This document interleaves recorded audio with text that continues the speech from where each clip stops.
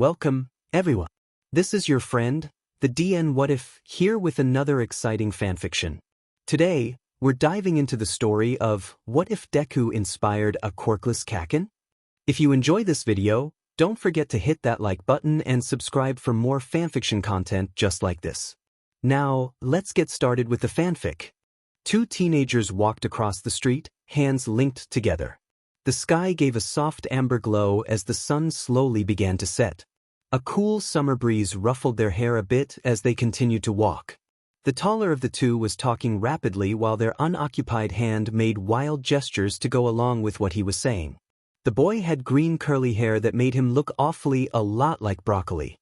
His eyes matched his hair but shined brightly as he talked animatedly.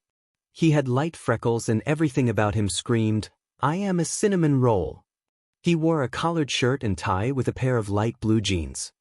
His companion was watching him quietly with a soft smile on his face. The smaller of the two had spiky ash-blonde hair and crimson-red eyes that hid behind thin-framed glasses. He was wearing a plain white t-shirt with a pair of headphones hanging from his neck. Instead of jeans like his companion, he had a pair of black sweatpants on with red Converse shoes. Kamui Wood's quirk is so amazing, Kacchan. He would have caught the villain for sure if MT Lady didn't step in. Her quirk is amazing too. Do you think any object she has with her grows as well? What if she can shrink villains? But I highly doubt it cause her quirk only affects her and it might be dangerous to try it on anyone else, but maybe she can do more with it. Do you think she has any other moves besides shrinking and growing? Her quirk can be really useful to protect people from buildings collapsing and she can fight off villains with mutant quirks.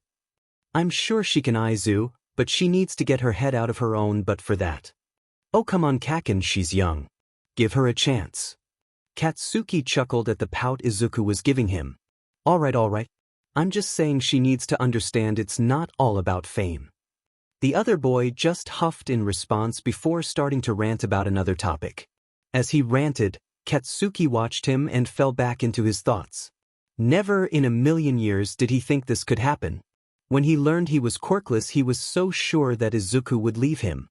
His mother always told him that quirkless people were useless, so when he found out he was quirkless, he immediately assumed no one would like him anymore. Sadly, he was partly correct. His classmates still avoid him, some even going as far as bullying him. He could typically defend himself. He may be quirkless, but he still taught himself how to fight. The only person that stuck to his side and defended him was Izuku. Never once through their years of friendship did he leave him or insult him. Even when Izuku got his quirk and he didn't, Izuku simply said it didn't matter if he didn't have a quirk. He simply looked thoughtful for a moment before grabbing his hand and saying, "You're still my hero, Kacchan." Slowly, their friendship developed into something more. It had been a year since Izuku confessed, and it's been the best goddamn year of Katsuki's life. Sure, they had their ups and downs, but it always worked out in the end. Katsuki was snapped out of his thoughts by a hand waving in front of his face. "Kacchan," said person blinked before looking at Izuku apologetically. "Sorry, got lost in my thoughts. What were you saying?" "Well, I was asking if you've decided on what high school to go to." They had talked about their plans for the future many times, but Katsuki never told him what high school he wanted to go to. We're pretending the scene with the teacher never happened. He may have hinted it a couple of times but never outright said it. He wanted it to be a surprise for when Izuku got into UA. Katsuki says, when, and not if, because he knew Izuku would get in. Welp, so much for surprises. Sure, he could lie, but he hates lying. He looked at Izuku, who was waiting or an answer, and responded with, "Well, I was thinking to go to you today. I may be no hero, but their medical course is the best in the country." At those words, Izuku's eyes lit up and he looked at Katsuki with pure joy on his face. "Really? So we'll be going to the same school then?" "Well, that is if we get in. And not that I don't think you can get in. You're amazing and incredibly smart. I'm sure you'll do great. I was just saying that I might not get in, but I'm sure you'll get in. You're amazing." Izuku stopped walking at this point while rambling nervously. Katsuki simply giggled and leaned up to kiss him. Izuku stopped talking and kissed back softly. The sun set behind the two, creating a perfect moment between them. When they pulled back, they stared at each other for a moment before continuing walking. As they approached their separate homes, he felt dread fill his stomach. He sighed as he thought of yet another lonely night. His mother, he hated calling her that, wasn't home, and his dad, well, he wasn't really around anymore. He died in a car accident when Katsuki was 5. Ever since then it's just been him and his mother. At a young age, Katsuki learned to be independent and made up for his mother's lack of presence. When she was home, those were the worst nights. Those nights were the nights full of yelling and beatings. Katsuki shivered at the thought and noticed Izuku eyeing him, a worried look in his eyes. "Do you want to stay the night at my house? I'm sure Mom won't mind you staying over." Katsuki knew Izuku wasn't dumb. He knew Izuku knew something was wrong when it came to his home life. But he never pushed for answers, and Katsuki was grateful for that.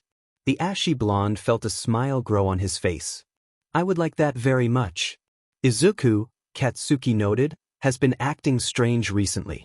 He was more tired in the daytime and would sneak out early in the morning. This had started sometime near the end of school and continued on in the summer. Whenever he voiced his concerns, Izuku would assure him everything was fine. While Katsuki was worried, he wanted to wait until Izuku was ready to tell him. But now that summer was coming to an end, Katsuki was getting annoyed and impatient. He tried to be patient, he really was, but his patience is running thin. So when he woke up one morning after staying over at the Midoriya's, to Izuku trying and failing to sneak out, he decided he had enough. He sat up groggily, alerting Izuku, who was changing into a t-shirt, that he was awake. Before the other boys said anything, Katsuki spoke up. "Zuku." "Sorry, Kacchan, did I wake you?" He grumbled, "What do you think?" while rubbing his eyes sleepily. He blinked, realizing his glasses weren't on. He waved his hand around in the general direction of the side table, searching for his glasses. Izuku chuckled and walked over to the side table. He picked the glasses up and handed Katsuki the pair of glasses. Now that his vision was restored, Katsuki let his eyes wander to the alarm clock on the side table. It read 4:50 a.m. "Where are you going?" The person in question nervously rubbed a hand behind his head. "I was going on a walk." "Bullshit." Izuku looked at him, surprised at the sudden outburst. "Kacchan."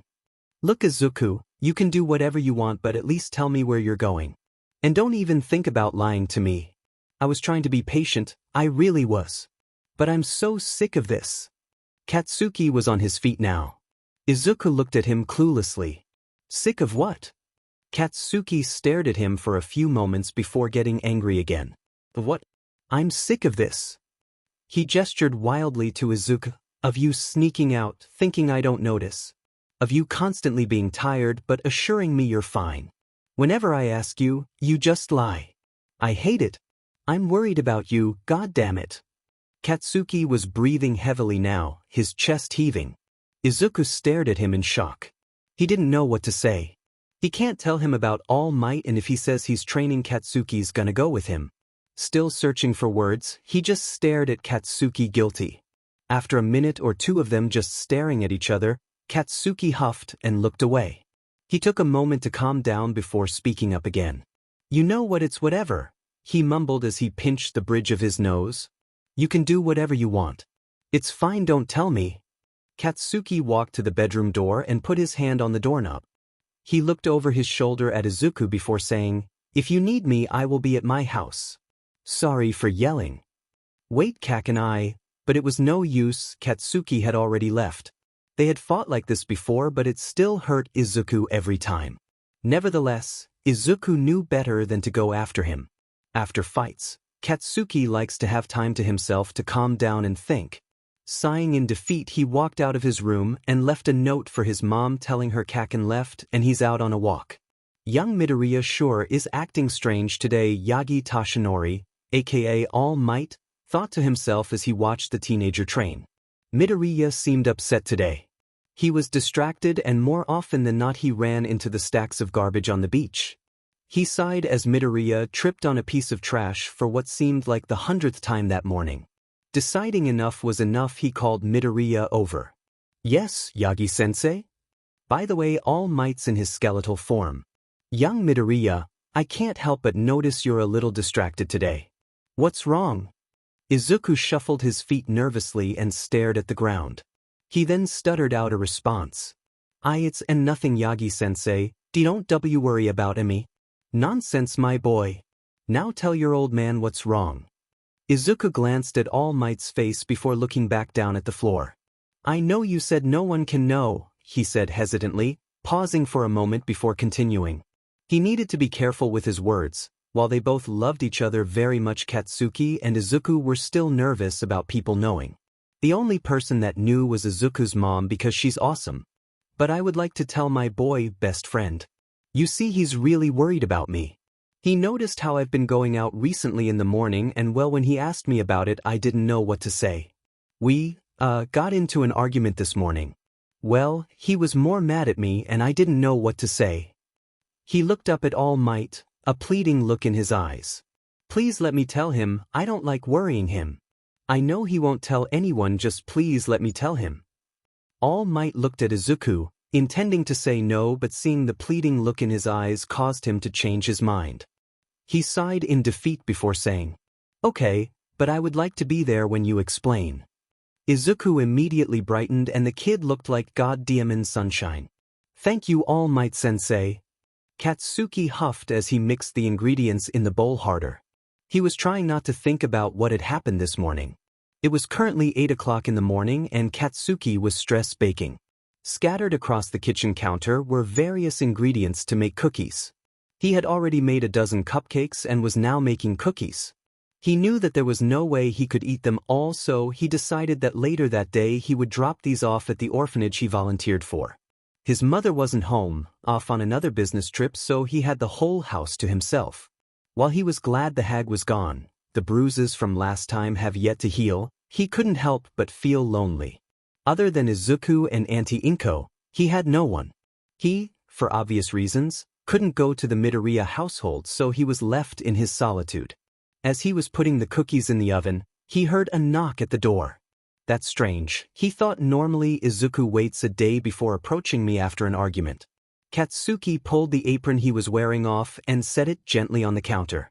He walked over to the front door and opened it. He was immediately surprised when he opened the door. Standing outside of his house was, of course, Izuku and a tall blonde skeletal-looking man. Izuku was looking everywhere but him, and the man was just smiling awkwardly. Izuku! No matter how mad he was in the morning, he couldn't stay mad. Izuku glanced up in surprise at the sound of his nickname. He stared at Katsuki for a moment before hesitantly speaking up. Kacchan, I came because I wanted you to meet someone and apologize. For earlier. I promise if you just give me a chance I'll explain everything. That is of course if you're fine with us coming in or are available. If not, then we can leave. Sorry for bothering you, I just am really sorry for what happened and pleased and theme. Katsuki sighed before opening the door a little wider, gesturing for them to come in. They both walked in and Katsuki closed the door after them. Izuku stood there awkwardly and once again Katsuki sighed as he led his two guests to the couch. Izuku and the man sat on one couch, while he sat on the other directly across from them. Once everyone was situated, Katsuki looked at Izuku expectantly while gesturing to the man. Oh right, Izuku said. This is Yagi Toshinori. Yagi-sensei, this is Kacchan. The man, Yagi-sen, stuck out a hand. It's nice to meet you, young Kacchan. Izuku spluttered at that while Katsuki just let out a laugh. Toshinori looked between the two confused. Once they had calmed down, Katsuki corrected him. Kacchan's not my name, sir. Izuku's been calling me that since we were kids. My name is Katsuki Bakugu. I would prefer it if you called me Katsuki. Toshinori looked thoroughly embarrassed at that. Ah, well, sorry about that, young Katsuki. The spiky blonde just waved his hand dismissively in response. Kacchan, Izuku spoke up. I'm really sorry for worrying you, and if you'd give me a chance I'll explain everything. Katsuki sighed. It's okay, Izuku. I'm sorry as well. I shouldn't have gotten angry. I'm not mad at you, I'm just... He looked down at his hands searching for the right words to say. Worried. I know I'm sorry, but I promise you it's for a good reason. Go ahead, I'm listening. Well, you see, Yagi-sensei here is actually All Might. What? The next 10 minutes consisted of Izuku filling Katsuki in. By the end of it, Katsuki had his head in his hands trying to process it all. It was silent for a while before Katsuki took his head out of his hands and leaned back looking semi-relieved. Well, that's a lot better than what I thought you were doing. Izuku looked at Katsuki confused. What did you think I was doing? Katsuki's face turned red and he mumbled something incoherent. What was that? Izuku asked. I thought you were out doing something illegal. Izuku stared at him before bursting out in laughter. You thought I was doing something illegal? Shut up, Katsuki said, his face beet red at this point. This is priceless. Tashinori spoke over Izuku's laughter. Is something burning? Katsuki's eyes widened as he leaped to his feet. My cookies. He ran into the kitchen to pull the cookies out. Izuku, who stopped laughing finally, perked up at the word cookies. Cookies? He got up and ran after Katsuki, leaving behind an amused-looking Tashinori. Two things real quick. Izuku met All Might similar to the show. On the rooftop, he didn't ask if you can be a hero even if you are quirkless. Instead he legit just bombarded him with fanboy questions. All Might still dropped the bottle. The slime villain still went after Katsuki and Izuku still tried to save him. All Might didn't interact with Katsuki but approached Izuku in a similar way as the show. Izuku's quirk is basically a mix between his parents, original I know. What to call it, you guys can name it. So he can spit fire of course, except it's weaker than his dad's. His telekinesis is stronger. He basically can manipulate the fire with his quirk. He can also just use manipulation which he uses to pull Katsuki close to him. I think that's it. That night, like most nights, Katsuki couldn't sleep. His thoughts were whirling in his head, thinking of new ideas or new possibilities. His mind lights up with new possibilities, new scenarios, thoughts of new dangers, and different ways of disaster. He thinks of all the ways Izuku could get hurt, he worries over what-ifs, and most of all he tries to wrap his head around the information given to him that day. He understood that not every hero can be strong all the time. That sometimes the hero loses and the villains win. He understands more than most people of how harsh life can be, to have happiness and opportunity torn away from you. He remembers how the warmth of his dad's hugs was replaced by the boiling hot pain of his mother's brutal blows enforced by her harsh words. He remembers the pleasant feeling of being surrounded by friends replaced by the ice-cold glares and cruel words from his once friends. Some days he can't find the motivation to get up, letting his mind wander into dark places. He thinks about what it's all worth. He ponders on his existence. Everyone around him, excluding Izuku, told him he was useless, that he was worth nothing, that he should just kill himself. By now he doesn't need them to, it's all he thinks about. There are days where he considers ending it, looking at the pros and cons, finding there are a lot more pros than cons. And then he remembers Izuku, the brilliant sun that washed out the dark night sky. He was the sun, while Katsuki was the moon. So, he gets up. He keeps trying, he keeps pushing through. If not for himself then for Izuku, because he will not be the reason for such a brilliant star to dim. When All Might told him his story, Katsuki felt shocked and a little scared. Other than Izuku, All Might was the main inspiration for him even after he gave up on being a hero. As he listened to his story, Katsuki realized some things he never did before. All Might never let people see him when he wasn't okay.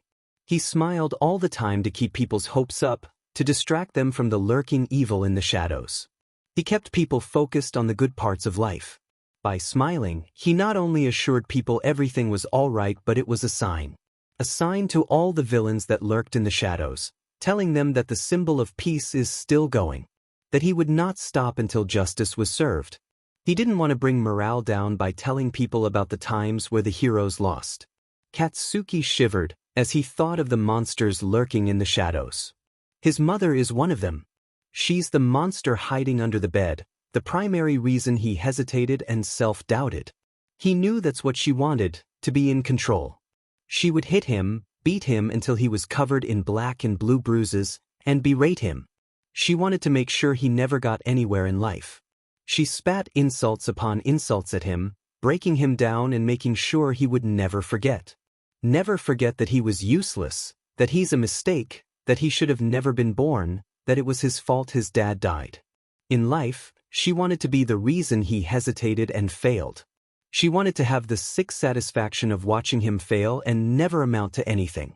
She wanted to be the reason he ended it all. But Katsuki was stronger than that. Once upon a time, he would let that happen, but he is stronger now. He wanted to make sure she understood that she was not in control. Everything he did was in spite of her. He wanted her to watch as he became one of the greatest doctors in Japan. Every day that he rebelled and kept trying was like a "F you" to her face, and in that was satisfying. Sure, he couldn't be a hero, but what is a hero truly? Sure, the pro-heroes take the villains out and save the day. But who patches up the pro-heroes and civilians that were injured? Doctors do. Yes, this is mostly inspired by the frontline workers who risk their safety in the battle against COVID-19. A hero can save a person from a villain attack, but they can't prevent them from dying because of the injuries. A hero can't save a person at all if they themselves are hurt. When Katsuki's dad died, no hero could save him. To Katsuki, the doctors that tried their hardest to save his father were his heroes. His mother also liked to try and shape him into a bad person. A person just like her. A monster. Someone who purposely inflicts pain on others and only thinks about themselves. A person who is constantly angry at the world and constantly insults people. No, he wasn't going to be that person. He acted as his father on purpose to piss her off. His parents were never in a happy marriage. His mother was verbally abusive toward his father and never loved him. For a while Katsuki thought that was normal. He thought it was normal to be shamed and berated for who you are. He thought he deserved the harsh words from his mother. But he remembers one day his dad told him otherwise. It was a good day. His mom was on a business trip, so it was just him and his dad. The house was peaceful for once, and not a war zone. Although he would never admit it to anyone, Katsuki liked his dad way more than his mom. His dad never yelled at him for no reason and was patient with him.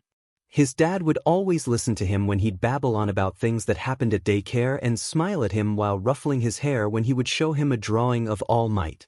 Katsuki was sitting at the table, coloring a picture of All Might while happily swinging his legs. Looking up, Katsuki saw his dad washing the dishes in the kitchen while humming cheerfully. Katsuki stood up from his place at the table, wanting to ask his dad something. "Dad?" Katsuki called as he entered the kitchen tentatively.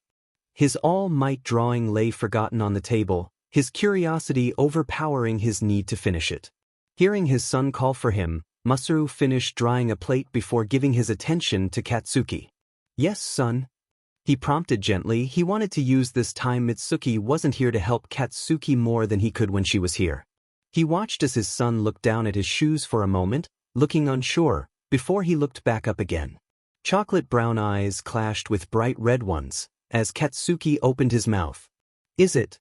He paused for a moment, looking lost. "Is it normal for mom to yell at you like that? Are spouses supposed to be like that?" Katsuki's eyes welled up with tears. "The kids at school say their moms don't do that. Their moms don't yell at them either unless they did something wrong. Does she? Does mom hate me? Is that why she yells at you too?" Masaru felt his heart break. "No." Masaru walked over to Katsuki, crouching down in front of him. "It's not your fault, you did nothing wrong," he assured Katsuki as he pulled the boy into a hug. He hesitated for a moment. What was he supposed to say? He didn't want to lie to Katsuki, but the truth would be worse. He sighed tiredly before scooping the boy into his arms. No, Katsuki spouses aren't supposed to yell at each other like that. Mothers aren't supposed to yell at their children for no reason either. Katsuki looked at his dad in bewilderment. Then why is mom like that? Masaru hesitated before making up his mind. Katsuki was a very bright child. Some would even consider him to be a prodigy. He had a greater understanding of the world than most people his age, but he was still a kid. So, Masaru decided to tell the truth, but not the whole truth. "Your mother is a different case. You see, your mom and I were in an arranged marriage. We didn't choose each other, and she gets frustrated a lot. You know how quick to anger she is, and she takes it out on us. It's not your fault, but try not to take any of it to heart." Katsuki nodded and Masaru continued. "When it comes to a lover cat, they should be understanding. There should be mutual respect between you and them. as well as unconditional love. If you get in a fight, which is something every couple does, you may be mad at each other but deep down you still love each other. If they are openly mean to you and don't like you for who you are, then they aren't the one meant for you. Can A. Katsuki looked away from his dad, refusing to meet his gaze. Can a guy like another guy? Masaru looked surprised before chuckling softly. I don't see why not. Katsuki whipped his head towards his dad faster than All Might himself. Masaru looked Katsuki in the eye, smiling gently.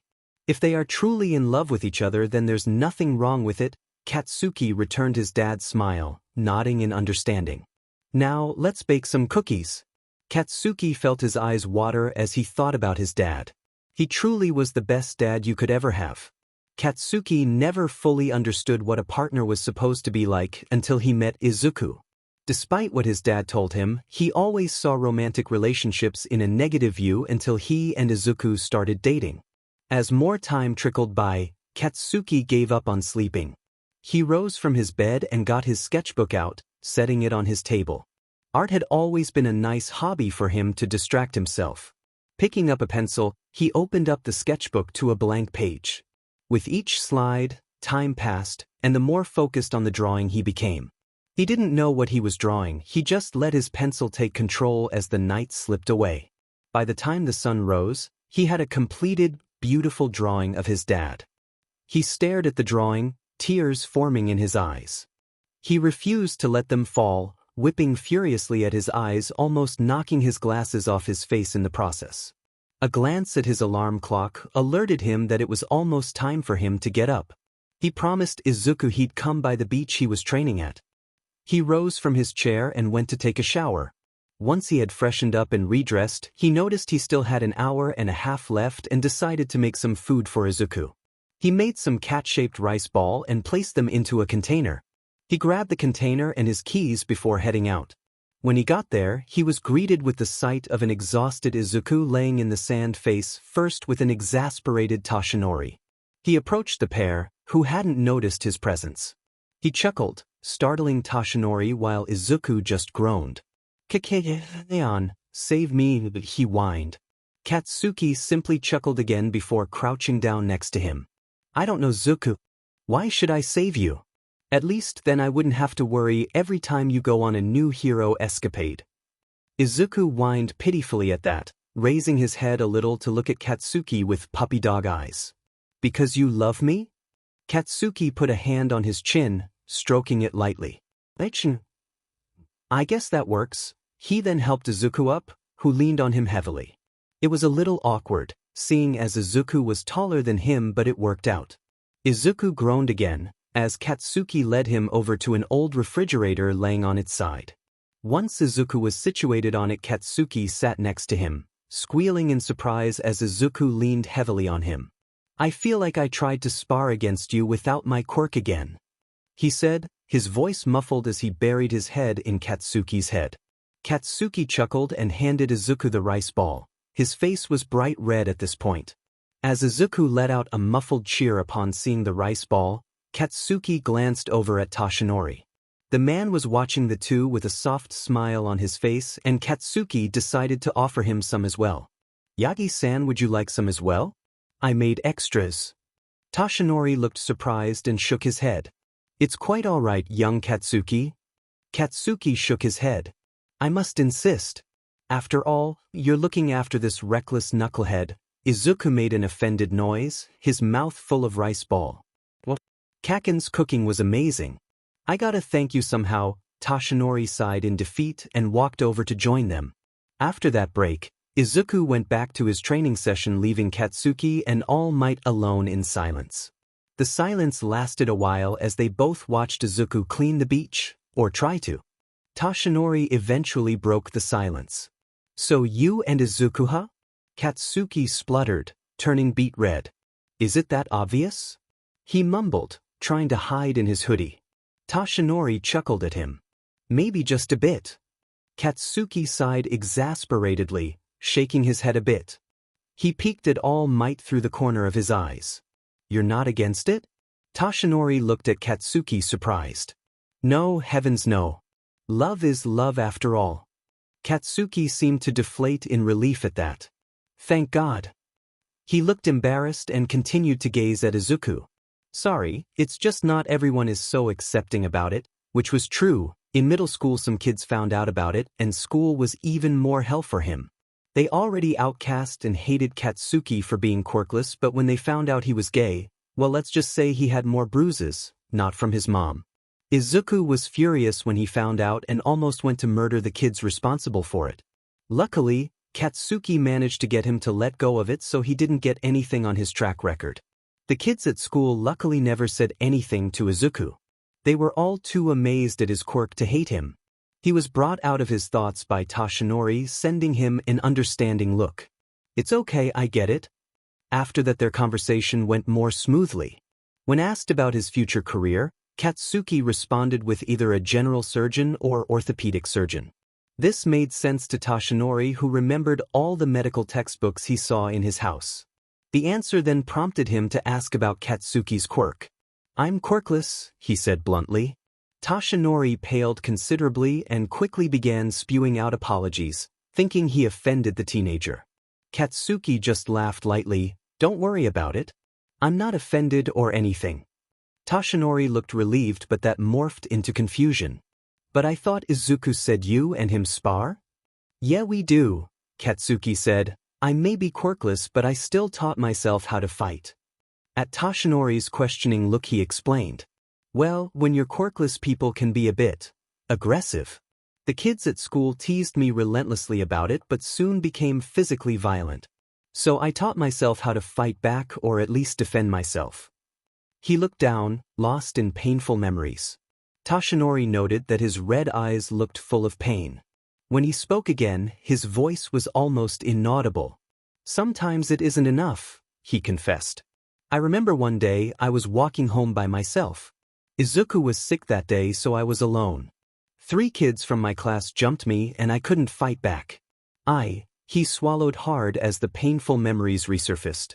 I barely made it out alive. One of them had a fire quirk and well, it wasn't fun, he chuckled humorously, a haunted look on his face. You should have seen Izuku's face when I showed up at his doorstep covered in bruises and burns.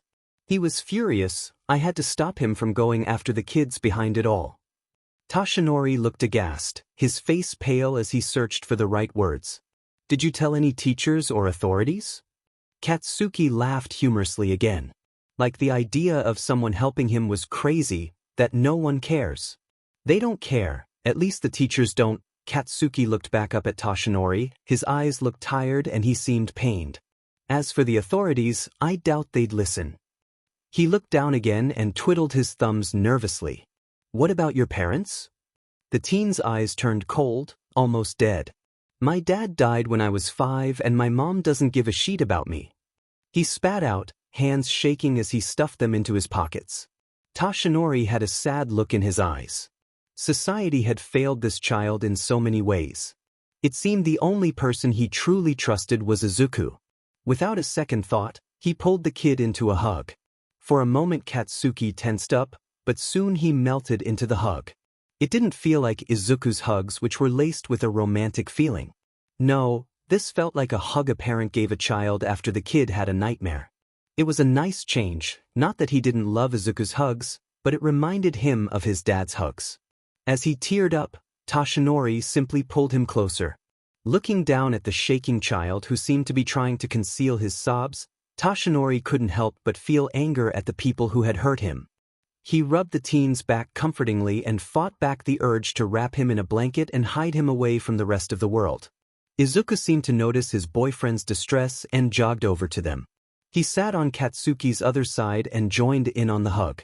Katsuki now gave up on concealing his sobs. As he cried his heart out, Tashinori decided that with all his power he would make sure Katsuki was happy. He may have only met the kid, but he already felt an overwhelming feeling of protectiveness. He met Izuku's concerned look and mouthed, "I will explain later." Izuku nodded, focusing his attention back on Katsuki. As they comforted him, Tashinori began to plan. A new chapter should be up tomorrow or maybe later tonight. I can't sleep, so I got time. Eventually, Katsuki succumbed to exhaustion. slumped against Izuku as he slept. Only then did Izuku look up at Toshinori. His bright green eyes were filled with worry as they met Toshinori's bright blue orbs. Before he could say a word, Toshinori lifted a hand up, silencing him. "Let's go somewhere more private." Izuku looked hesitant but nodded nonetheless. He stood up, Katsuki in his arms. Katsuki mumbled something before snuggling close to Izuku's chest. Izuku blushed and looked up at Toshinori as he tightened his arms around Katsuki. Surprisingly, Toshinori's gaze rested upon Katsuki. Toshinori noticed certain things he didn't notice when he first met the kid. For one, the bags of skin under his eyes, deep purple, almost black. Toshinori thought back to the tired look in his eyes, looking not only mentally exhausted but physically as well. The blonde hero wondered when the last time he had a decent night's sleep was. He knew the answer wasn't good if the bags had anything to say about it. Second off, he noticed that in every encounter he had with young Katsuki he wore long sleeves. Now, this would be normal if it wasn't for the fact that it was summer. His stomach churned painfully as he thought about why. He had a strong suspicion that if he were to look under the hoodie he'd find blotches of an array of colors. Katsuki may have only said one sentence about his home life, but it was enough to make Toshinori suspicious. Lastly, he noticed how fragile the kid looked when asleep. When he was awake, he didn't look exactly threatening but not vulnerable. He looked like he was ready for anything, always tense, only truly relaxing if Izuku was there. But now, curled up against Izuku's chest like a cat searching for warmth, Toshinori felt his heart clench. Even without Toshinori's suspicions, the kid had been through so much. Toshinori felt his blood boil at the thought of the violent acts towards the teen. People had always been unfair to quirkless people. For some reason in society, if you didn't have powers you were nothing. He composed himself quickly before he got too angry. He stomps down the anger, trying to stay calm. But he knew if his suspicions were correct, if this kid truly was being abused by his own mother, there was no way he could. Toshinori snapped out of his musing when he noticed Izuku standing there awkwardly. He realized he had been unintentionally staring at Katsuki for the past 2 minutes. "Ah, sorry my boy, I just got lost in my thoughts for a while there." "It's alright Yagi-sensei, we can head to my place if that's alright?" Toshinori simply nodded, following after Izuku. They arrived at the Midoriya's apartment in less than 5 minutes. Katsuki was still asleep, clutching Izuku's t-shirt in his fist as he stayed snuggled against him. Izuku awkwardly fished his keys out of his pockets, and proceeded to unlock the door. Once it was slightly open, he kicked it open a bit wider. He led all might in mumbling rapidly about how it was a mess and he apologizes for the mess. Toshinori assured him it was fine and instead asked, "Is your mom home?" Izuku shook his head as they entered the living area of the apartment. "No, she works today," Toshinori nodded, looking around. It was a fairly modest apartment, 2 bedrooms and 2 bathrooms. A nice living room with an equally nice kitchen. Toshinori followed Izuku to his room. He took a look around the room, feeling embarrassed by the amount of All Might merchandise. He looked towards Izuku, expecting some sort of embarrassment, TBH who wouldn't be. But it seemed Izuku was completely oblivious. He was laser-focused on getting Katsuki in bed. He gently placed him on the bed, removing his shoes and glasses. He then pulled the blanket over Katsuki's sleeping form, tucking him in gently. Izuku's hand found its way to Katsuki's hair and he gently ran his fingers through it. Katsuki, although unconscious, seemed to lean into the touch. Izuku leaned down and planted a gentle kiss on Katsuki's forehead. He gave the spiky blonde hair one last pet before moving away from the bed, watching as Katsuki curled in on himself, clutching the blanket tightly. Toshinori and Izuku walked out of the room, Izuku closing the door softly behind them. Without a word, he led Toshinori back to the living room. "Do you want some tea?" "Yes, please." 5 minutes later found Toshinori and Izuku sitting on the couch, a cup of tea nestled in their hands. Silence filled the room, neither of them attempting to break it. Eventually, Izuku sighed and spoke up. "So?" Toshinori nodded. "So? What happened?" Izuku asked with a voice filled with urgency. He looked at Toshinori with the same pleading eyes he used of Katsuki earlier that day. He was sitting at the edge of his leg bouncing nervously. He worried his bottom lip between his teeth and watched Toshinori with anxious eyes. Toshinori looked down at his cup with a contemplative look on his face. He decided to start with, "We were talking about quirks?" Izuku's eyes widened and his legs stopped bouncing. He stared at Toshinori, and just as he opened his mouth, Toshinori lifted a hand to silence him. "I know he's quirkless. I was asking him about what he wanted to do, and he told me he wanted to be a surgeon. I asked about his quirk, and he told me. Toshinori swallowed a lump in his throat. He told me about how he was treated because he was quirkless." A look of understanding replaced the worry on Izuku's face. "I asked about his parents, and well, after that he sorta broke down."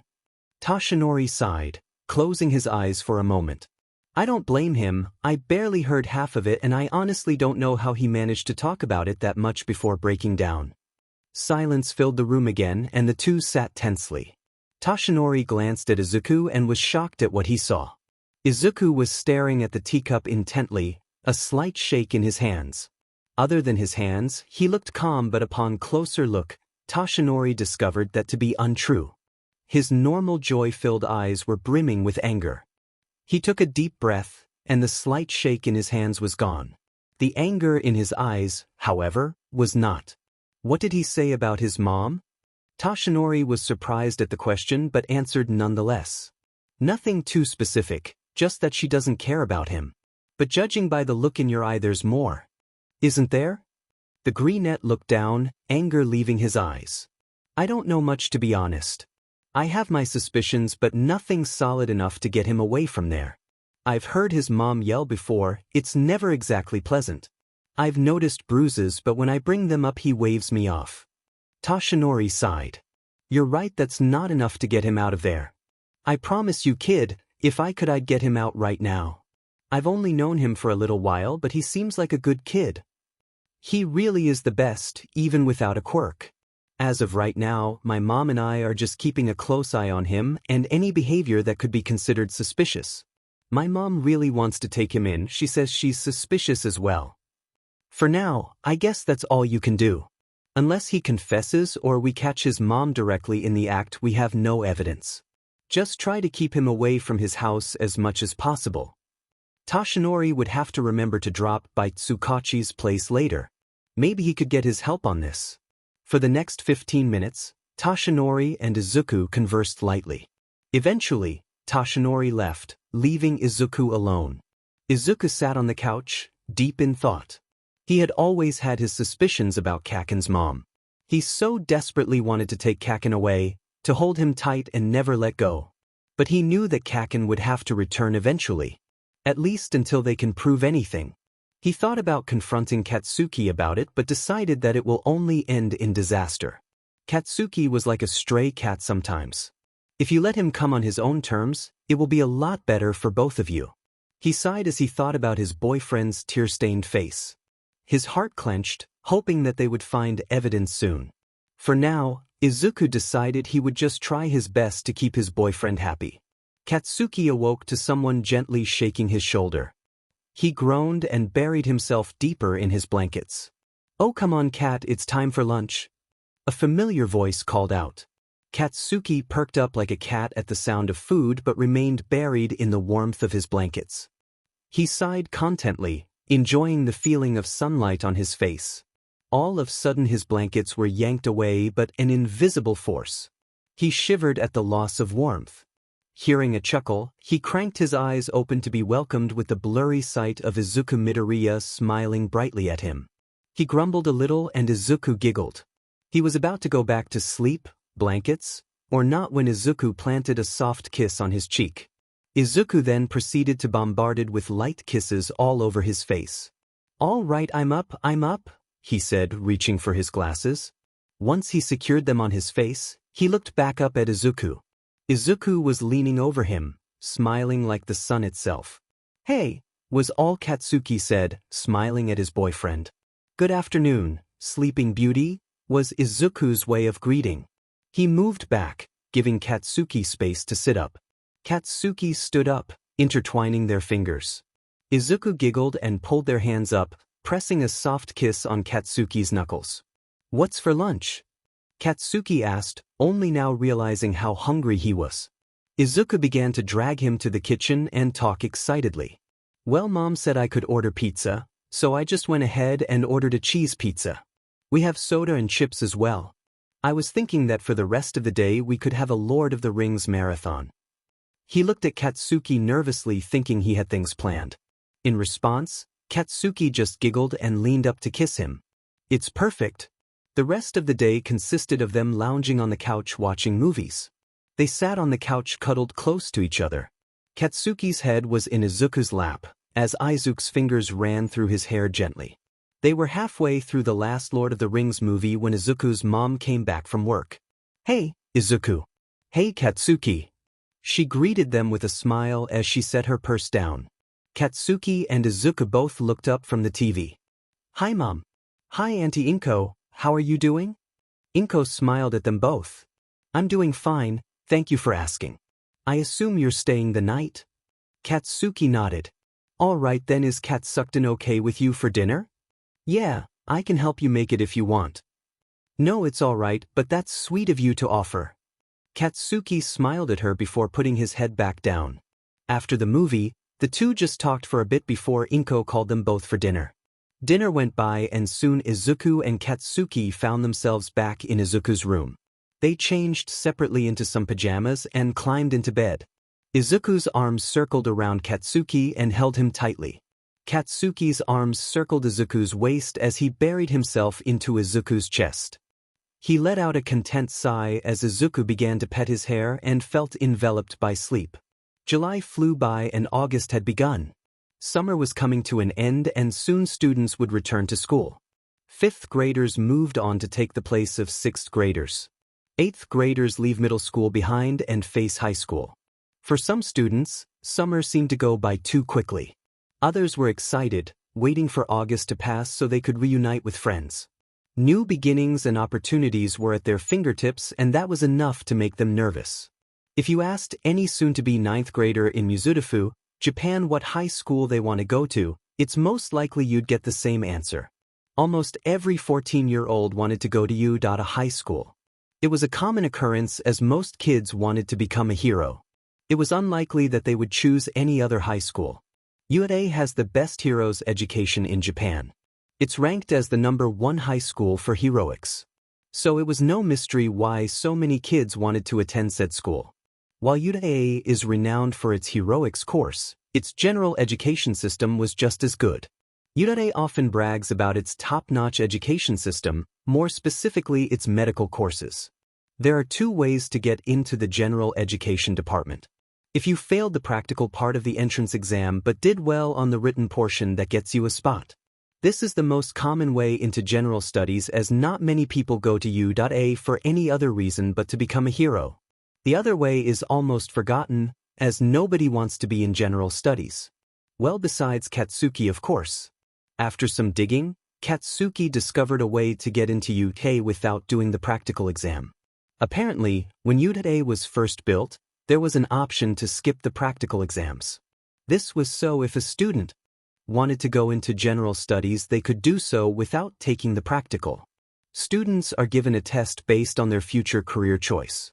For example, the medical test requires a student to have a general understanding of first aid and medicine.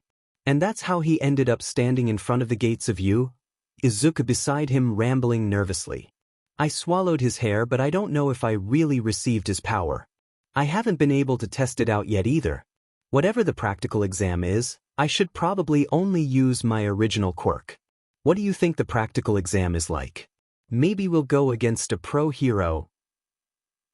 I wonder what All Might's quirk will be like once I use it. Will I inflate like he does? Will I get like a bunch of muscles? What do you think the drawbacks are? I wonder if I'm gonna have a limit on it as well. Do you think?" Izuku was interrupted by Katsuki's hand covering his mouth. Don't talk about that out loud." Katsuki hissed in a hushed whisper. "Don't you remember it's supposed to be a secret?" Izuku looked at Katsuki for a moment before Katsuki felt something wet and slimy touch his palm. Katsuki quickly pulled his hand away and looked at his hand in disgust. Did you really have to do that? You would think Katsuki would be grossed out, but unfortunately, Izuku had done this quite a few times. He sighed as Izuku nodded his head, looking quite pleased with himself. Whatever karma will get him back later. Turns out he didn't have to wait long. While Izuku was rambling, he didn't notice that his shoe became untied. As he stepped forward, he tripped on the shoelace. Katsuki was about to catch his dorky boyfriend when Izuku suddenly stopped falling. He had his eyes closed and was currently hovering over the floor. Confusion flooded Katsuki before he noticed a girl their age standing next to Izuku. She had a round face, with chocolate brown hair and kind brown eyes. She set Izuku upright and sent them a bright smile. Sorry, that's my quirk. I saw you were falling and thought it'd be a bad omen if you fall no? Izuku's face went red from embarrassment. He opened his mouth, going to respond, but too bad for him, he has no social skills. He stuttered, trying to find the right words to say. Katsuki sighed, shaking his head, and responded for him. Thank you. This idiot never watches where he's going. Izuku stuck his tongue out at him and huffed, crossing his arms across his chest. Katsuki sighed once again, a soft smile on his face. The girl turned towards him and smiled brightly. Ha, no problem. I'm Ochako Uraraka, by the way. She stuck a hand out for him to shake. Katsuki stared at it for a moment, surprised at her friendliness. He hesitantly took her hand and shook it lightly. Bakugu, Bakugu Katsuki. He looked at Izuku expectantly. Izuku was mumbling to himself about the girls, Uraraka, quirk. For the millionth time that day, Katsuki sighed and his gaze returned to the Uraraka. The idiot next to me is Izuku Midoriya, he rambles a lot. That seemed to snap Izuku out of it. Hey! Izuku shouted indignantly. Katsuki snorted and turned to him. By now they had stopped just outside the doors to Ue. Uraraka had wished them good luck and went ahead, so they were left alone. Izuku was playfully glaring at Katsuki while Katsuki was staring at him with a fond expression. They had a bit of a staring contest, neither backing down. After a minute, Izuku blinked and uncrossed his arms, huffing in defeat. While Katsuki gave a mini cheer, Izuku seemed to be planning something. His expression changed from a defeated look to a mischievous smile. Katsuki noticed the change and immediately became suspicious. Izuku bowed dramatically and grabbed his hand. Forgive me, Your Grace. And in one solid movement, Izuku lifted Katsuki's hand to his lips and pressed a soft kiss to his knuckles. Katsuki felt the blood rush to his face, and he turned away grumbling to himself. Izuku giggled softly at him before letting go of his hand. Sadly, it was time for them to part ways. Good luck. Don't break your bones while I'm gone. Good luck, I promise I won't. Taking a deep breath, Katsuki pinched the bridge of his nose. His eyes were closed as he tried to calm himself down. So let me get this straight. He opened his eyes, revealing blazing red orbs. Uraraka, who was in front of him, cowered slightly.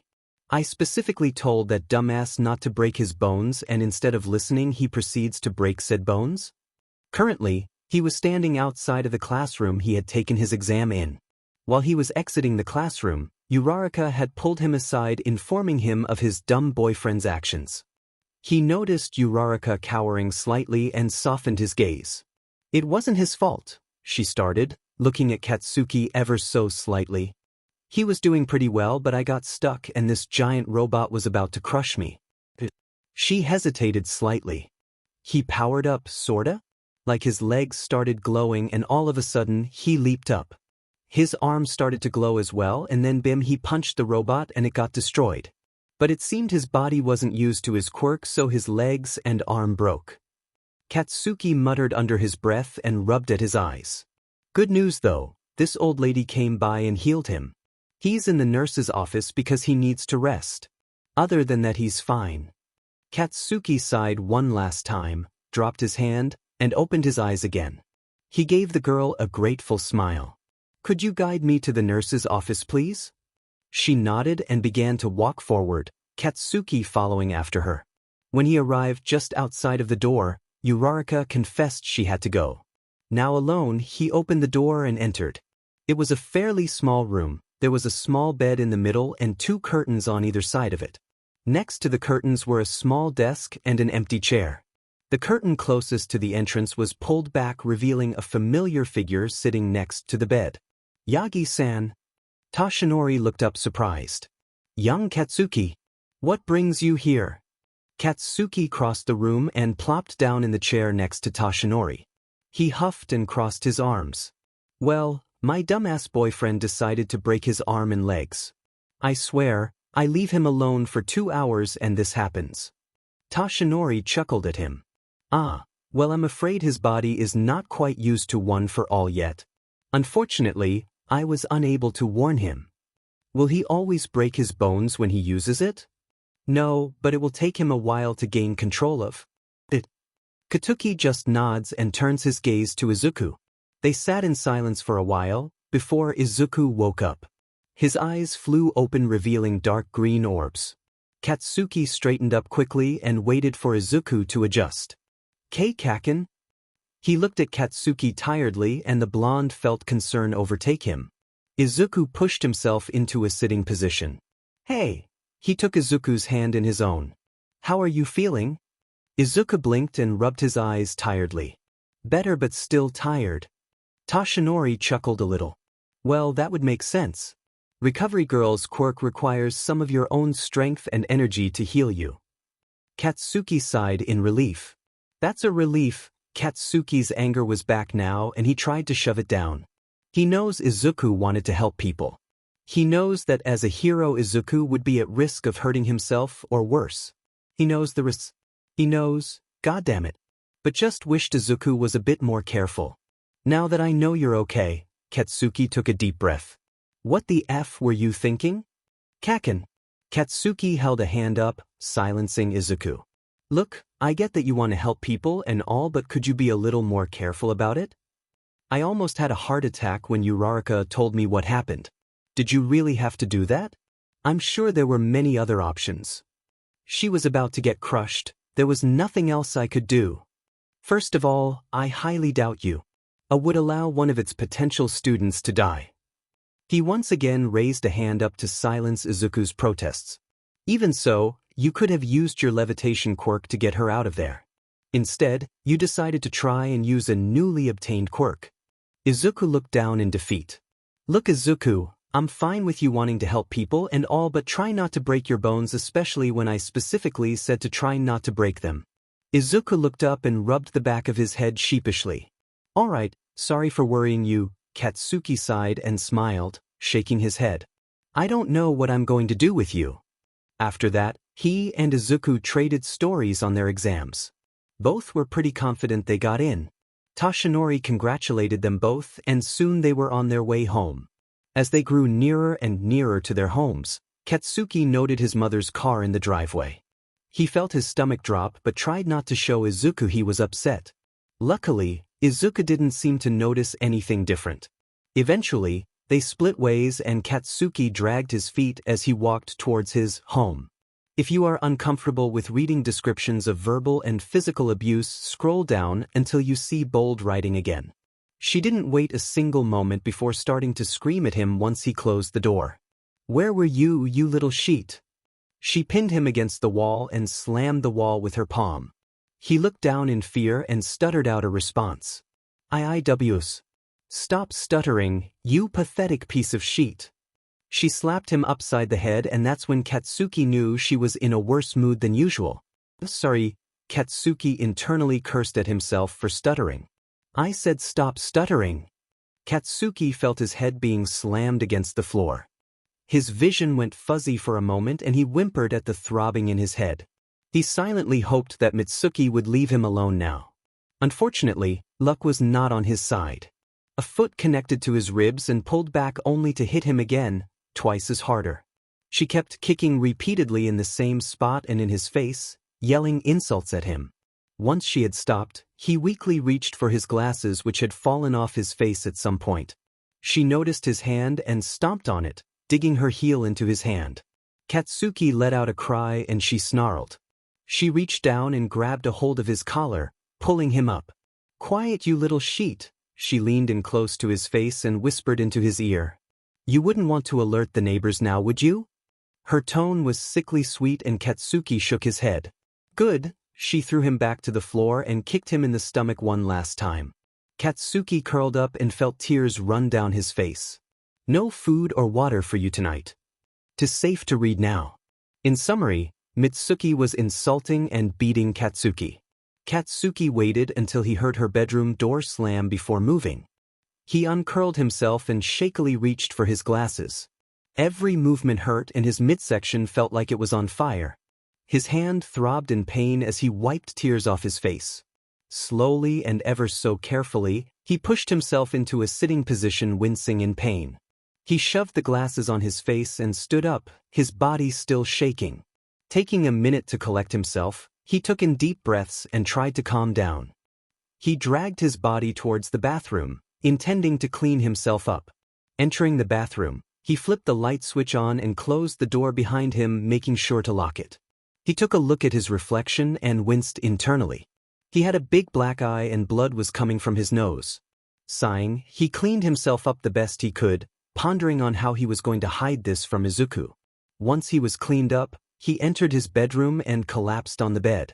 Gently putting his glasses on the side table, he didn't even bother to change into more comfortable clothes.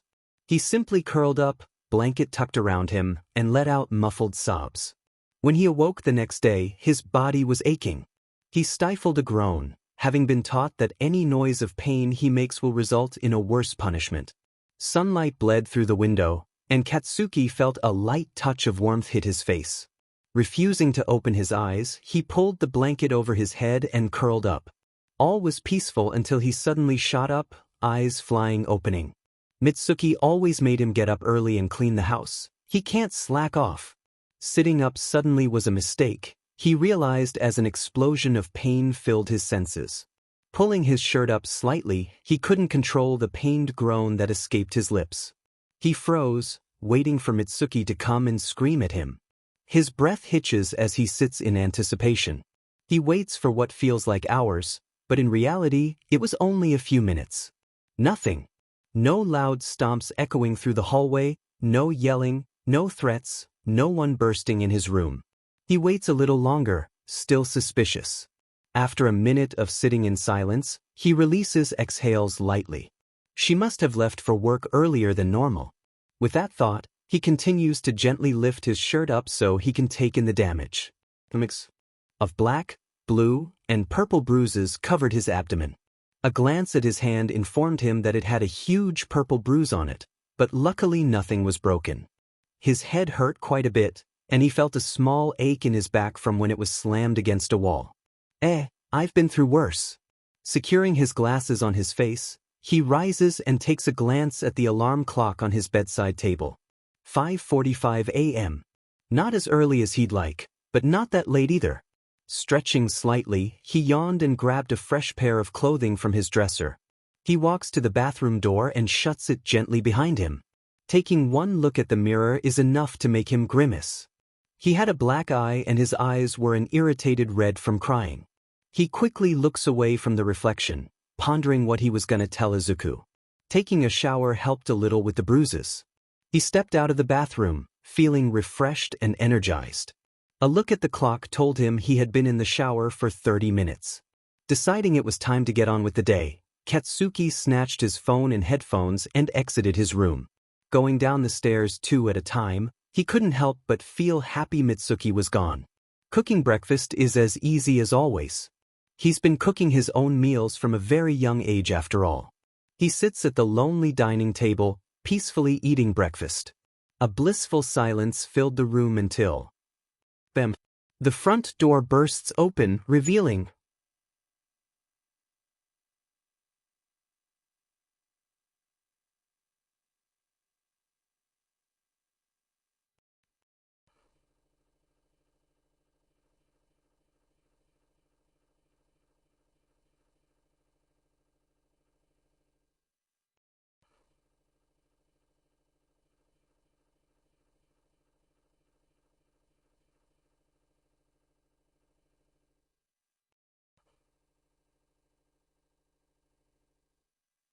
Izuku. Good morning Kacchan. Katsuki jumped in surprise, falling out of his chair with a startled yelp. Izuku rushes over. Green fills Katsuki's vision as Izuku helps him up. Oh my god, Kacchan, are you okay? I'm sorry I didn't mean to hurt you. Izuku suddenly goes silent. For a second Katsuki is confused, but then he realizes he must have seen the black eye. What happened? Izuku's voice is full of worry. Katsuki avoids eye contact, thinking of what to say. Eventually, he meets Izuku's eyes. Green orbs stare at him, full of worry. He clears his throat awkwardly. I fell down the stairs. Izuku purses his lips tightly but doesn't say anything else. Katsuki knows he doesn't believe him, but he just hopes he drops it. Quickly, Katsuki changes the subject. How the hell did you get in here anyway? Izuku takes the hint. I have my ways. A week later and Katsuki has too many bruises to count. Mitsuki wasn't going on any business trips for a while, unfortunately. It was Monday, so luckily Mitsuki was at work. He was quietly reading through a medical textbook and taking notes when for the second time that week his front door slammed open. Kacchan. The results came. I haven't looked at it yet, I was gonna wait for you. I also kinda broke into your mailbox to get your letter as well. Sorry. Katsuki blinked, looking at Izuku in pure shock. Wait, the results came in. I thought it would take a while. Wait, did you say you broke into my mailbox? Yes, sorry Kacchan. Please don't kill him. Katsuki sighed, exasperated. You're lucky I love you. Close the door and get in here, Izuku did as he was told while babbling excitedly. Katsuki rises from where he was sitting on the couch and motions for Izuku to follow him. They arrive in his bedroom and immediately Izuku bolts to the computer. Katsuki chuckles and follows after him. He was planning on standing, but Izuku pulled him to sit on his lap.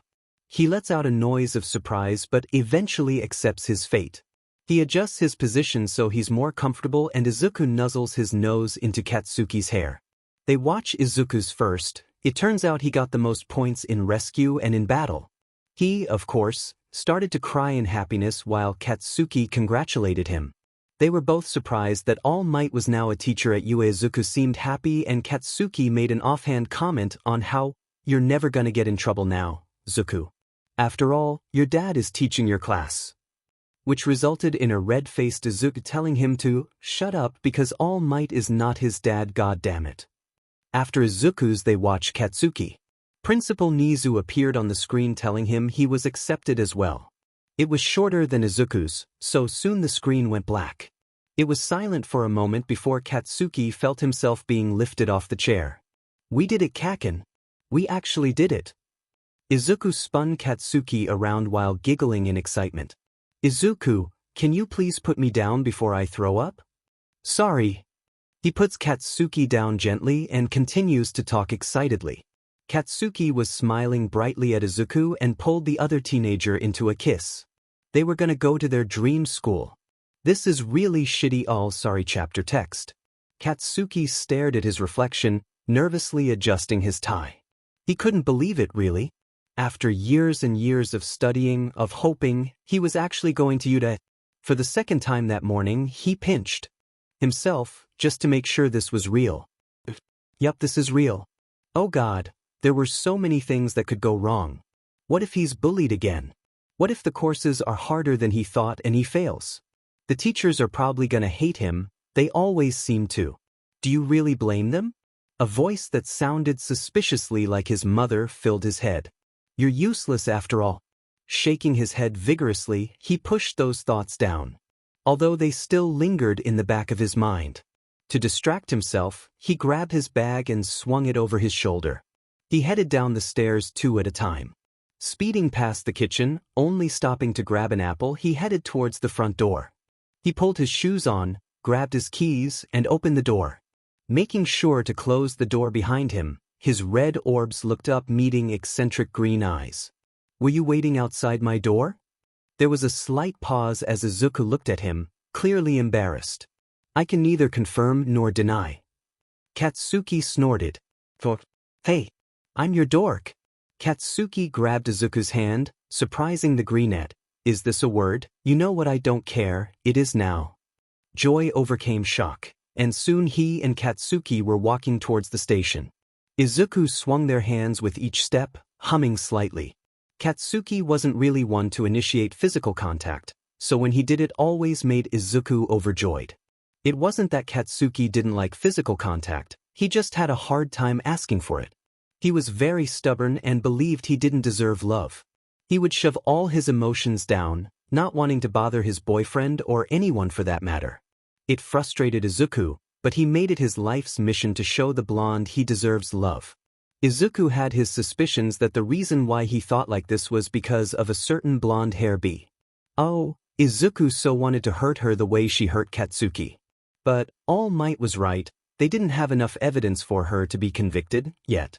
Looking over at the blonde, Izuku felt a strong surge of admiration and love.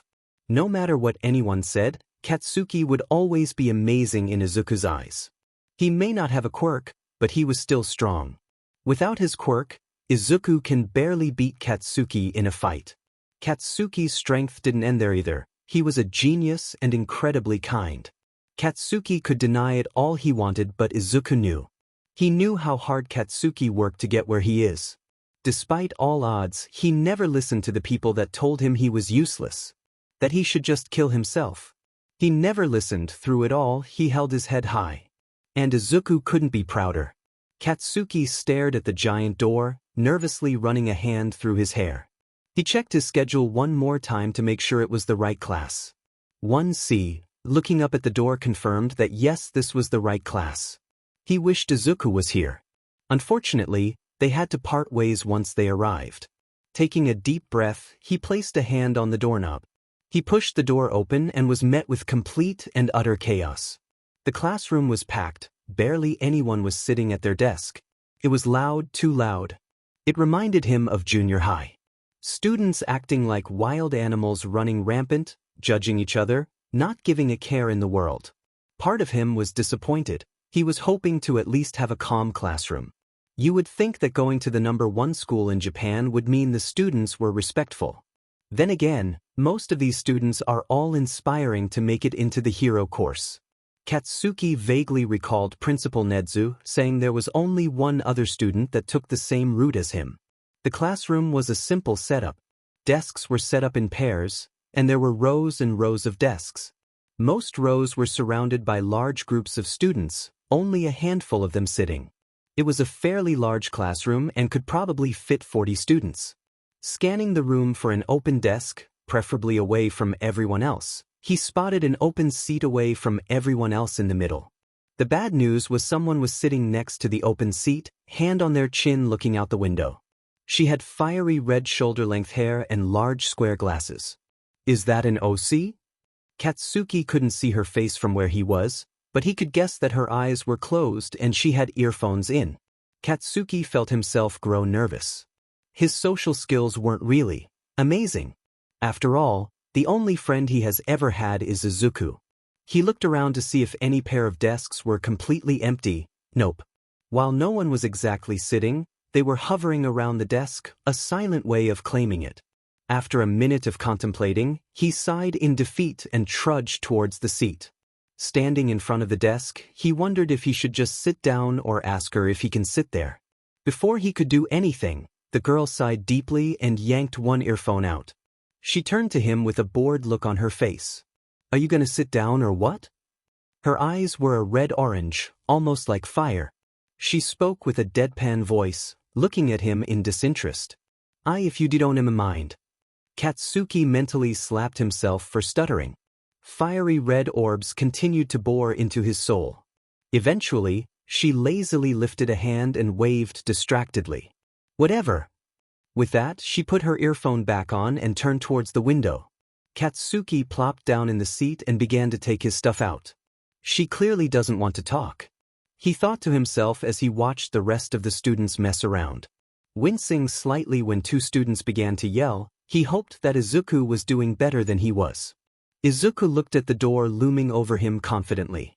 He plastered a friendly smile on his face, and without a moment's hesitation opened the door. He was greeted with soft chattering, nothing too loud. There were roughly 19 other kids in the room. They all turned towards him once he opened the door,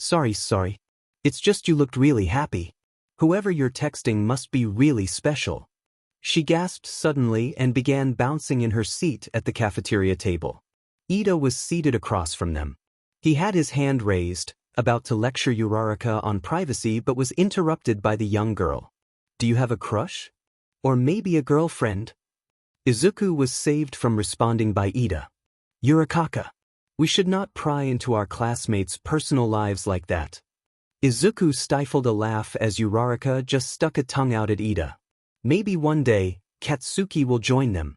Laying on the rooftop, Katsuki gazed at the sky while listening to Ijur. It was peaceful up here, he decided.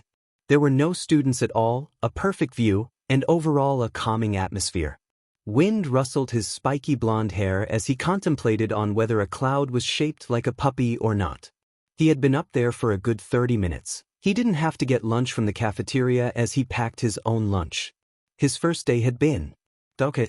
Classes were fun, but the students were always so loud. Not many of them had any interest in what they were learning, only cared about heroes. Katsuki rolled his eyes at that. A hero isn't only strength, after all, intelligence is a big role in heroics. He hadn't made friends at all, instead opting to be silent. Well, sort of. He and the girl Kobayashi, last name Amaya, first name, developed a sort of camaraderie, sharing exasperated glances at their classmates' stupidity.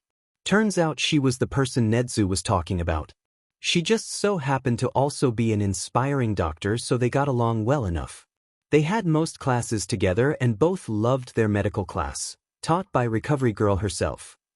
She didn't like to talk too much and he respected that. He offered for her to join him on the rooftop, but she politely refused. So here he was sitting on the rooftop, drama by Ijur blasting in his ears. He didn't notice the sound of a door opening, nor the soft footsteps that came after it. It wasn't until he saw a figure in the corner of his eyes that he ripped his headphones off. Sitting up, he turned toward the figure, half expecting it to be Izuku. It was not Izuku. The figure had large, unruly purple hair.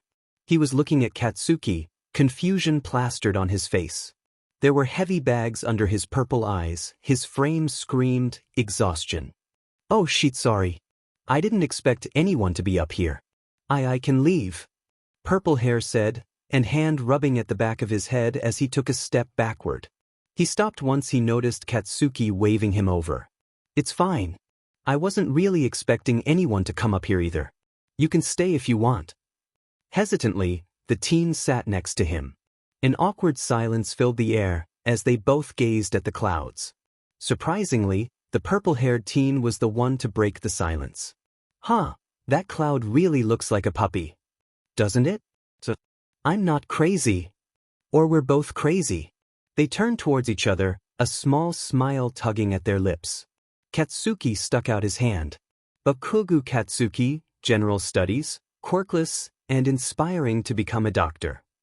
The other teen looked shocked at his introduction, but soon smiled and shook Katsuki's hand. Shinso Hitoshi, Class 1A. My quirk's called brainwashing. Basically, I can take control of a person if they answer a question I ask them. I think this Shinso is the start of a wonderful friendship. The conversation flowed smoothly after that. How'd you get into the hero course? I heard you have to fight robots for it. My dad teaches here and he sent a recommendation in.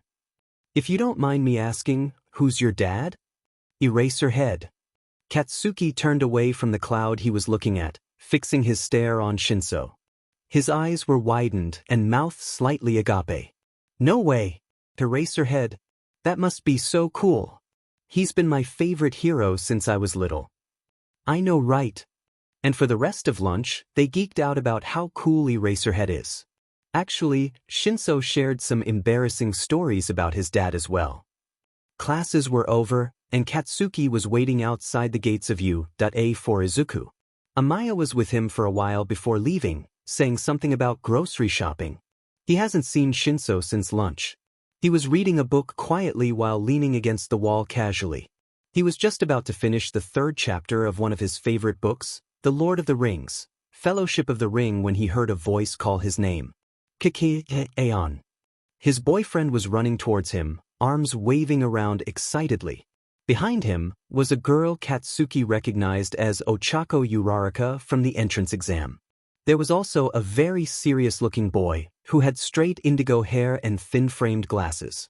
He was waving his hands in an almost robotic way, saying something incoherent.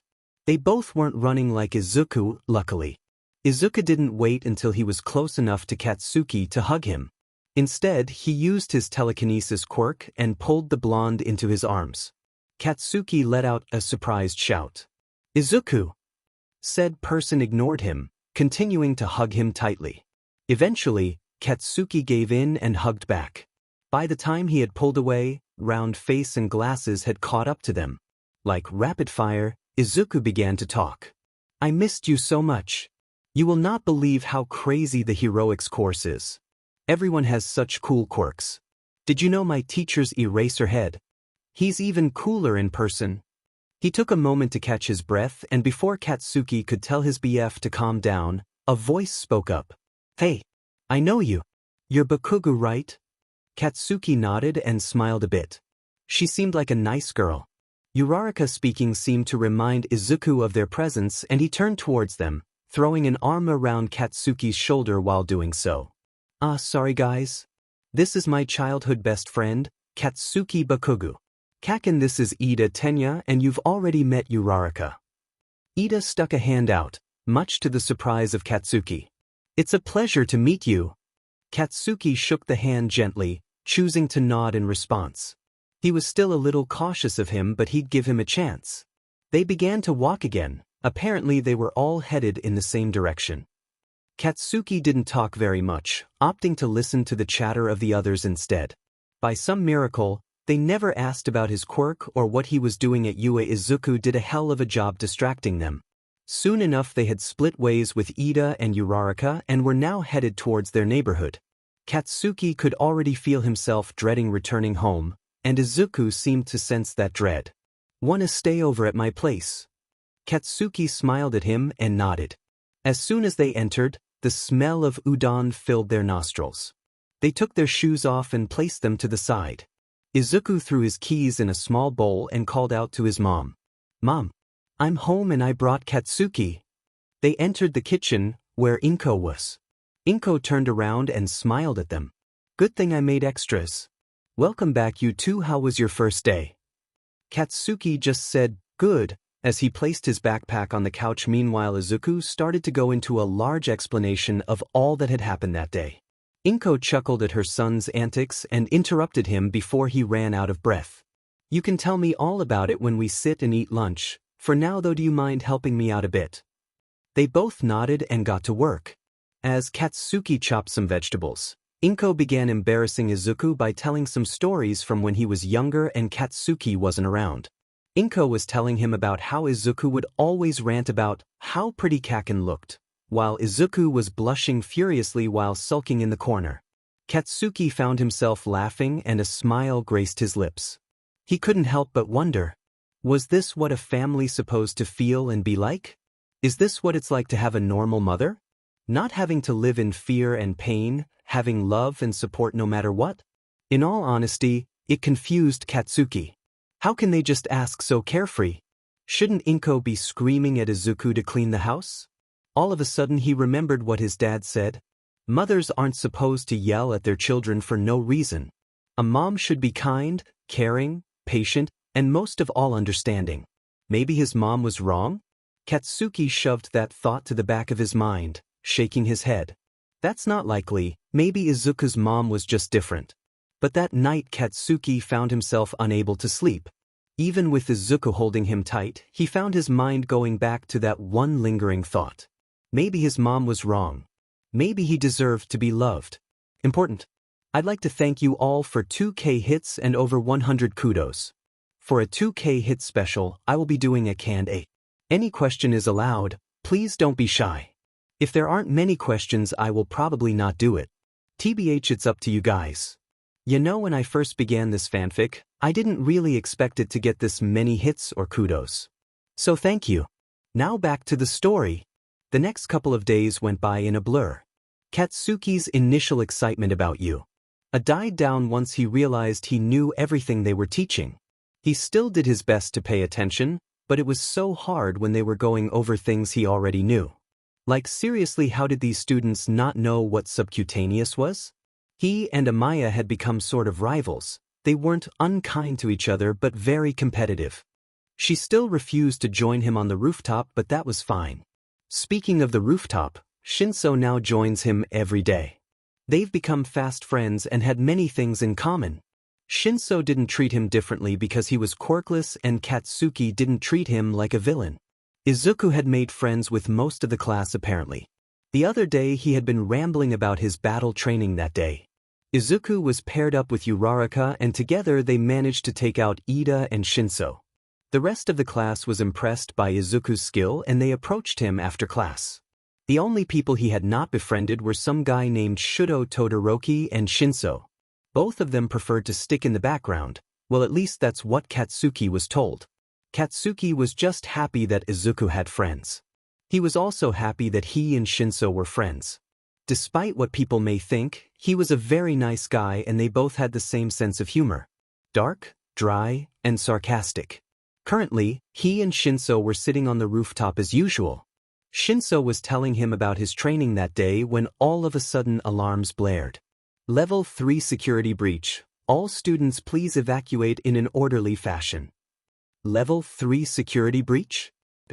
That means someone managed to get past the U-data barrier.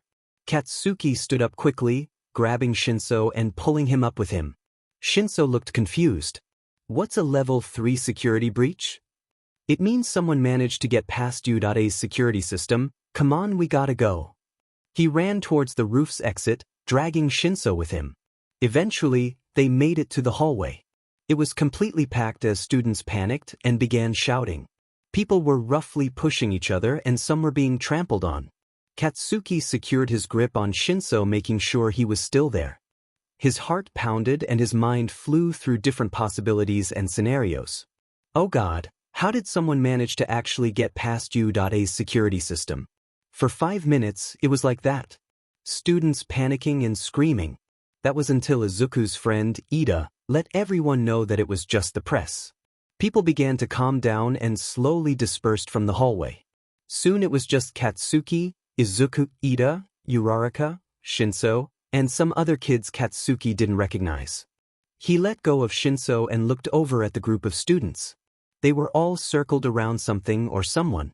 Katsuki's eyes widened as he realized they were surrounding a prone form. He walked over to them and pushed past the circle of students. Laying on the ground was a male student. They appeared to be unconscious and a stream of blood was coming from their cranium, skull.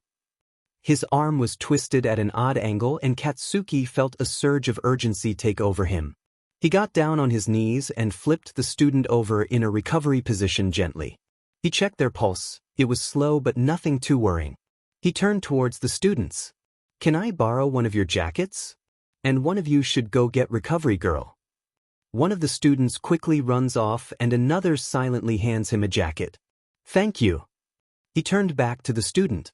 Katsuki used the jacket to compress the head wound. While he did that, he took a look at the arm. A clean break it seems. He was brought out of focus by one of the students speaking up. Shouldn't we move him? Like, take him to Recovery Girl? Katsuki looked up and spoke, his tone calm as he tried to keep the students from panicking. The student lying on the ground was proof that panicking helped nothing. No, it's dangerous. We don't want to accidentally jostle the arm and cause more damage. The girl who spoke nodded and it was silent again. The blonde teen bit his lip lightly as he noticed the head was still bleeding. He felt himself begin to get nervous as he waited for Recovery Girl. Through the corner of his eye, he glanced at Izuku. In return, the green-haired teen caught his eye and smiled reassuringly. Katsuki began to feel himself relax when he heard footsteps approaching. Recovery Girl soon appeared beside him, and she gave him a small nod of approval. Status: damage to the cranium, more specifically the parietal bone. Clean break in the arm, possible damage to the brachial artery. Potential distal radius fracture. Recovery Girl nods, unsurprised at his knowledge. Ever since the first day of school, she knew this kid was special. He had an extensive amount of knowledge, especially when it comes to the medical department. She had been meaning to talk to Nizu about putting in a class more challenging. This just gave her more reason too. You did good, now let's get him onto the stretcher. I can help. My quirk can make him float, so it'll be easier to get him on the stretcher. Uraraka piped up. So with her help, the student was carefully moved to the stretcher and soon he was off the nurse's office. The other students thanked Katsuki and left.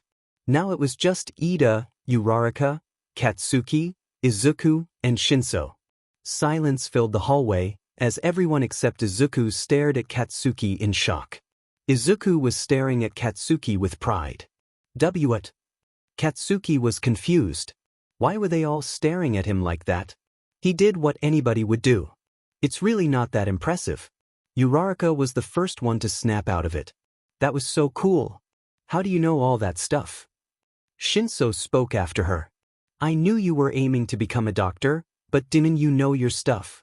Feeling his face flush, he just chuckled awkwardly and rubbed the back of his head. Again, he really didn't know what the big deal was. Anyone medical student would know all that. Plus, he didn't really do anything. In his opinion, he was actually pretty useless. Before he could say any of that, he felt the familiar pull of Izuku's quirk.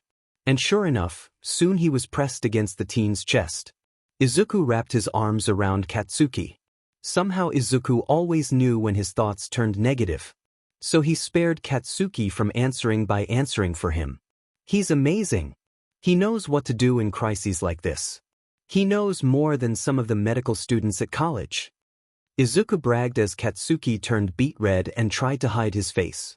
It's not that cool or impressive. I'm sure anyone who is remotely interested in the medical field would know all that. He continued to bury his head in his hand, wishing he was anywhere but there. He wasn't used to being complimented. The middle school students would pick on him and his mom told him he was wasting his time. The only person he could think of that complimented him on it was Izuku and Auntie Inko. But he thought that's just what people do sometimes. That because they love you they just say things like that. Ida looked at him and pushed his glasses up. I disagree. The medical course is a very honorable course. It is very impressive for you to know all that at the age of 16. This just caused Katsuki to blush more and dig his head in his hand. Izuku pulled away but kept his hands on his shoulders. Come on, Kacchan, don't hide from us. He lifted his own hands up and gently pried Katsuki's hands away from his face, revealing a very red Katsuki. The blonde looked down, still trying to hide. Izuku put a finger under his chin and tilted it up. I want to see your face. Katsuki blushed more, if that was even possible. Looking into Izuku's eyes, he found endless amounts of love and admiration. He felt his heart flutter, and part of him was thinking maybe Izuku was right. He always told Katsuki he should be proud of his knowledge. To shove it into the face of those bullies, who in Izuku's words, were dumber than a doorknob. He smiled at Izuku, allowing pride to swell in his chest. And without thinking, Katsuki pulled Izuku into a kiss. It was a short and sweet kiss and they seemed to forget about the other people in the hallway. That was until Ida cleared his throat awkwardly. They quickly pulled away from each other. Katsuki hid slightly behind Izuku, nervously playing with the hem of his shirt. And unconsciously Izuku placed himself in front of Katsuki, ready to protect him. While Katsuki avoided eye contact, Izuku stared at them daringly, fierce protectiveness in his eyes. Both of them were expecting endless amounts of hate comments and insults and began mentally bracing themselves. What they got in response was something completely different. I knew it. They looked up in surprise and were greeted by Uraraka's beaming smile. She threw a fist in the air and let out a small cheer. I told you they were already dating Ida. You owe me 10 yen now. She turned towards the shocked couple. You guys are so cute together. I'm so happy for you. Katsuki was too shocked to answer, so Izuku did it for him. Thank you. Sorry for our reaction. People normally react very negatively when they find out about our relationship. Katsuki shivered, remembering all the horrid insults, all the lockers he was shoved into, and all the punches that were thrown.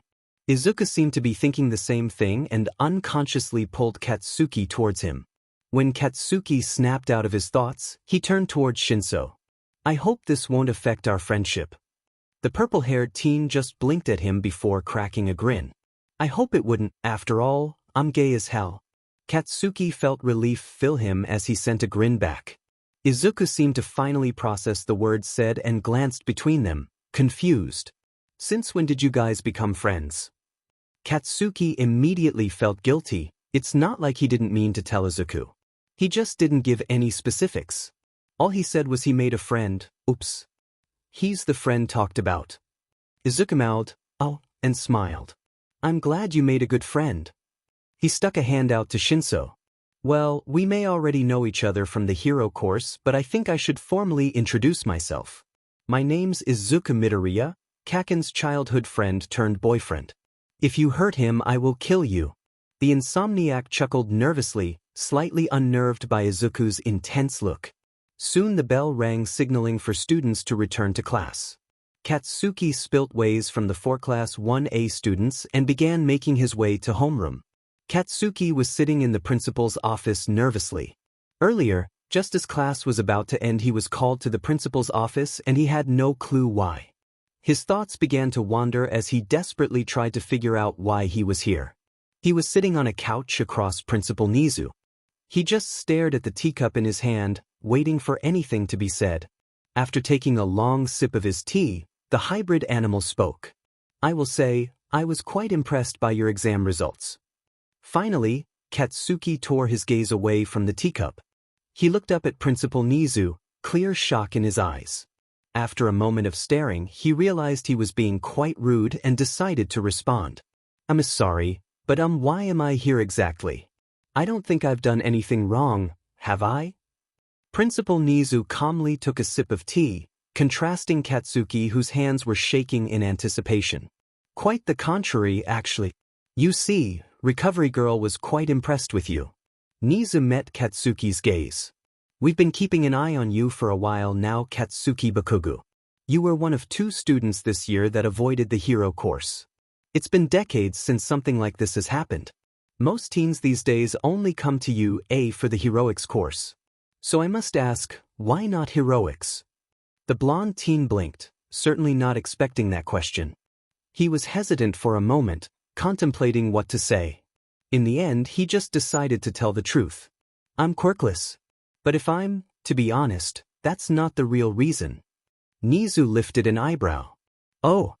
Looking back at his teacup, Katsuki nodded. Yeah. For a while, I still trained to become a hero even after I was told that I was quirkless. But eventually, I decided I wanted to become a doctor. You see, when I was 5, my dad died. He felt his throat close and cleared his throat awkwardly. Even after all 11 years, it's still difficult to talk about. He was driving me to my favorite restaurant because it was my birthday. Some villain had a quirk that allowed him to manipulate the road, kinda like Cementos. Our car flipped over and my dad got hurt severely. The hero had defeated the villain and gotten us out, but he couldn't help my dad. That's when I realized, a hero may save the day, but there are things they can't handle. By the time the paramedics arrived, there was nothing they could do. After that day, I dedicated my time to reading medical textbooks and learning first aid. Silence filled the room as Katsuki nervously fidgeted in his seat. I suspected as much. Katsuki continued to stare down at the teacup. The human mind is very interesting. One day it can be set on a certain goal, but the next day it can be changed. He took a sip of tea. I have a proposition for you. Just outside Nizu's office, a single person stood in the shadows. They hummed thoughtfully, mulling over what they had just overheard. Their boss would want to hear about this. They began walking and, just before they entered the main lobby, their eyes glowed. Everything around them froze, and they walked into the lobby. Everyone in there was frozen. It seemed like time itself had stopped. They exited the building and continued to walk. Cars were frozen in the streets as the person danced around them. Birds that were once flying remained in one place, wings spread open. It wasn't until the person had reached an alleyway that everything began to move again. The mysterious figure pulled a flip phone out of their pocket. Dialing a number, they put the phone up to their ear. After a moment or so, someone picked up. I presume you have some useful information for us, Dr. Zeit. Is the boss there? He's gonna wanna hear this. Speak, Dr. Zeit, you know I don't like my time being wasted. A new voice joined in. I think I just found our new recruit. Important. I'd like to thank you all for 2K hits and over 100 kudos. For a 2K hit special, I will be doing a canned A. Any question is allowed, please don't be shy. If there aren't many questions, I will probably not do it. TBH, it's up to you guys. You know, when I first began this fanfic, I didn't really expect it to get this many hits or kudos. So thank you. Now on to the story. It had been 2 days since the press incident. Izuku was sitting in class, listening intently while jotting down notes. Currently, Aizawa-sensei was going over their performances in battle training. Izuku himself had done pretty well, and right now he was taking notes on Mina's quirk. Eventually, he let his mind stray and stopped taking notes. If someone had told Izuku when he was little that he'd get into Yude, he wouldn't believe you. As a kid, Izuku didn't believe he would ever accomplish something that big. His quirk came in late, and so he and Katsuki were bullied extensively. Even after he gained a quirk, he was still picked on. It wasn't as bad, because a lot of the kids were scared of him. They just insulted him a lot because he hung out with Katsuki. Because of this, he still suffers from minor self-esteem issues and occasional bouts of social anxiety. For a while, he was in a bad place. He felt like he was alone in a void, forever falling.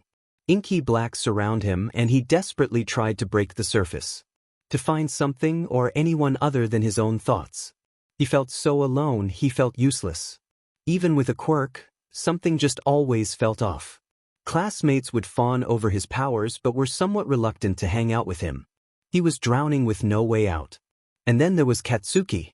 His lifeboat, his light, his savior, and his best friend. Through everything, the bad and the good, he was there. Katsuki was Izuku's main inspiration, even past All Might. Despite everything the universe threw at him, the blonde always stood tall. They were each other's support systems.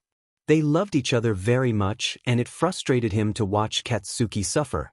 He was very protective of the blonde, and even though the other was reluctant to admit it, Katsuki was protective of Izuku. Izuku silently giggled to himself as he remembered when a kid insulted him in front of Katsuki. They were in middle school, and most of the school found out they were gay and in a relationship together. Yeah, you can imagine how that went. A kid had called Izuku a certain slur that no one should ever repeat and said he can't become a hero if he's gay. Katsuki literally blew up at the kid. It was one of the only times Izuku's seen the blonde mad. Izuku brought his attention back to Aizawa-sensei. He had finished reviewing and was now waiting for their complete attention. He stared at them all through half-lidded eyes, and with a tired, almost bored tone he said, "Today's training will be a little different. You'll have 3 instructors. Me, All Might, and another faculty member will be keeping tabs on you. You'll be doing rescue training. What you wear in this exercise is up to you. I know you guys are all excited about costumes, but keep in mind you haven't gotten used to them yet, so they may limit your abilities. This special training's at an off-campus facility, so we'll be taking a bus to get there. Additionally, we will be having a special guest join us. He'll be here in case of medical emergencies." The door opened, and to Izuku's surprise, Katsuki walked in. The rest of the class observed the teenager in front of them. He was fairly short, around 5 feet, 60 centimeters. He had ash-blonde spiky hair that made him look like a Pomeranian. Crimson-red eyes, his behind thin-framed glasses, as the blonde observed the classroom. In his left hand, the teen was carrying a big red bag that had the words, "First Aid," printed on it. Using his right hand, the mystery student pushed his glasses up. Aizawa moved from his position behind the stand to the door. He placed a hand on the doorknob. Just before he left, he said, "Go ahead and introduce yourself. After introductions are over, everyone gets in their hero suits and meet outside." With that, the tired pro-hero opened the door and left. The blonde noticed them all staring at him and chuckled nervously, rubbing the back of his head in an anxious manner. Before anything was said, a certain broccoli-haired boy stood up from his seat excitedly. "Kacchan, I didn't know you were gonna be here." Most of the class looked at Izuku, confused. How did he know this kid? Sorry, Izuku, I decided to keep it a surprise. Turning towards the rest of the class, Katsuki couldn't help but gulp nervously.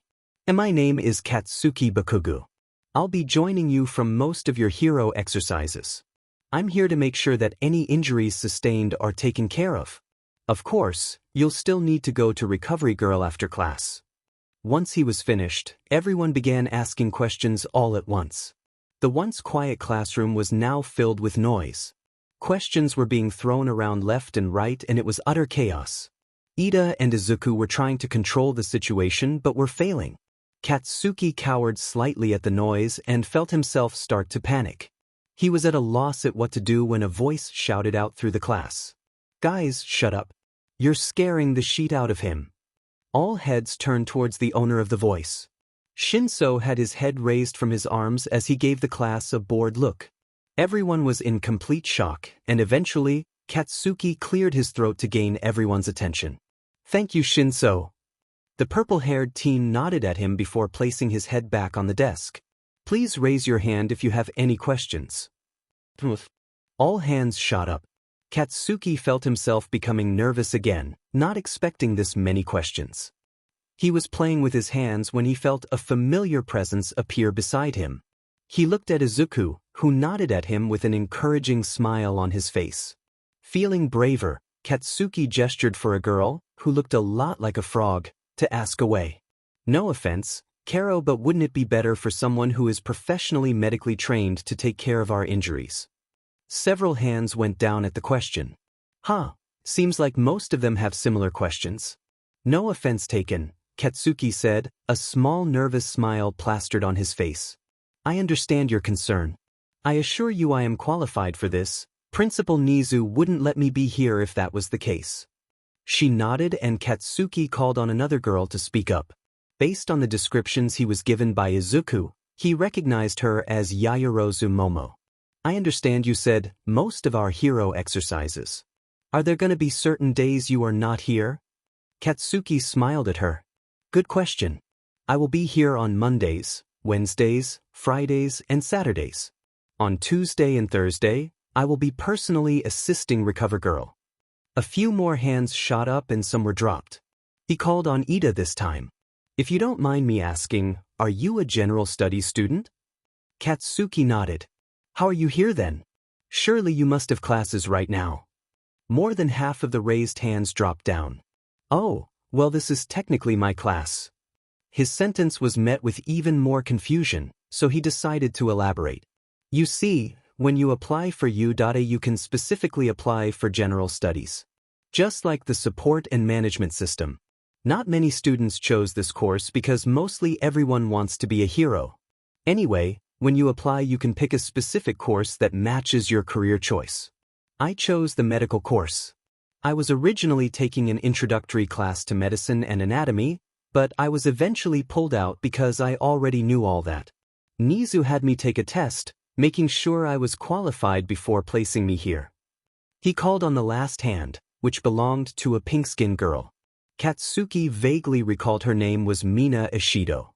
"How do you know Midoriya?" Said person and Katsuki glanced at each other. The rest of the class had perked up, seemingly interested in the question. Even Todoroki perked up a little bit.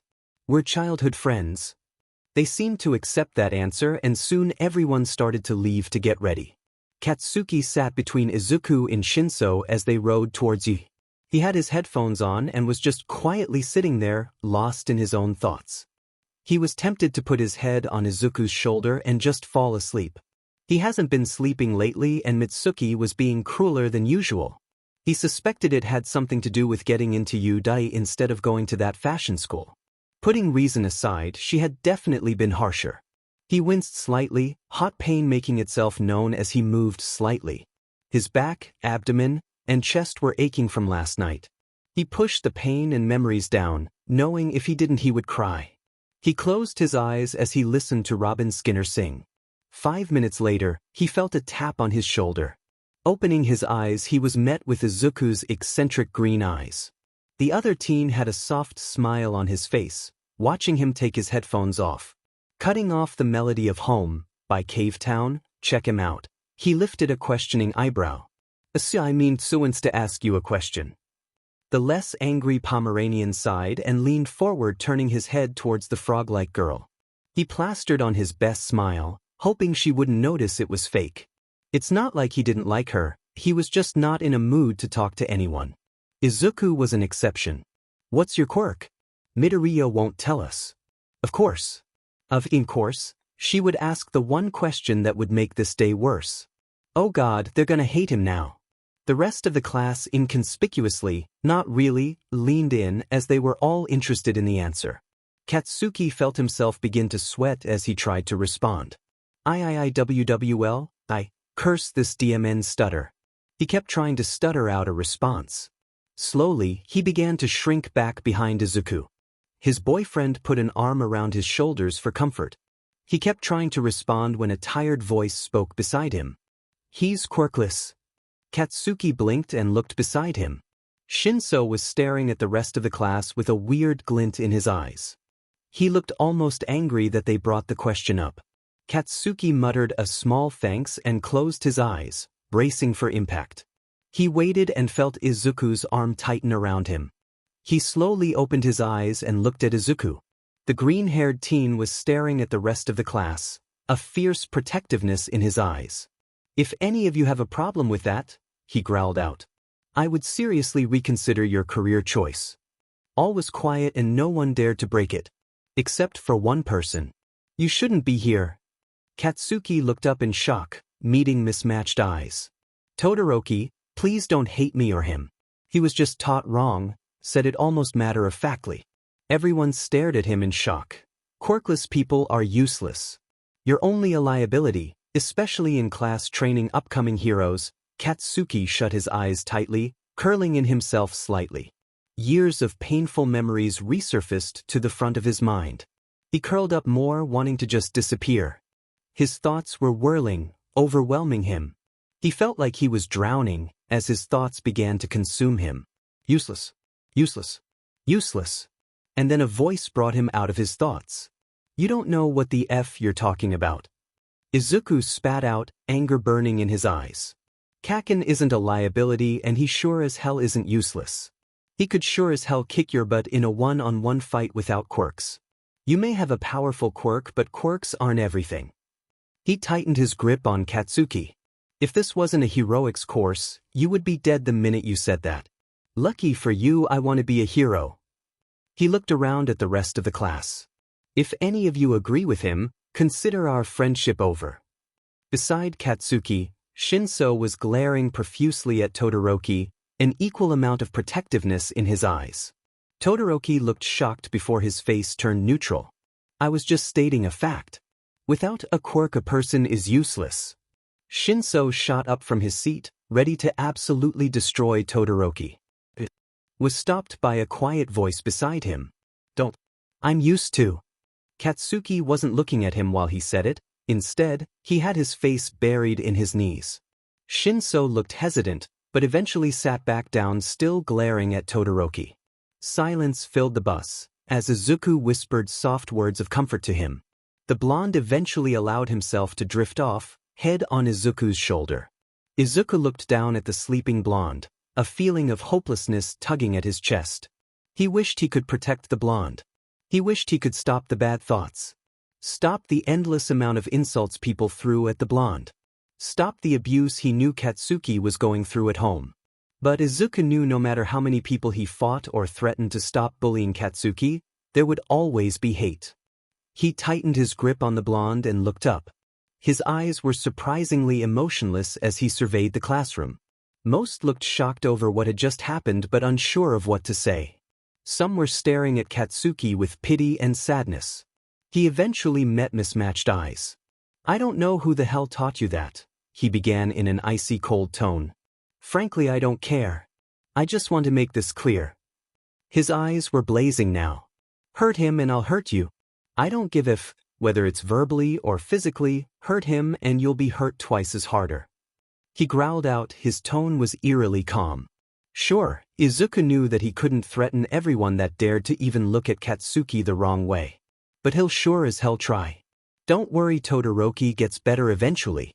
Also, remember to leave questions in the comments. Small gift. Art by me, it's really bad. Q&A will take place next chapter. This is your last chance to submit questions. Dr. Zeit sipped her tea slowly. She watched the man in front of her carefully. Even after years of working under him, she was still cautious. He was, after all, the most dangerous man in Japan. All for one sat across from her, leaned back in his chair, fingers pressed together as he watched her intently. It was the day after she had initially called about Bakugo Katsuki. She had spent the night digging into anything she could find about the kid. She was fairly confident they would be able to recruit him. She placed the cup of tea down on the saucer with a clang. She was about to speak, but All for One held a hand up. It seems we have some eavesdroppers. Without moving an inch, he opened the door. It flung open and two young teenagers fell into the room. The smaller of the two looked about 15 years old. He had light blue unkempt hair and red eyes. His hands were covered with gloves and he was wearing bagging sweatpants with a black shirt. The other one looked to be 16, or he had spiky jet black hair and some of his skin was purple and seemed to be stapled on. He wore a black leather jacket with a white t-shirt and black skinny jeans. The older of the two quickly got off his younger companion and helped him up. Pulling the blue-haired teen closer to him, they both glared at All for One. The air around the two, and only them, became dense as their hands clawed at their necks. Now, All for One said, not even moving a muscle. What did I say about eavesdropping, you two? He released them and the two greedily filled their lungs up with air. All for One spoke again and his aura was enough to paralyze someone in fear.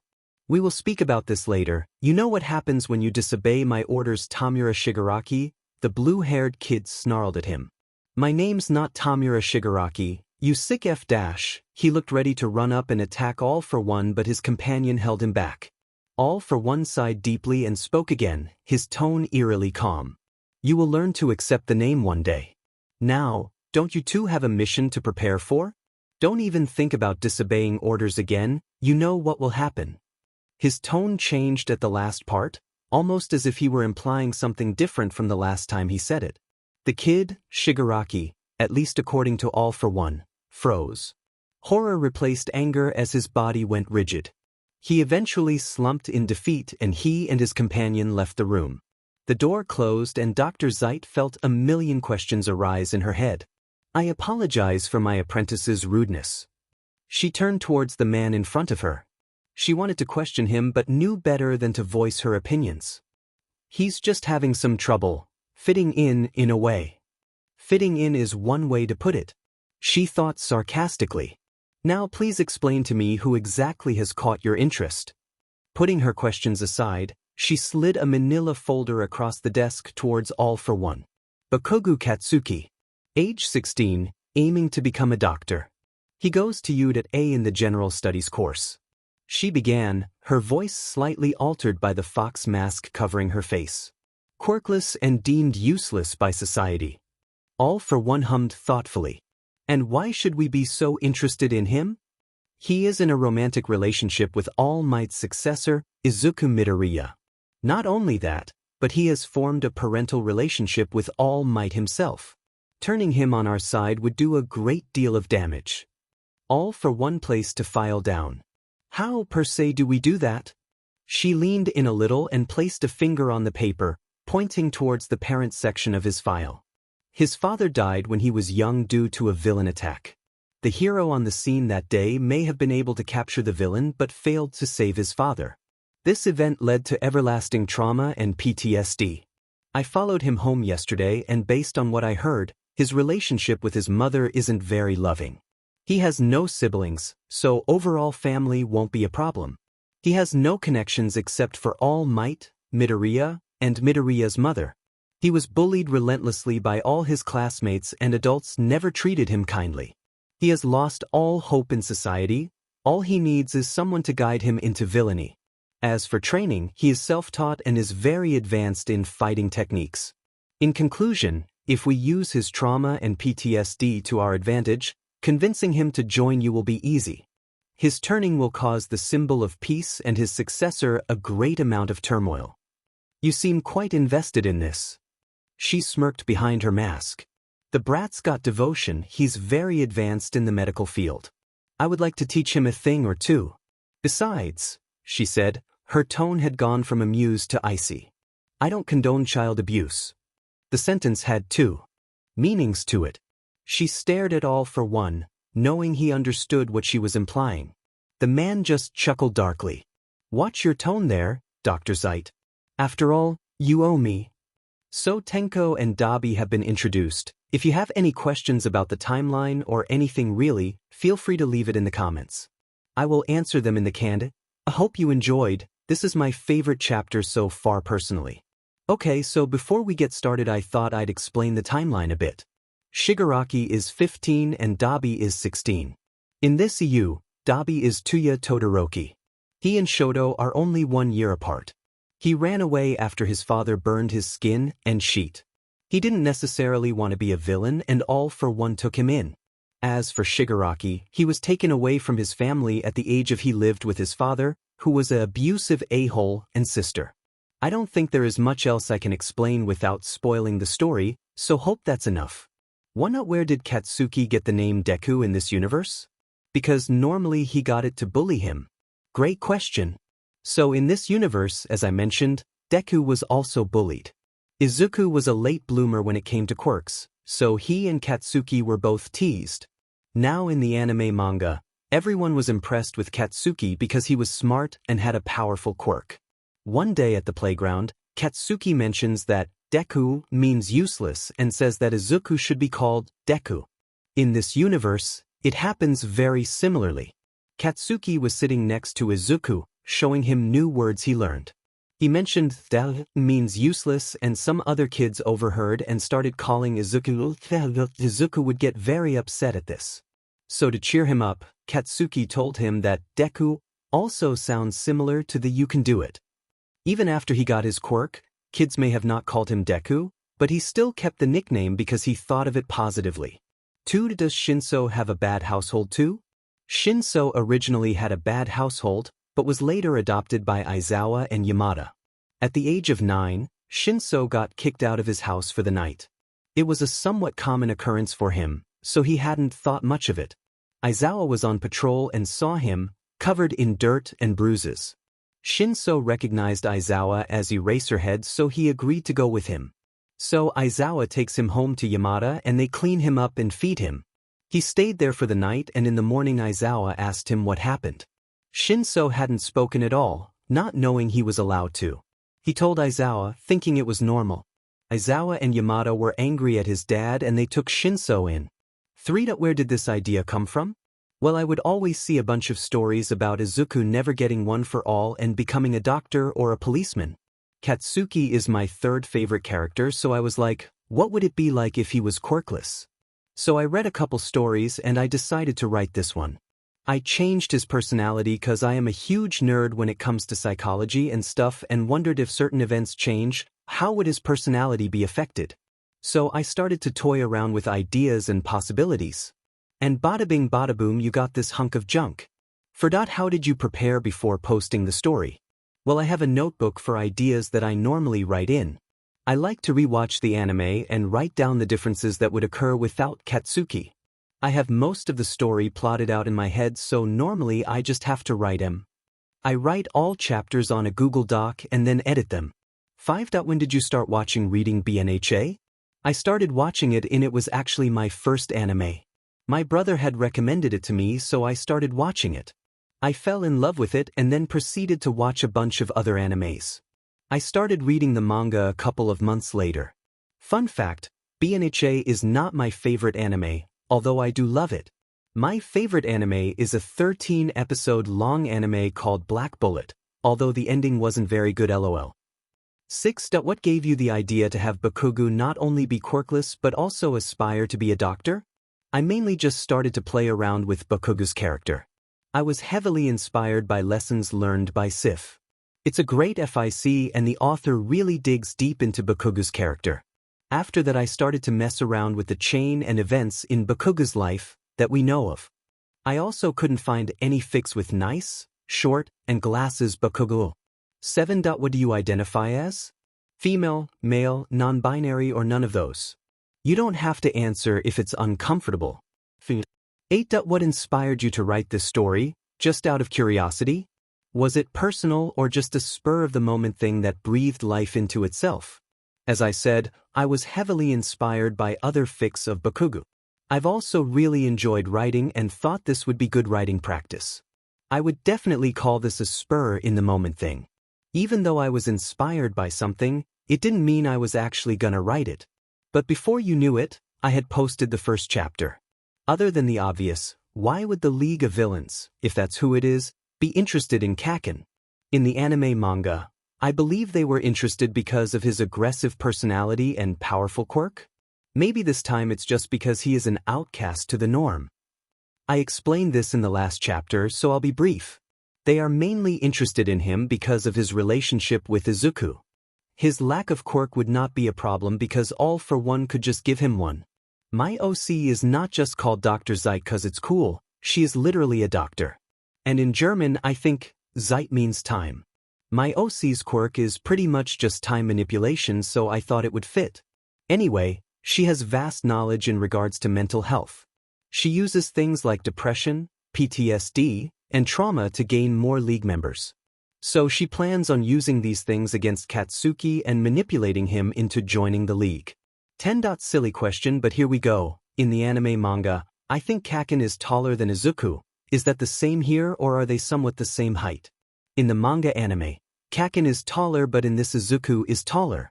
No real reason for it, I just like short Katsuki. Also I can relate to him cause I am a midget. Welp, that was the candid. Next chapter will probably be up in a couple of days. It's going to be very long so it'll take a while for me to write it. Tires growled against the pavement as the bus driver killed the engine. Students rose to their feet, relieved that the awkward ride was over. After Izuku's final warning, the tension in the bus was so thick you could cut it with a knife. Eventually, students began conversing quietly to each other once again. The rest of Class 1A didn't necessarily agree with what Todoroki declared, but they didn't disagree completely with him either. Training can be dangerous at times, especially since they are training with their quirks. Having a quirkless person there was like a civilian at an ongoing crime scene. They're worried that they may hurt the teen and hold back because of it. A lot of their quirks are very destructive if not used properly. The heroes in training had nothing against Katsuki, quite the opposite actually. To them, Katsuki was quite a pleasant company. He may be shy and quiet, but is extremely passionate about certain topics. If you ask the right questions and push the right buttons, he can be very loud as well. Although when he does shout or becomes slightly heated about a topic, he quickly covers it over. Perplexing was a word some would use. Those are the people who paid close attention to all the little things that were usually overlooked. These students are Tsuyu, Yaoyorozu, and Shinso. Maybe it was the tired, almost haunted look in his eyes. Perhaps it was the way he seemed to curl in on himself, as if trying to hide away from them. Or the almost unnoticeable finches or the way he seemed guarded, never truly relaxing unless around Izuku. There was also the certain look of mistrust in his eyes as he looked at them. But all factors considered, they didn't hate Katsuki. Nor did they think he or quirkless people in general were useless. In all honesty, most of them were disgusted by Todoroki's words. Despite that they didn't voice their opinion. That was their mistake. Each of them had their reasons, some just needed to build up the courage. Nevertheless, the incident was not brought up throughout the short bus ride. As students began to exit the bus, Izuku gently nudged Katsuki awake. "We're here, Kacchan," said teen. Blearily opened his eyes. He yawned and stretched his arms out like a cat. Izuku watched him amused. Once Katsuki had somewhat woken up, they both stood from their seats on the bus. Katsuki pulled a hand up to his face and rubbed at his eyes blearily. Izuku's eyes glinted in amusement. "You know, Kacchan, you really act like a cat sometimes." Katsuki let out a small hum, clearly not paying attention. He seemed to be still half asleep. Izuku took this as an indication to continue. "Maybe I should call you Katsuki." Katsuki blinked, processing the joke slowly. Izuku took this opportunity to get a head start on running. A few seconds later he heard an angry shout of "Hi!" and a pair of footsteps running after him. The rest of the class watched, amused, as Katsuki chased Izuku off the bus. Well, they at least learned one thing about Katsuki. Bad jokes seemed to really annoy him. Same though. The 20 students all looked at the landscapes around them in awe. In front of the students, Aizawa and 13 were talking in hushed whispers. Something about All Might not being able to make it. Most kids shrugged it off and continued to admire the building. Katsuki and Izuku noted that 13 held up 3 fingers, indicating that All Might used up all of his hours. Katsuki felt disappointment well up inside him. He was looking forward to seeing Toshinori. Rescue training was about to begin when a portal appeared in the center of USJ. A horde of people emerged from the purple mist. None of them particularly stood out to Katsuki. Most looked like small-time villains or thugs. He assumed it was for training, but 3 certain figures caught his attention. Katsuki couldn't really see them much from where he was standing, but they seemed to be standing side by side. One was hunched over slightly, jet black hair styled much like his own. The other was slightly shorter. The most noticeable thing about him was his light blue hair and, is that a hand on his face? There was another figure that unnerved Katsuki, except he didn't look exactly human. It seemed to be as big as All Might and as muscular as the hero as well. Katsuki felt a shiver down his spine. Something about those 3 just didn't feel right. The portal slowly closed and the purple mist transformed into a person. Izuku and his classmates were about to leap forward, thinking it was part of training when Aizawa put his hand in front of them. "Don't," he commanded, his tone sounded urgent. "Those are real villains." Confused shouts emerged from the students. Why aren't the alarms going off? They must have jammed the security system. Eraserhead glanced at Kaminari. "Kaminari," the teen looked up, startled. "Use your quirk and try to communicate with UA." Kaminari gave a determined nod. Satisfied, Eraser now addressed 13. 13, protect the students and get them out of here to alert the pros. I'll hold them off until the pros arrive. Izuku looked up sharply, a worried look in his eyes. "But Sensei, your fighting style is not meant for these types of fights. It's meant for surprise attacks. Fighting that many villains at once would be." Eraser interrupted him. "You can't be a hero with only one trick." He sent Shinso, who looked quite worried in his own way, and sent him a reassuring smile. With that he leaped forward and advanced towards the villains. Izuku watched in awe as he took out villain after villain, while the rest of the class began running towards the exit. Katsuki, noticing his boyfriend wasn't moving, quickly grabbed onto the back of Izuku's shirt. He dragged him as he ran, until Izuku began running as well. Katsuki was about to lecture him when the same purple mist from before appeared in front of them. "Trying to escape, I see." Bright yellow eyes narrowed into slits as the mysterious villain spoke in an eerie tone. "I won't let you." 13 placed herself in front of the students. Some were shaking in fear, others were trying to stay calm. The villain continued to speak. "We are the League of Villains. It may be presumptuous of us, but we have invited ourselves into the home of the heroes, Yudata High School, in order to have All Might, the symbol of peace, take his last breath. I believe All Might should have been here. Has there been some kind of change?" His question was met with terrified looks, as the students continued to quake in fear. The villain said nothing as his mist began to expand. "Well, that is neither here nor there. This is the part 1M to play." 13 extended her arm forward and one of the caps on her fingers popped open. Just as she was about to use Black Hole, Kirishima rushed forward, set dead on, taking the villain down. His fist, hardened from his quirk, missed the villain and created a small hole in the ground. Dust emerged, blocking some students' vision. "You think we're just gonna sit there and let you?" He grinned, his sharp teeth sticking out. The villain didn't waste a second and soon they were all surrounded by purple mist. The last thing Katsuki remembered was shouting before he was thrown into the unknown. "Where am I? Why is everything so wet?" Izuku blearily opened his eyes, slowly realizing he was underwater. Panic began to settle in as he tried to swim to the surface. Out of the corner of his eye, he noticed a figure swimming towards him.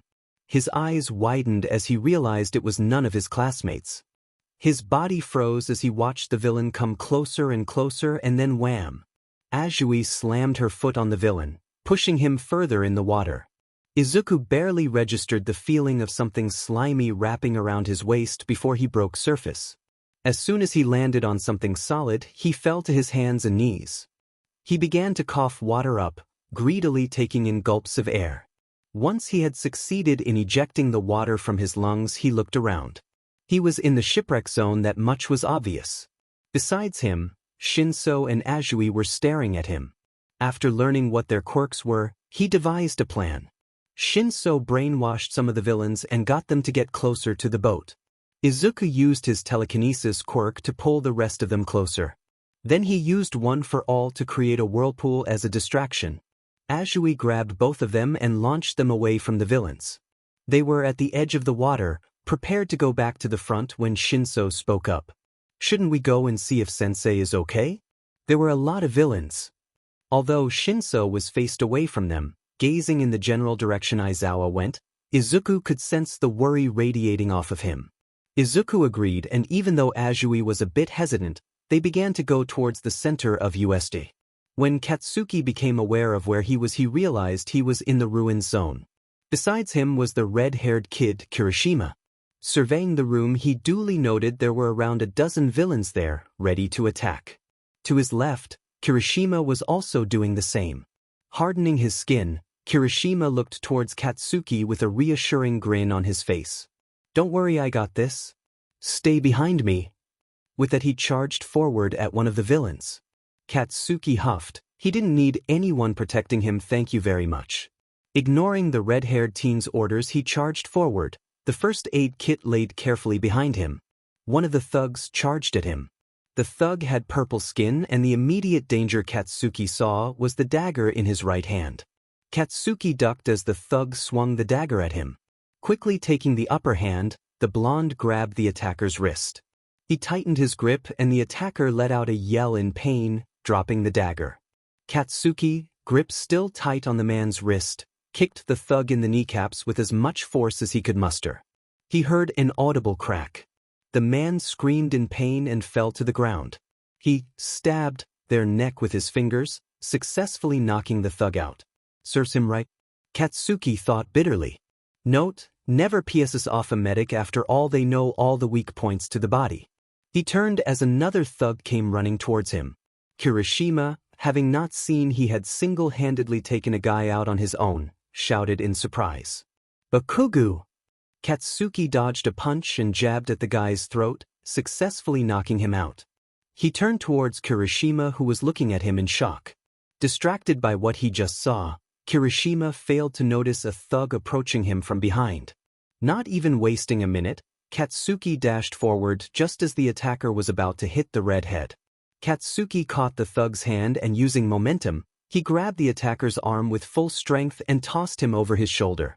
The guy landed and was knocked unconscious from the fall.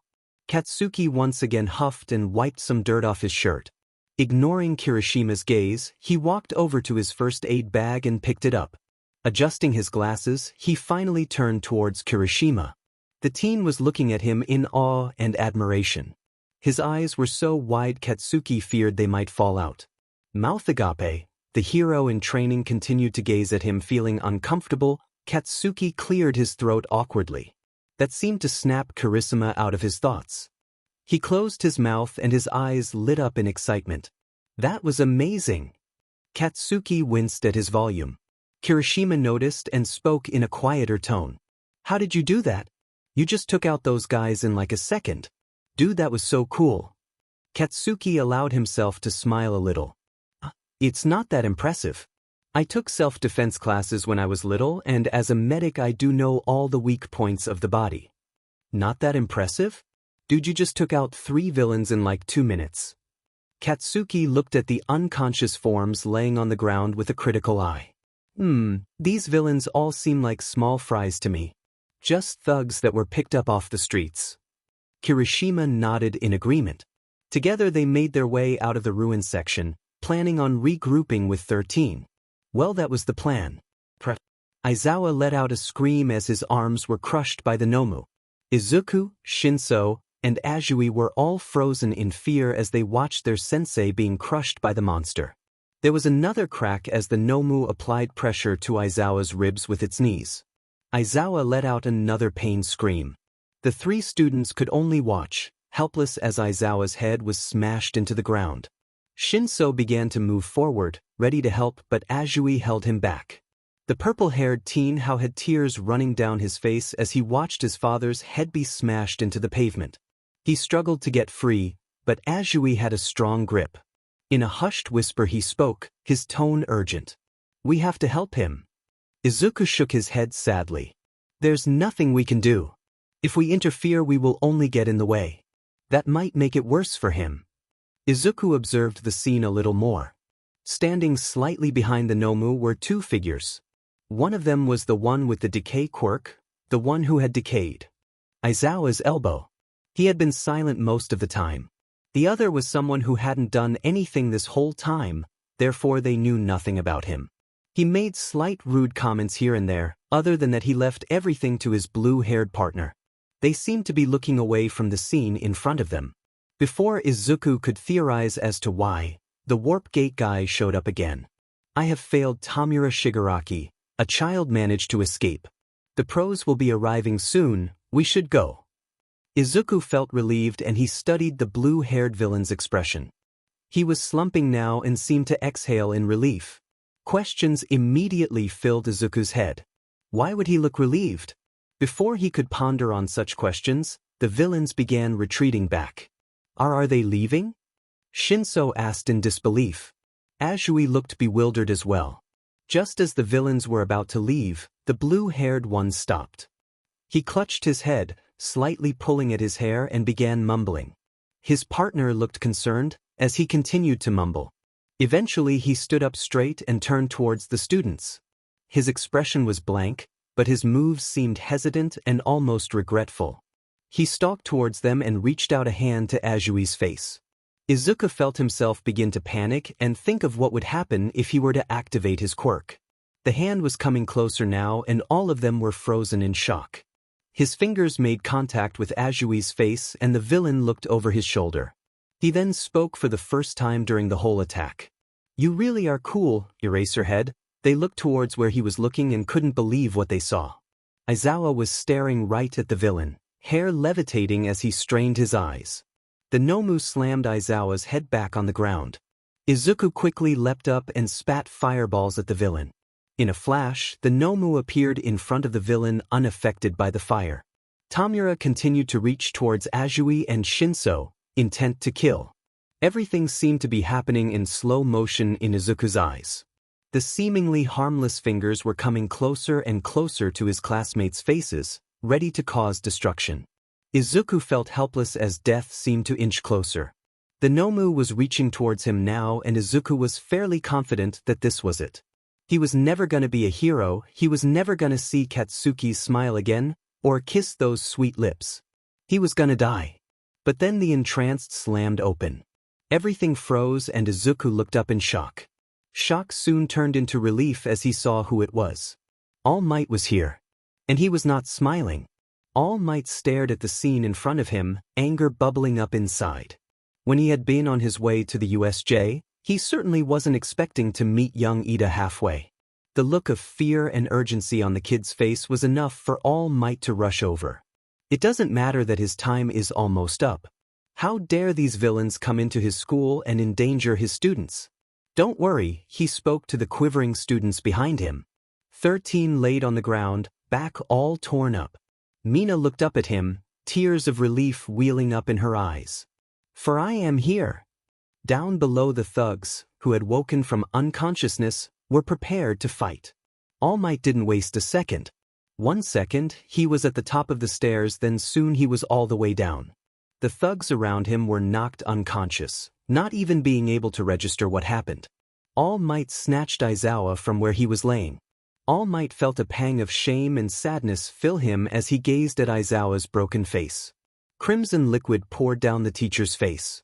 His eye was twitching slightly and he was just barely breathing. Cuts littered his face, and the whole left side of his face was covered in blood. He felt his stomach churn as he noticed both arms were hanging uselessly at his sides.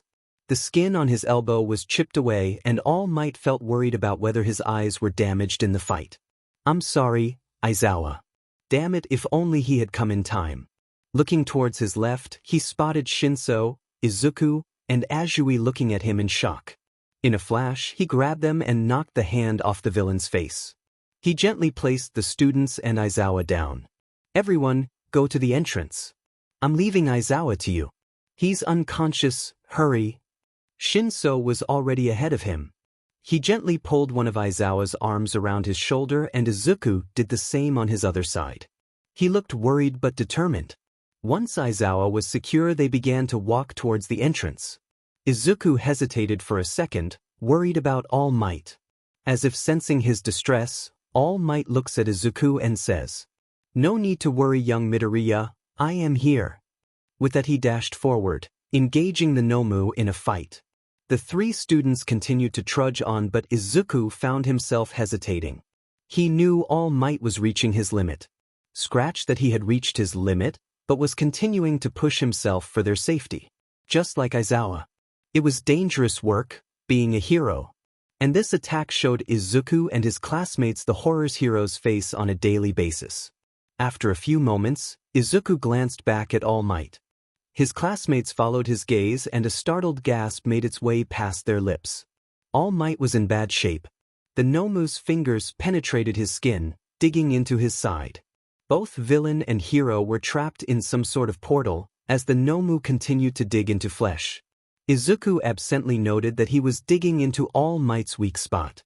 The two other villains were standing aside watching as All Might tried to pry the Nomu's fingers off. Despite how sticky the situation was, All Might put on a facade of confidence. He met the Warp Gate villain's cold stare with a look of pure confidence. "This is your first offense?" he asked mockingly, voice booming. "You'd better prepare yourself." The villains were simply unaffected. Izuku glanced at them. The blue-haired villain was scratching at his neck absently. The other was standing beside him and pulled a hand up. Feeling tense, Izuku's thoughts went zooming at the possibilities. Was he gonna attack? Finish All Might off? Sheet, what if he noticed them? Crap. Mentally bracing himself, Izuku watched the scene with intense apprehension. The scarred man didn't do any of those things, surprisingly. He simply placed a hand over the blue-haired villain's hand that was scratching his neck, restraining him from continuing. He mumbled something and the other stopped. Scratching, letting his hand drop. The black-haired villain then looked up. He seemed to watch the scene in amusement. He let out a laugh. "You think that's our plan?" he sneered. "Just barraging you and hoping you just die?" He barked out another laugh. "Kurogyri, show him how wrong he is." There was no time to react. Slowly All Might and the Nomu began sinking. In a calm voice, the mist, Kurogyri, spoke. "Normally I would despise the idea of having blood and guts overflowing within me. But I would be happy to if it means taking in someone as great as you." All Might looks around, internally panicking. He struggled against the Nomu's grip. Kurogyri continued to speak. "You are too fast to see with the human eye. Restraining you was the Nomu's job. And then, when your body is halfway in, to close the gate." The portal began to close around All Might, who continued to struggle. "And tear you apart is my job." The teens watched on with horror. Seeing that he had to act quickly, Izuku made a decision. "Azui." She looked at him. "What is it, Midoriya?" Without looking at her, he gave his response. "Trade places with me carrying Mr. Aizawa." She looked confused but complied. "Karo? But why?" Izuku didn't answer. He looked determined, but on the inside he was worried. His feet moved on his own, mind blank as he picked up his pace. Someone was shouting his name, but he couldn't tell who. He was solely focused on running. Tears welled up in his eyes. All Might couldn't die. He just couldn't. There were still so many things he had to teach them, to teach him. With a silent apology to Katsuki and Inko, he leaped forward desperately. Kurogyri appeared in front of him, and for the second time that day, Izuku thought he would die. Everything seemed to be going in slow motion. He was slowly icing closer and closer to the portal, closer and closer to death. He had accepted his fate, seeing no way out of this. Just as he was mere inches away from Kurogiri, a blur of red caught his attention. All of a sudden, Kirishima came out of nowhere and slammed himself onto Kurogiri. He had activated his quirk and grabbed onto the metal part of Kurogiri. Slamming the villain to the ground, Kirishima smirked. Then, ice began to take hold of the Nomu and Izuku followed the trail of ice a little confused. His eyes widened in realization as he gazed at Todoroki. A set of footsteps beside him caught his attention. He looked to his side and was met with the sight of Katsuki running towards him, first aid kit in one hand. He blinked in surprise. Kacchan! The blonde slowly came to a stop beside him. With analytical eyes, he gave Izuku a once-over. Nodding to himself in satisfaction, his gaze moved to Izuku's face and they made eye contact. He smiled at Izuku. I'm surprised you haven't broken a bone yet. Izuku chuckled a little. I decided to heed your warning. Smiling a little wider, Katsuki took a good look at the scene in front of him. Kirishima had pinned the mist villain down, Todoroki had frozen the Nomu, and the two other villains were just.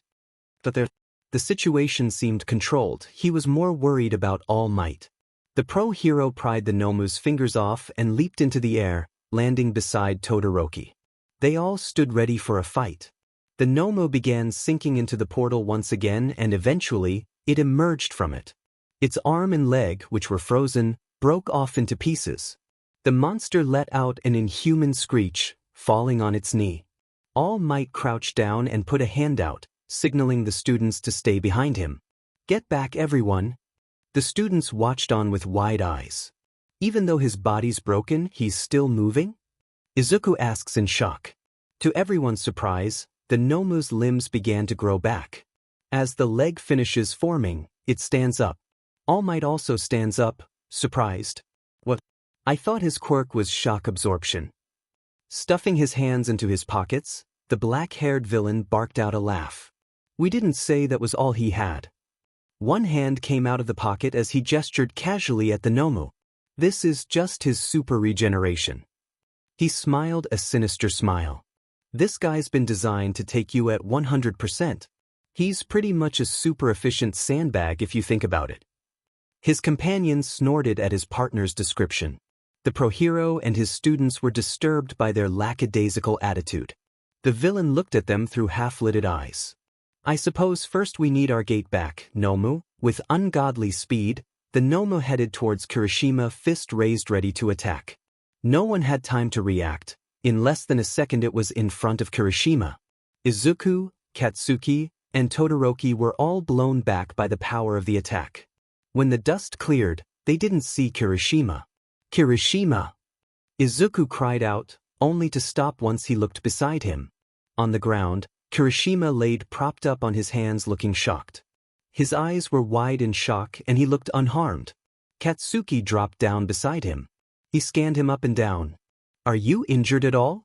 Katsuki already knew the answer to this question but decided to ask anyway. And no, I don't think so. I hit my head slightly but I think that's it. Katsuki pulled a small flashlight from his first aid bag. He shined it in Kirishima's eyes. Upon seeing his pupil constrict, he put the flashlight down. He mumbled something that sounded like, just to be sure, and asked Kirishima some basic questions. Where are you right now? The USJ building at U. What's your name? Ijiro Kirishima.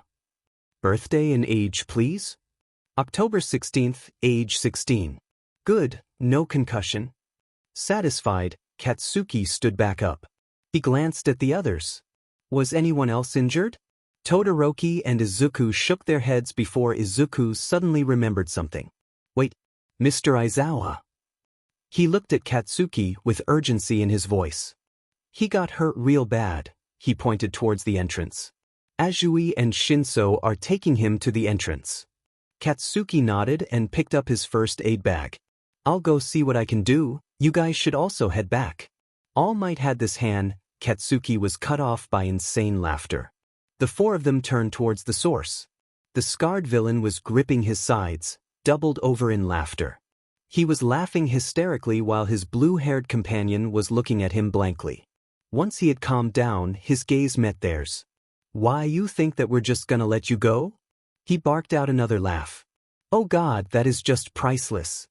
Wiping a tear away from his eye, he stood at full height.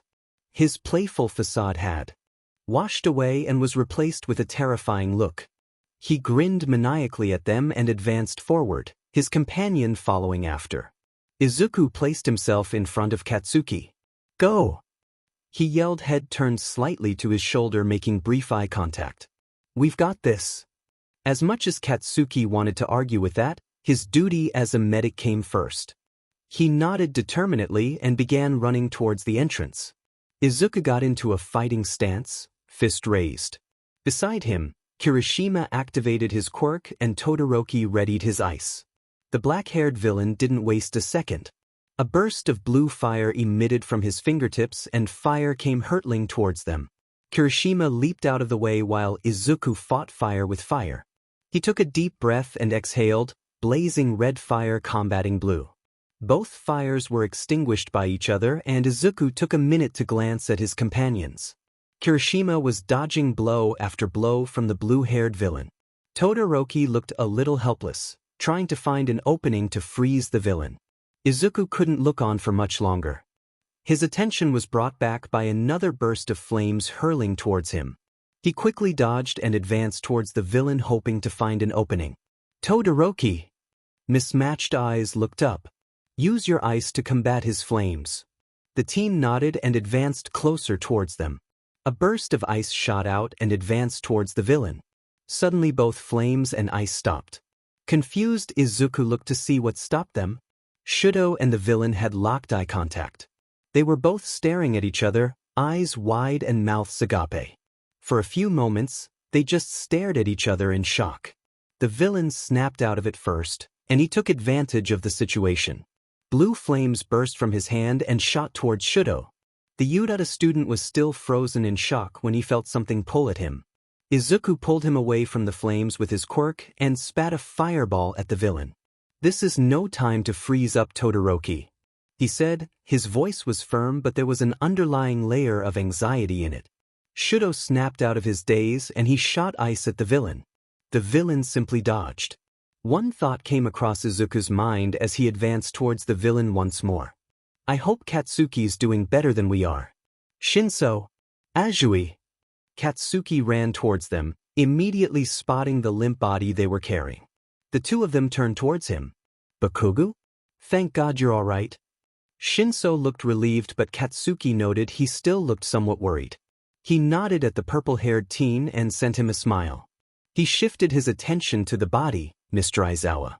The medic's eyes widened as his gaze fell upon Aizawa. He quickly ordered the two of them to put him down. Once he was resting on the ground, Katsuki crouched down beside him. Checking his pulse, he found that it was weak. Cursing slightly, he quickly opened his first aid kit. Deciding to start with the head first, Katsuki pulled out the necessary materials to clean the wound. As gently as he could, he began wiping away the blood and dirt. While he did that, he decided to ask how the hell this happened. Azui gave a brief explanation and Katsuki pursed his lips. Without the proper equipment, Katsuki had no way of telling whether any permanent brain damage. It was also likely his orbital floor was almost completely destroyed, so the chances of him seeing again were very low. His arms were almost completely shattered and Katsuki had no doubt his ribs were as well.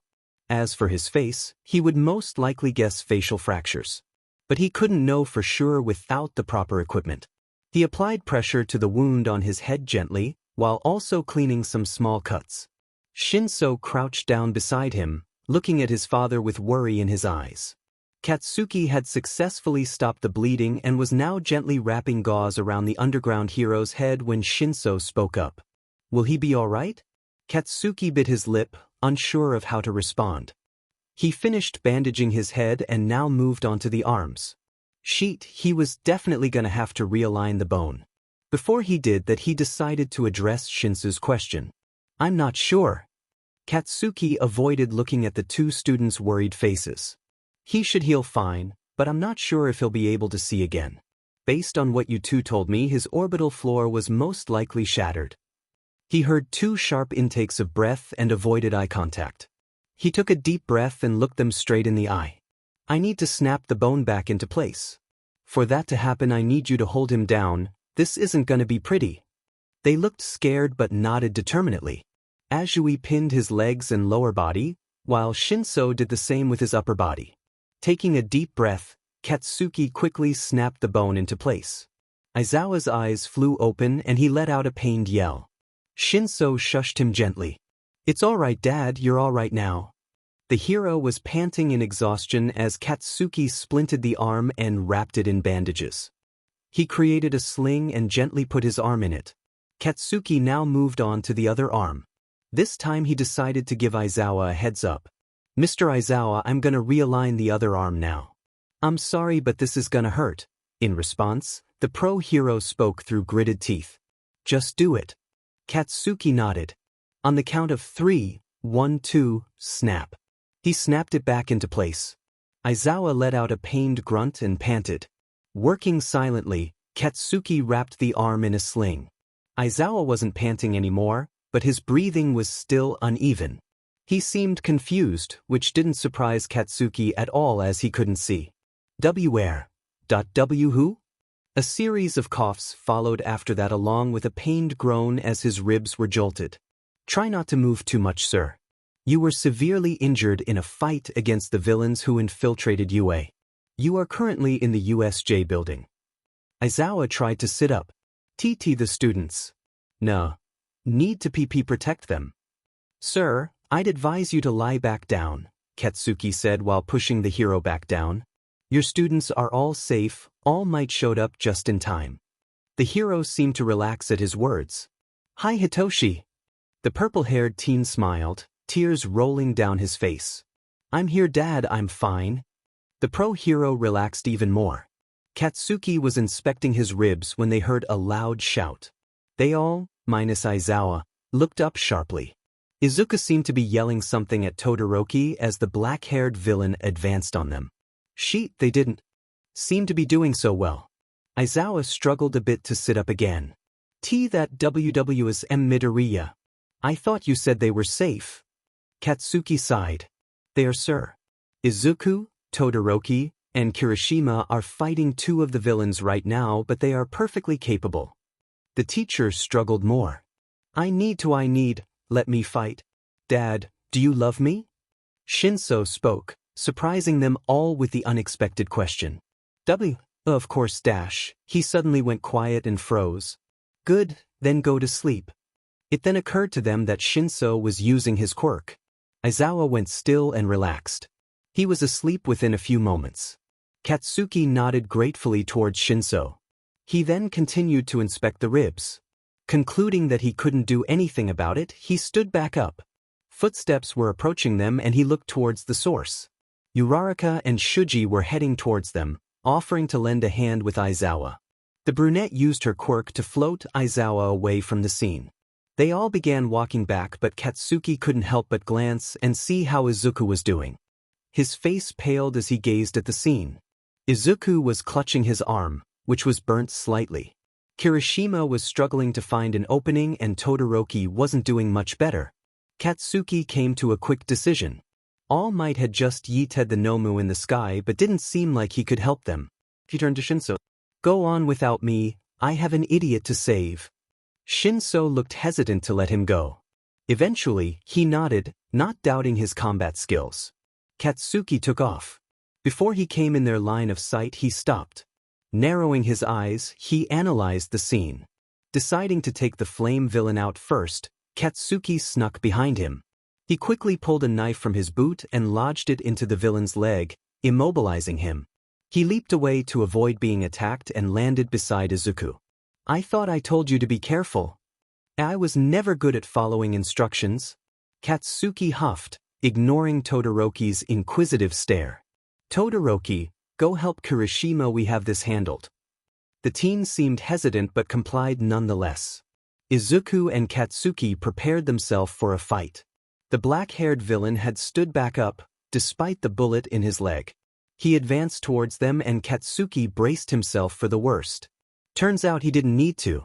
Gunshots echoed throughout USJ. 4 bullets lodged themselves into the blue-haired villain and 1 lodged itself into the villain they were fighting. There was only one pro hero that had a gun, Snipe. Katsuki relaxed. The heroes had arrived. It's been a while, hehe. So sorry about the lack of updates. This story is not abandoned, I promise. I'm in a bit of a rough patch mentally right now and found little inspiration to write.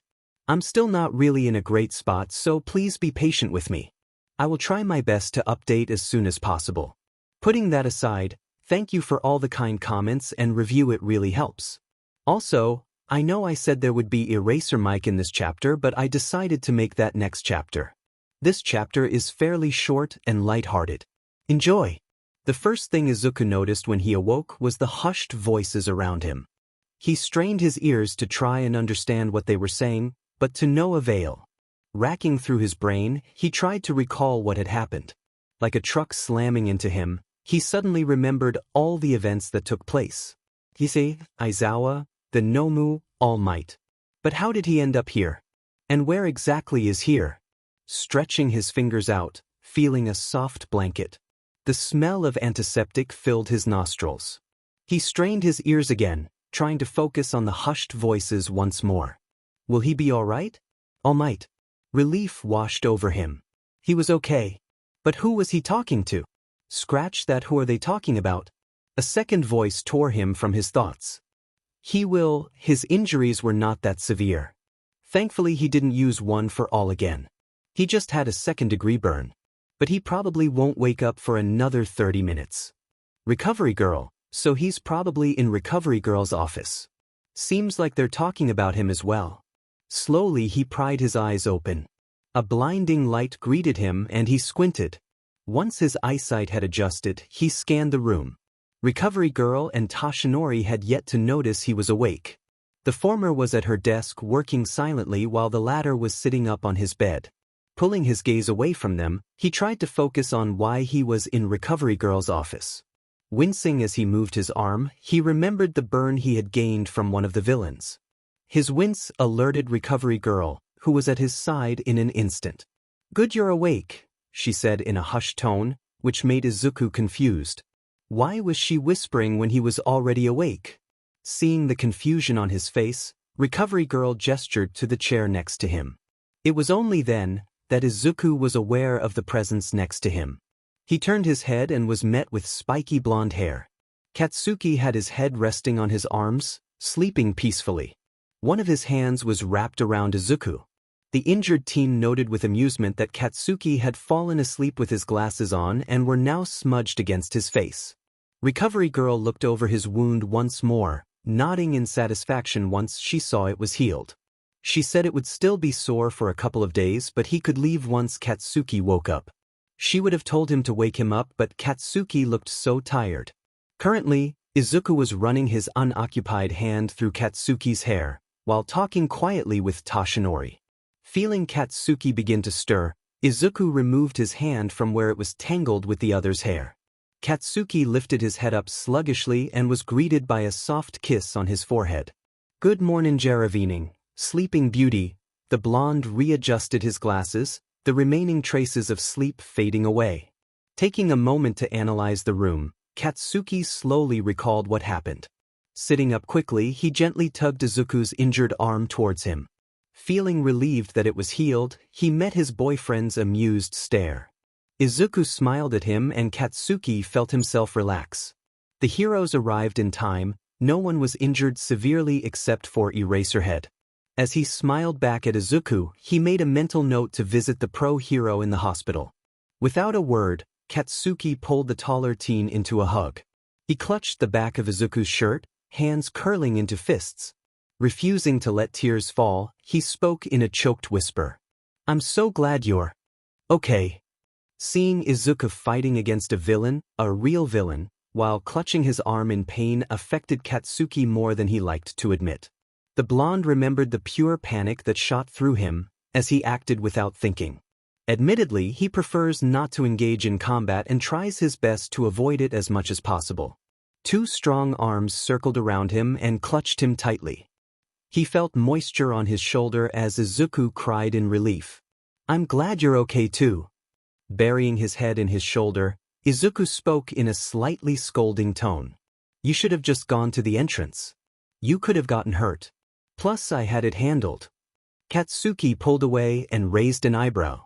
Oh really? I seem to remember you were about to be reduced to ashes until I stepped in. He snorted and shook his head. Anyway, someone has to save you when you're being reckless. Izuku placed a hand against his chest in mock offense. I feel offended that you have no confidence in me. And to think I thought you loved me. In response, Katsuki stuck his tongue out childishly. As laughter filled the dull room, Katsuki felt his heart lighten. They were gonna be alright. Hizashi was having a bad day. A very bad day actually.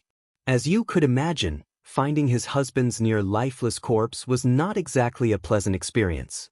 Running a hand through his unkempt hair for the 10th time that day, he sighed as he gazed at his husband's face.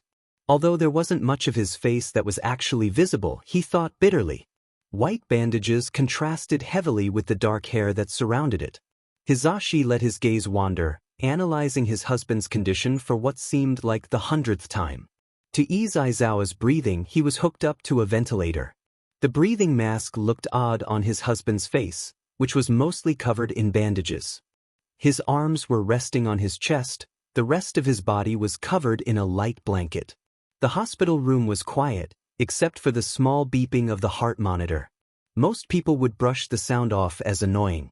But Hizashi clung to it. He clung to it with both hands, praying it won't go flat. Each beep was like a little drop of hope for Hizashi. Hope that his husband will recover. Hope that today will not be remembered as a tragic death, and instead the triumphant survival of a hero. Hands shaking, he gently ran his fingers through black hair. His composure slowly slipped and he let out a choked sob. Tears blurred his vision as his shaking became more violent. Bending over in his chair, he continued to sob. It scared him. It scared him knowing how close he was to losing Shoyuta today. He was aware that Shoyuta wasn't quite out of the woods yet. He begged the universe to not take away the love of his life. He clung desperately to the rise and fall of his chest, letting the sound of the heart monitor comfort him. He shuddered as he muffled his sobs with his hands. It was odd, Hizashi thought sourly, to see his husband this lifeless. He was normally too stubborn to lie down, even with the worst of his injuries. Before he could continue that train of thought, a soft groan caught his attention. Zashi. Slurring slightly, Shoyuta spoke barely above a whisper. Hizashi stroked his hair again, smiling sadly. Hey Sho, he spoke softly. Without warning, Shoyuta suddenly shot up. A groan of pain emitted from him and Hizashi gently pushed him back onto the bed. The man under him struggled against his grip relentlessly. I need to, panting in exertion, Shoyuta continued to struggle. Stew, dense, are perfectly safe. The blonde interrupted him as his lover stopped struggling. Seeing that he was still tense, Hizashi continued to reassure him. They're all fine, no one got hurt, thanks to you, he cooed softly. At his words, Shoyuta slumped and relaxed. Wordlessly, the underground hero allowed himself to be guided back onto the bed. It was quiet for a moment, as Hizashi once again began carting fingers through black hair soothingly. Hurts, Shoyuta managed to mutter out and Hizashi looked at him sadly. I know hun. But recovery girl can't heal your injuries until you've rested a bit more. So why don't you try to get some sleep alright? He continued to card his fingers through Shuta's hair and began to hum softly. Slowly his husband was lured back to sleep and Hizashi let himself cry once more. 2 days later found him in the exact same position as before. Hitoshi had come in the day before, demanding to see his dad. He had refused to leave the whole day until he eventually fell asleep in the evening. As much as Hizashi wanted to stay, he knew it'd be wise to head home with Hitoshi as neither of them had eaten anything. So he took Hitoshi home and fed him and they both got some rest.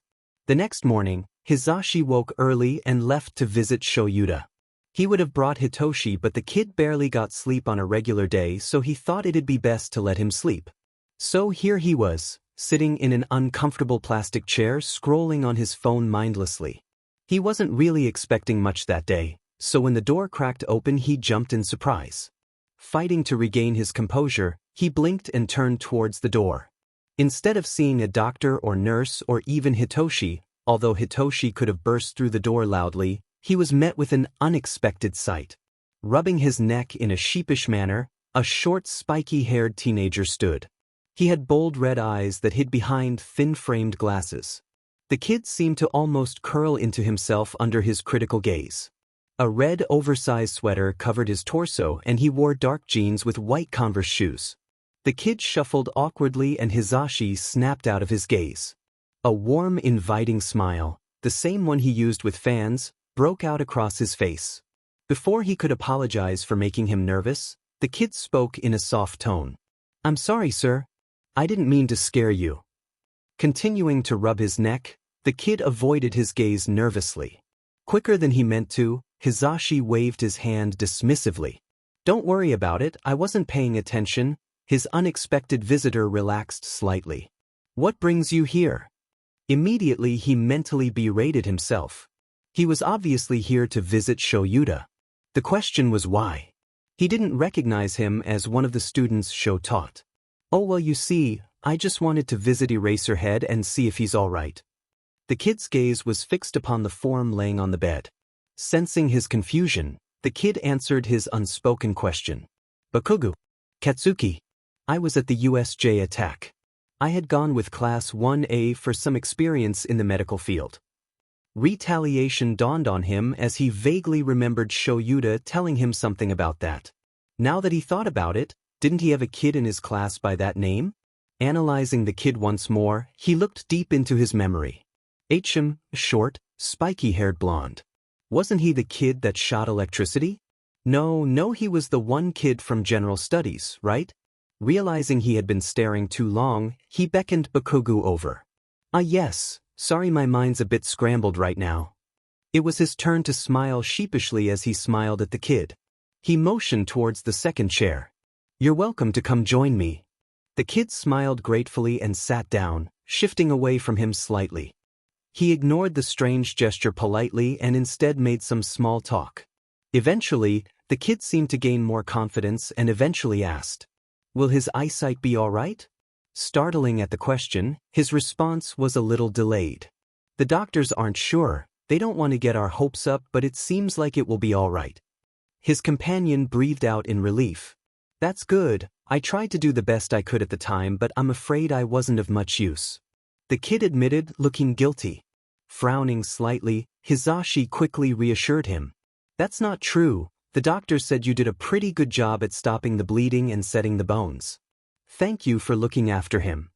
He smiled genuinely, hoping the kid would relax a little more. They continued to chat and Hisashi found himself enjoying his companion's company. It was only after 30 minutes or so when Bakugo looked at his watch and stood abruptly.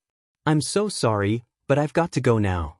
Hopefully, my boyfriend hasn't found some way to get himself in trouble." An amused smile grew on Bakugo's face. Hisashi himself couldn't help but chuckle. "Based on what I've heard so far, I wouldn't be surprised." Which was true. Based on what he has seen and heard from both Shoyuta and Bakugo, the kid sounded like a trouble magnet.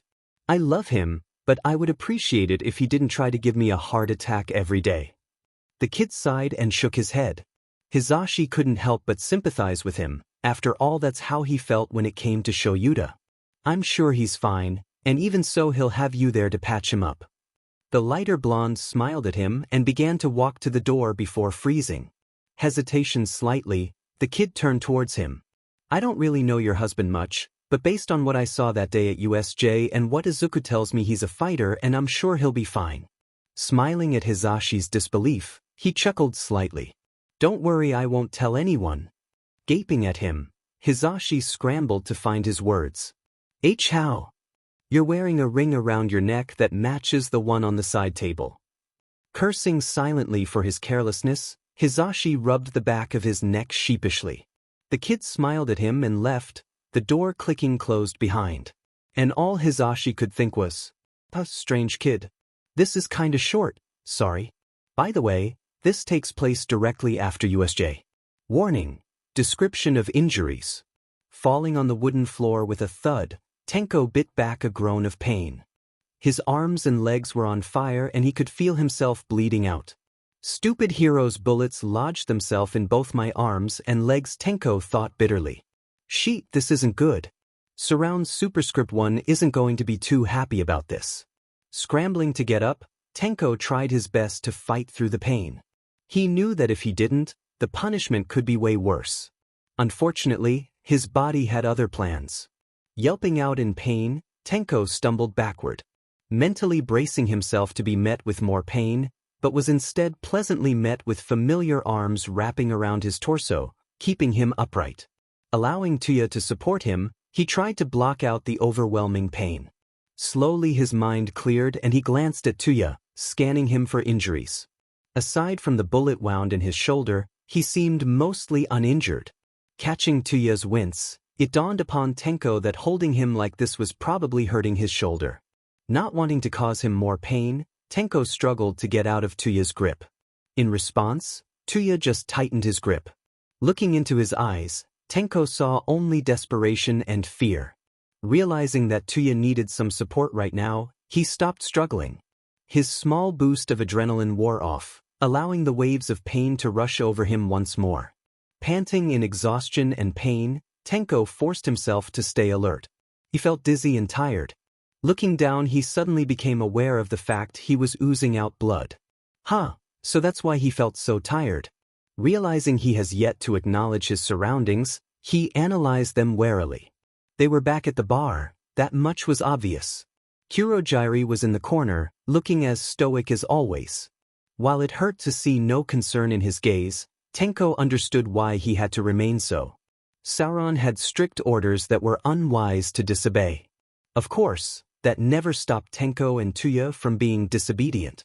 Which, in hindsight, was always stupid of them because they ended up paying for it in the end. Moving on, Tenko startled as an unfamiliar figure sat at the bar swinging her legs carelessly. In his pain-filled state, he vaguely recognized her as the woman Sauron was talking to earlier that day.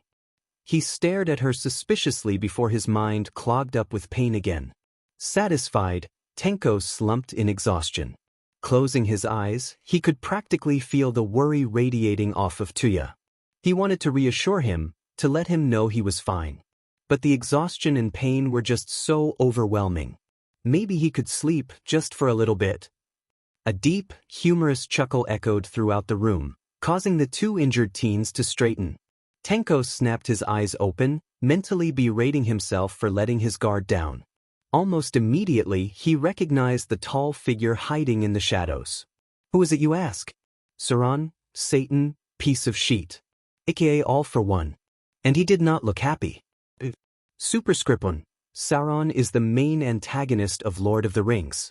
I do not own him or Lord of the Rings, J.R.R. Tolkien does. Note, I go back and forth between calling all for one Sauron and all for one. A tense silence filled the room. Tenko felt more than saw Tuya move in front of him protectively. He wanted to protest, but he could feel the blood loss start to get to him. Blearily, he tried his best to glare at the figure in the corner, ignoring the overwhelming fear rising in his mind. After a few beats of silence, Sauron stepped forward. Chills shot through Tenko as the dim lighting made him look even more terrifying. Swallowing thickly, Tenko tried his best to look defiant as possible. Surely without Tuya's support, he would have toppled over by now. Bandage their wounds, then send them to my office. The woman nodded at him, and without another word, Sauron strode out of the room, towards his office. Only when he heard the door shut did Tenko let his guard down. Groaning in pain, he leaned forward, ready to just lay on the floor and sleep. He wasn't aware of the fact he was falling until he heard Tuya's surprised shout. Tuya twisted around to quickly catch Tenko, wincing as it jostled the wound on his shoulder. Concern quickly overcame pain as he gently lowered Tenko to the ground. Wrapping an arm, his uninjured one, around his shoulders, Tuya gently propped Tenko up onto his lap. Whoa there, Tanks, can you hear me? He didn't bother to hide the concern in his voice, full attention on the younger boy. Ragged breathing was his only response, and Tuya felt fear grip his heart. Shaking Tenko lightly, Tuya failed to notice the woman walking closer and crouching down on Tenko's other side. Let me look at him. Her voice was slightly altered by the fox mask she wore. Tuya tensed and held Tenko tighter, ignoring the pain in his shoulder. He looked up and snarled at the woman. Get away from him. he growled, shifting Tenko closer. The lady seemed unaffected by this and instead proceeded to move forward. In response, Tuya moved backward, accidentally jostling Tenko in the process. Tenko cried out in pain, causing Tuya to stop in his tracks. Sheet! He clutched Tenko to his chest and leaned down to whisper in his ear. Shh, Tenko, it'll be alright now. I'm sorry, I didn't mean to hurt you. God knows he would never hurt Tenko on purpose. Not like him. Tuya was brought out of his thoughts by an almost inaudible groan. He looked down and was met with those crimson eyes he loved oh so much, but they were clouded and unfocused. It took a moment for them to become more clear. Let me help him, the lady spoke once more, staring straight into his eyes once he looked up. Before he could argue again, Kurogiri spoke. It's fine, Dabi, let her help. Glaring at the mist man, Tuya realized that there was most likely no other option. Mutely he allowed her to come closer and bandage their wounds. After their wounds were cleaned and bandaged, Tuya felt an increasing amount of dread fill him. Ignoring the fox lady, who was walking away from them now, he looked at Tenko with a small smile on his face. Conscious or unconscious, Tenko always had a tendency to be clingy, not that Tuya minded. Admittedly, Tuya tended to be the same. Currently, Tenko was asleep, head on Tuya's shoulder. His arms were placed awkwardly at his sides to prevent causing more pain. His hands were raised slightly, clinging to Tuya's shirt. Unfortunately, they had to go see All for One now, and Tuya knew they shouldn't keep him waiting, lest they want to make him angrier. Sighing in disappointment, Tuya gently shook Tenko awake. Waff? Tenko asked sluggishly, looking about ready to fall asleep again. Not that Tuya could blame him. In all honesty, all Tuya wanted to do was fall asleep as well, but that wasn't an option. Come on, we gotta go see the demon, Tenko groaned in dismay, but obeyed and began to try and get up. Problem was, he was injured in both legs, so the moment he tried to stand he staggered, about ready to fall over again. Here, Tuya bent down slightly, back facing Tenko. He gestured for Tenko to get on his back. Surprisingly, Tenko did so without complaint. Deciding not to question it, Tuya rose and began trudging towards the office. By the time they arrived at the door, Tenko was already more alert. Sliding off of Tuya's back, he ignored the sharp pain in his legs, instead bracing himself for what was to come. Tuya gently pushed the door open, as they both stepped into the office. The door shut behind them with an audible click. All for One was sitting at his desk watching them silently. He gestured to the two seats in front of his desk wordlessly. Definitely, the two teenagers stayed put. The villain laughed at them and Tenko tensed. A powerful surge of, well, something pushed them forward and forced them into the chairs. Pathetic, All for One sneered, rising from his seat. He walked over to the window, back facing towards them as he stared out the window. Silence filled the room for several minutes, neither of them daring to break the silence. This was something they had discovered early on that All for One liked to do. He enjoyed seeing which one of them broke first. After a few more beats of silence, Tuya couldn't take it anymore. So this is all, you have nothing to say? Nothing to say about how your so-called flawless plan failed. Tuya, ignoring the panicked look Tenko sent him, laughed maniacally. Deep down, you know you will never beat All Might. You claim that he is weakening? Well, guess what? He threw your stupid creation all the way into DMN space. You are nothing compared to him. You claim that you are more superior, well, hate to break it to you.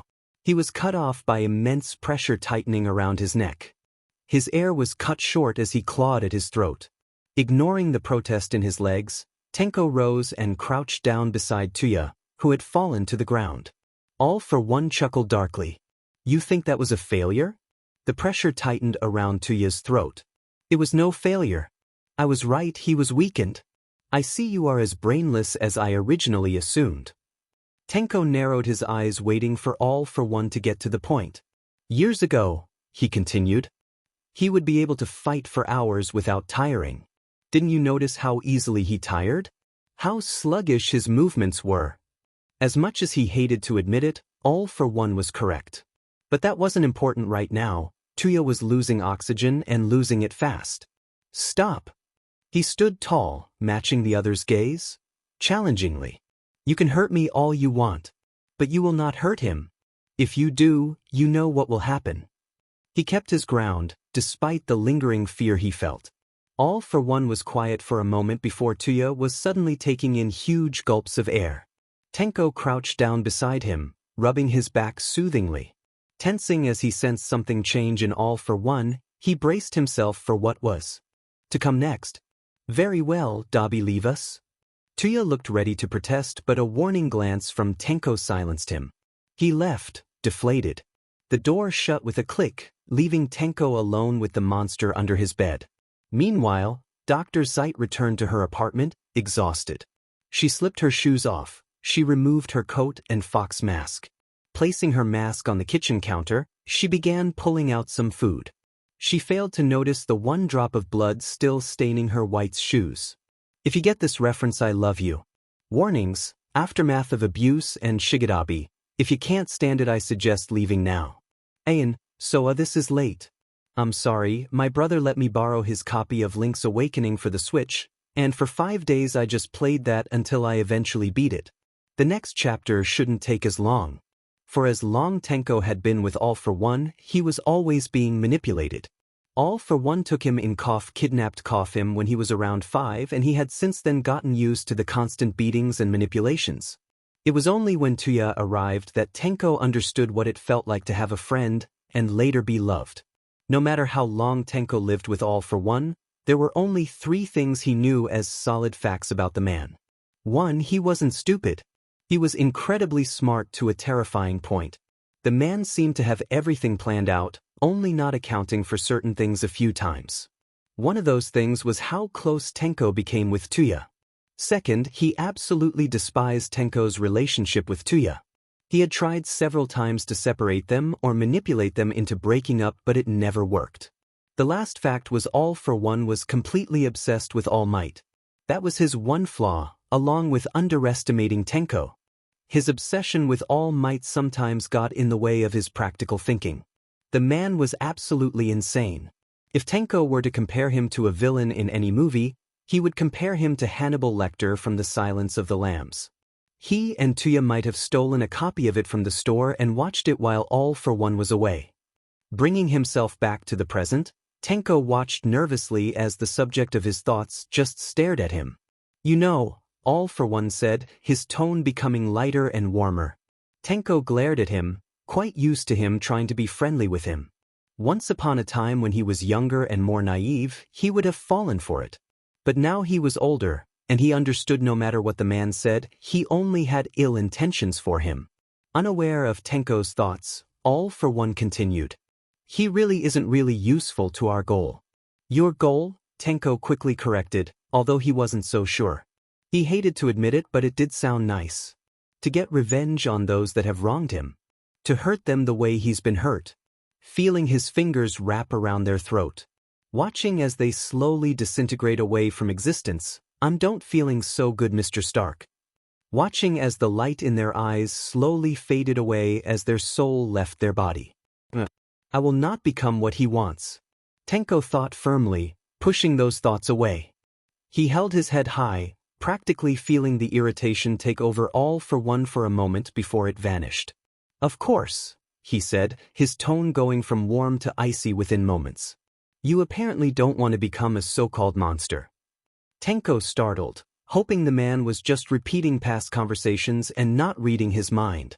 All for One chuckled darkly. I am no fool. I know what you seek, what you think, what you desire. Tenko flinched, eyes cast downwards. You can't hide from me, Tamura. His protest at being called Tamura died when he felt a hand move under his chin. Freezing, Tenko shut his eyes, terrified. Now Tamura, what did I say about not making eye contact? Tightening his hold, until it was painful, All for One jerked Tenko's head up. TSK, rebellious are we? Letting go of Tenko's face, All for One slowly retreated, turning his back towards Tenko. You may not want to admit it, but you are every bit of a monster as me. I shouldn't need to remind you of what you did to them.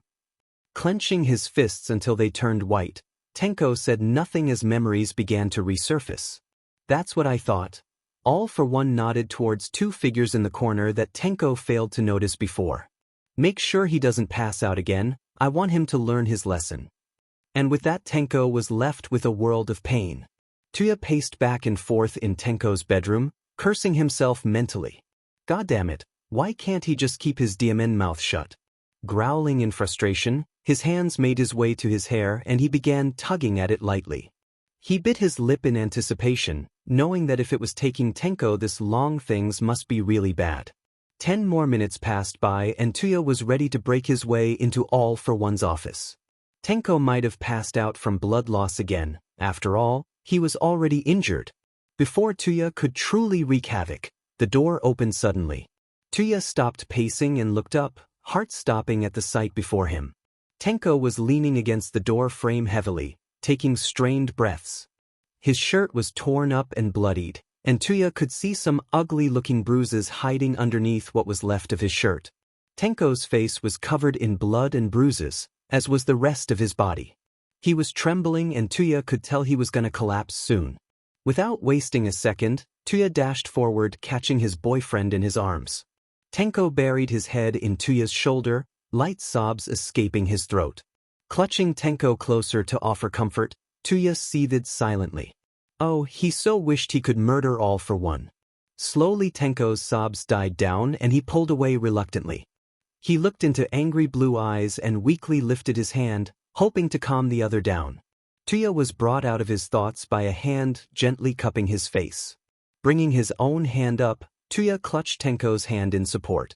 His eyes trailed down, stomach growing sick as he slowly catalogued the injuries. Tears slid down his face silently without him knowing. Tenko gently brushed his tears away with his thumb. I'm sorry, Tuya clutched Tenko tighter. You have nothing to be sorry for. They sat in silence for a few more moments before Tuya stood up with Tenko in his arms. Let's get you cleaned up, mophead. Warning: verbal and physical abuse. Hello, humans. I'm back. Sorry for not updating for a while. I've now worked out a schedule, so updates should now be every Saturday. It might change a little as school, albeit online, is starting soon. Anyway, enjoy this chapter. If there was one thing that Katsuki would wish for, it would be that his dad was still alive. Obvious, he knows, but his heart aches without the company of his father.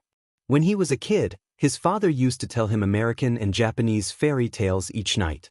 There was one particular story, Pinocchio, in which an old man wishes upon a star that his puppet becomes alive. I'm a real boy.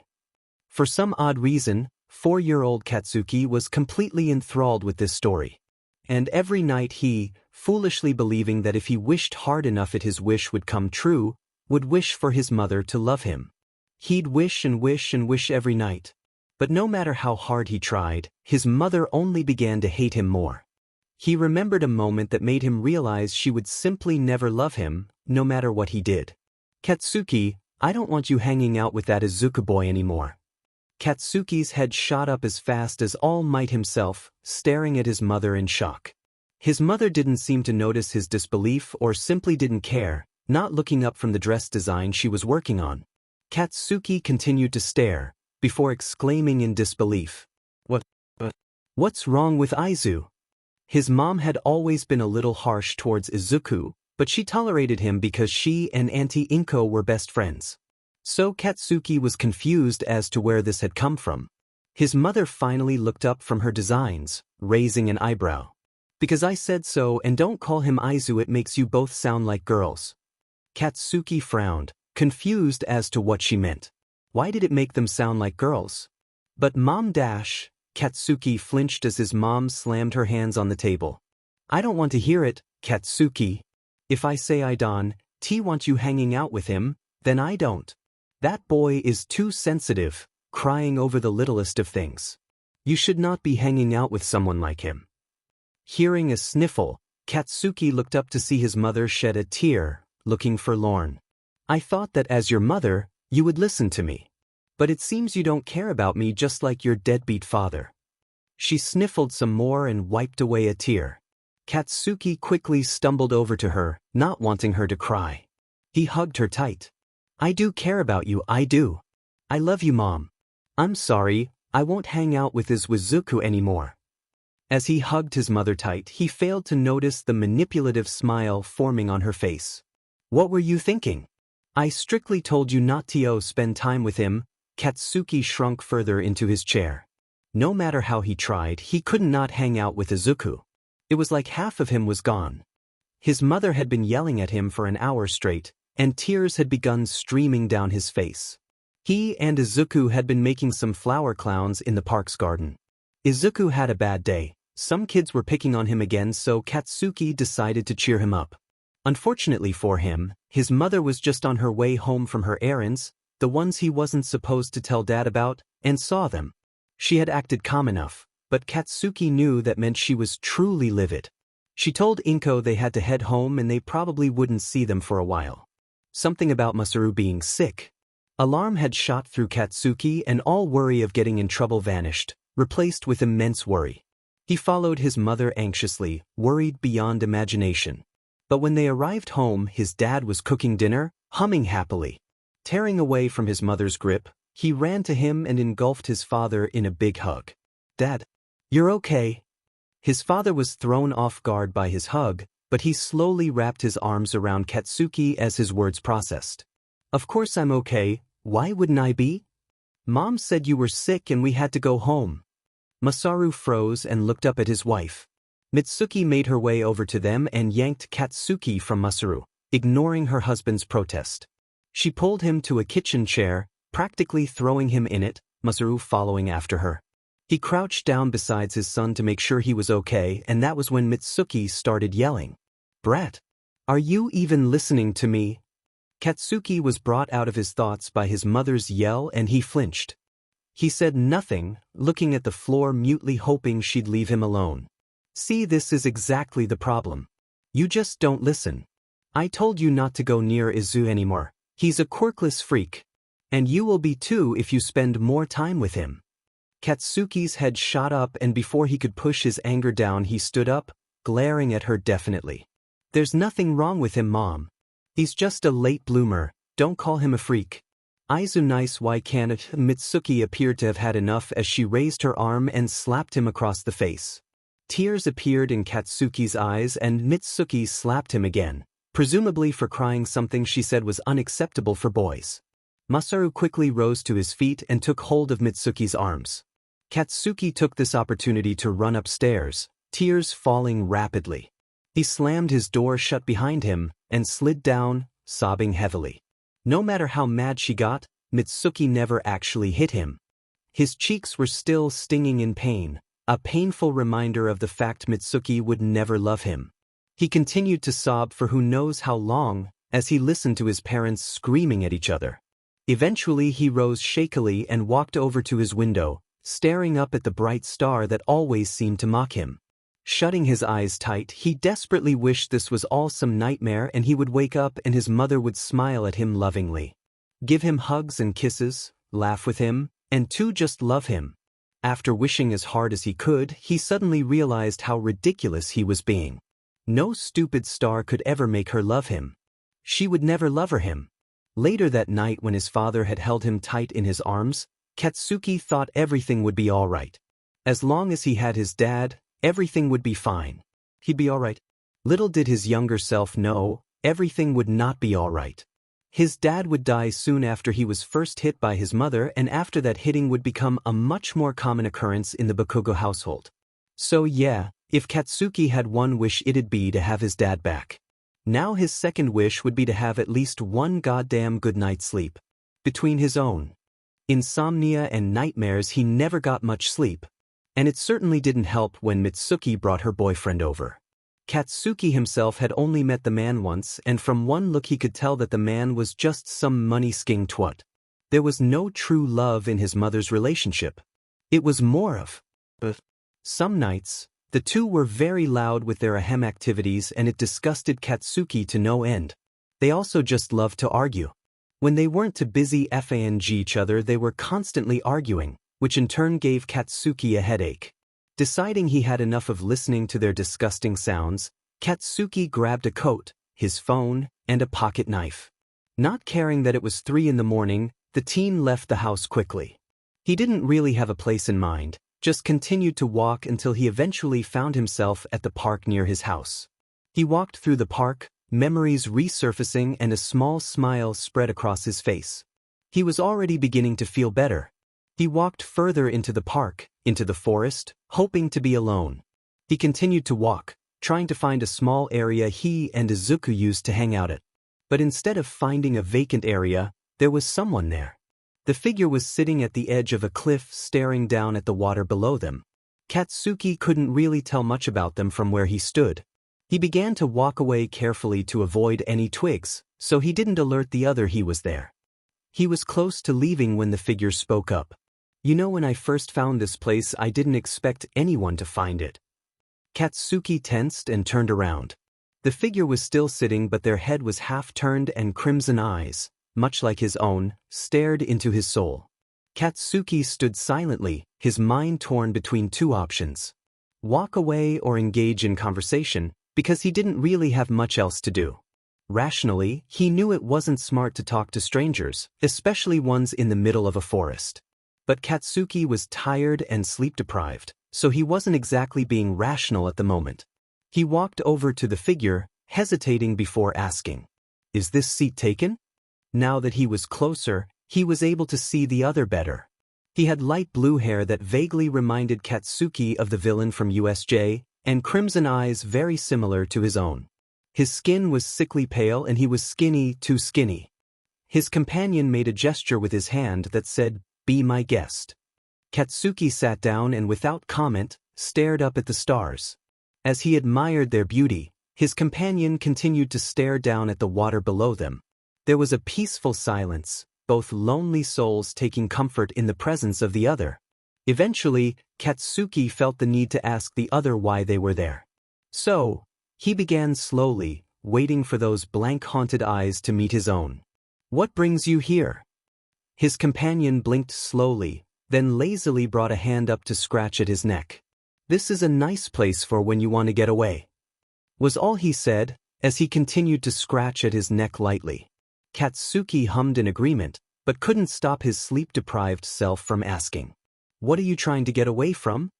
His companion didn't seem to mind his intrusive question oddly enough and moved his gaze back to the roaring water below.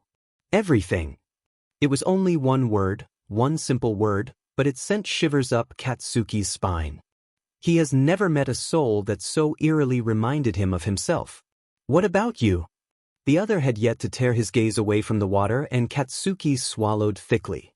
"Same as you." His counterpart simply hummed in understanding. Silence fell over them once more and Katsuki resumed gazing at the stars. Sadness seemed to linger in the air and Katsuki shivered again. His new companion hit too close to home for Katsuki's liking. The blonde tore his gaze away from the stars, down to the waters below. It was once again silent for a few more minutes, as they stared at the beautiful sight below them. The silence was broken abruptly by his companion.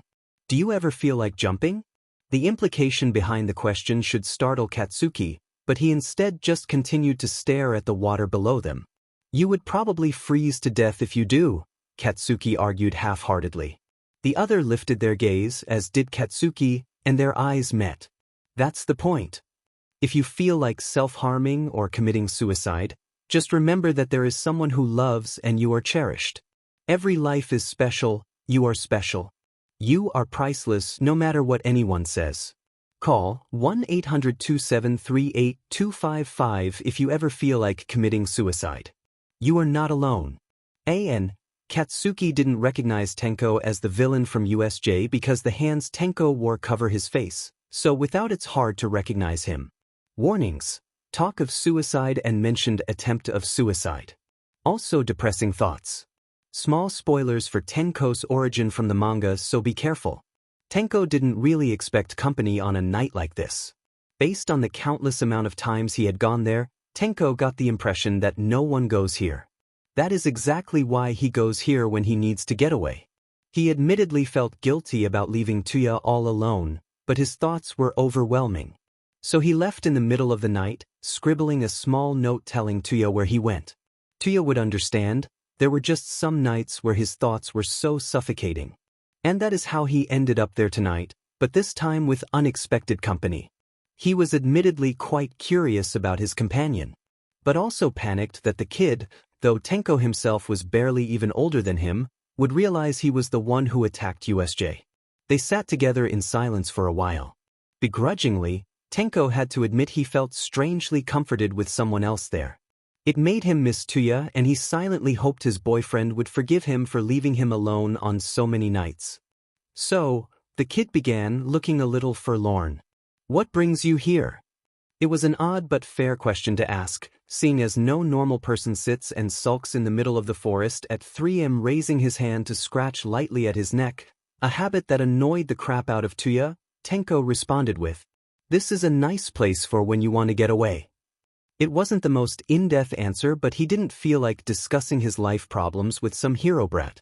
"What are you trying to get away from?" Tenko had to physically restrain himself from raising an eyebrow at the intrusive question. He didn't show it, but he was a little annoyed by this kid.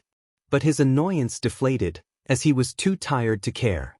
If he were being honest, this kid eerily reminded him of himself. He had the same haunted, tired red eyes, staring into his soul, looking hopeless, and his entire being screamed of loneliness. The kid seemed to hunch in on himself like he was expecting to be hit or yelled at any moment now. Tenko could relate to that. Everything. Tenko moved his gaze back to the roaring waters below, feeling insignificant by its beauty. Deciding to turn the tables on the other, Tenko asked, "What about you?" From the corner of his eye, Tenko saw his blonde-haired companion swallow thickly. "Same as you." Humming in understanding, Tenko kept quiet as he continued to stare at the beauty below him. Neither teen said anything until Tenko eventually broke the silence a few minutes later. "Do you ever feel like jumping?" It wasn't the best conversation starter, especially when you just met the person you're talking to. But Tenko simply couldn't bring himself to care. His thoughts were persistent today, encouraging him to jump because no one would notice if he was gone. Surprisingly, his companion didn't startle, just continued to stare at the water. "You would probably freeze to death if you do," Tenko nearly snorted, knowing the other clearly understood the implication behind his words. Slowly lifting his gaze, he met his blonde-haired companion's stare and said, "That's the point."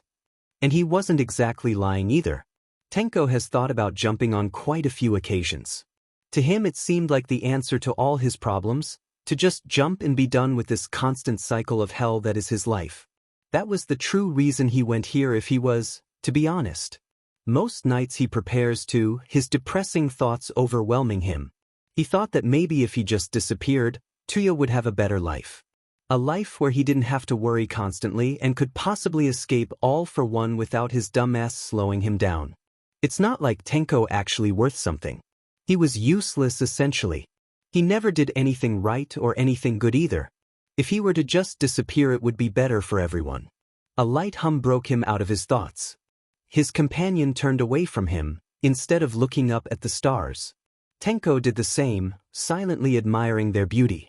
The blonde beside him was silent for a minute or two, and Tenko worried that he scared a potential new friend away with his bluntness. Although that was proven not to be the case because only a few minutes later his potential friend spoke. "I have thought about it before, suicide I mean. It always seemed like such a perfect solution, you know?" His companion swallowed thickly. The topic obviously was painful for them. But Tenko couldn't bring himself to stop the other. It felt so good to know that you weren't alone, to know that you weren't crazy. "I used to come here a lot in middle school. I wanted to jump, to be free. I thought I would be doing the world a favor." Tenko looked away, knowing all too well how that feels. "The kids at my school would encourage my thoughts, telling me to take a swan dive off the roof. Told me I was useless, beat me down, and I would believe every word they said. My mom isn't much better either, often echoing their behavior. And I used to think, well, if my own mother couldn't love me, then who could? But I soon learned that was not true. My best friend eventually found out about my depression and followed me to this very same area. I was about to jump, I had written my notes, I was ready. But then my best friend arrived." The other tore his gaze away from the stars and looked at Tenko, who met his gaze. "You know what he told me?" Tenko shook his head and his companion smiled softly. He told me that by killing myself, I was essentially killing him as he couldn't bear to live without me. At the incredulous look Tenko shot at him, the other teen chuckled. Yeah, I know, not exactly the best thing to say, but we were only 14, so he had no clue what to do. He was crying so hard that I felt guilty, so I stepped away from the edge and calmed him down. Once I managed that, he hugged me tight and made me promise I wouldn't kill myself. After I promised him, he told me that no matter what I think, he cared about me. That people cared about me. He said that without me his world would be so much dimmer. Slowly but surely, he showed me that I mattered. That I was worth something. I won't lie to you and tell you that it will all be fine. That if you just simply be happy, you wouldn't feel like killing yourself. But I can say with confidence that you will eventually be fine. The intensity of the other's gaze was so strong that it made Tenko want to look away, but he held his ground. Every life has its lows. His companion continued softly. But with lows comes highs. I know you feel like you are insignificant, that if you were to just disappear, life would be better for others. But please trust me when I say that is not true. You matter. You are your own unique person. You have your strengths, your weakness, you are human. We all are. We all love, we all fall, but the strong get back up again. You are loved, I promise you that. If you jump, then somebody's life becomes dimmer. It's okay to be sad, but you can either let it overwhelm you and give up. The other stood and held a hand out. Or you can overcome it and rise again. Tears appeared in Tenko's eyes as the words hit him. He began to sob as he thought of Tuya. Tuya, who stood by him and held him. Who loved him and tried his best to understand. But despite that, he couldn't help but think of all the wrong he's done. He could practically hear All for One in his head, telling him how much of a monster he is. How much of a failure he is. He could see his mother's kind face as he unknowingly ended her life. The horrified looks of his grandparents as they slowly disintegrated. The fearful face of his sister, as she ran never to be seen again. But most of all the look of pure hatred on his father's face. You don't know what I've done. He choked out through sobs. I'm a monster and monsters deserve to die. He continued to sob, furiously trying to wipe the tears away. His companion knelt down in front of him and spoke softly. You are not a monster. True monsters don't regret the things they've done. You are human, you make mistakes. That's all right. Tenko sobbed harder. You're right about one thing, I don't know what you've done. But I believe that there is good in everyone. I think that you are blaming yourself for something that wasn't truly your fault. Tenko tensed as arms encircled around him. You are not a monster. The blonde repeated his previous words and Tenko gave in, sobbing into the other's arms. That night 2 lonely souls found each other and formed an unbreakable friendship. Note, I just wanted to say that as much as I love the sports festival and Stain arc, it won't be too prominent in this story. As this story is in Katsuki's POV mainly, they won't be too big. The sports festival does happen, and yes, Outboy Todoroki does have a change of heart, but it will probably only be like 1 chapter. So sorry if you were hoping for those 2, but I can say with confidence that the forest training arc will be very important. Ever since Aizawa announced that the sports festival was approaching, the students were practically radiating in excitement. A lot of students were training more and trying their best to improve. Aizawa held several training lessons to aid them, despite having both his arms in casts. The day before the sports festival, they had their final prep day. The exercise was fairly simple, capture the flag but with quirks. Before the exercise, they had extra time so they could stretch, or spar if they wanted to. Most students were talking among themselves, not worried about stretching quite yet. Katsuki was sitting next to Aizawa, making sure he didn't overdo anything. I still think you should be at home resting. Katsuki eyed the other's shaky form and he dug a hand into his bag, pulling a granola bar out. Eat. And he proceeded to stuff the granola in his mouth. Aizawa seemed to grumble something before he accepted his fate and somehow managed to grab the granola bar. I am perfectly capable of teaching a class. I'm not crippled, Katsuki. There was a hidden tone of amusement in the other's voice as he finished the granola bar. Katsuki rolled his eyes.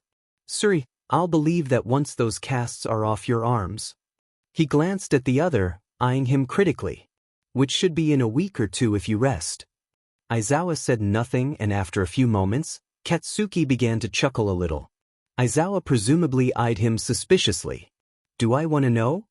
This made Katsuki chuckle harder, and eventually he managed to say, I am surprised Present Mike and Shinso haven't strapped you down to the bed by now, what with your tendency to never rest and all.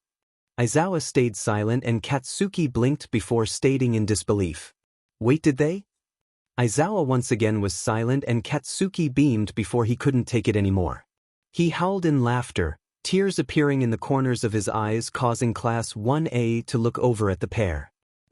He continued to wheeze and Aizawa grumbled.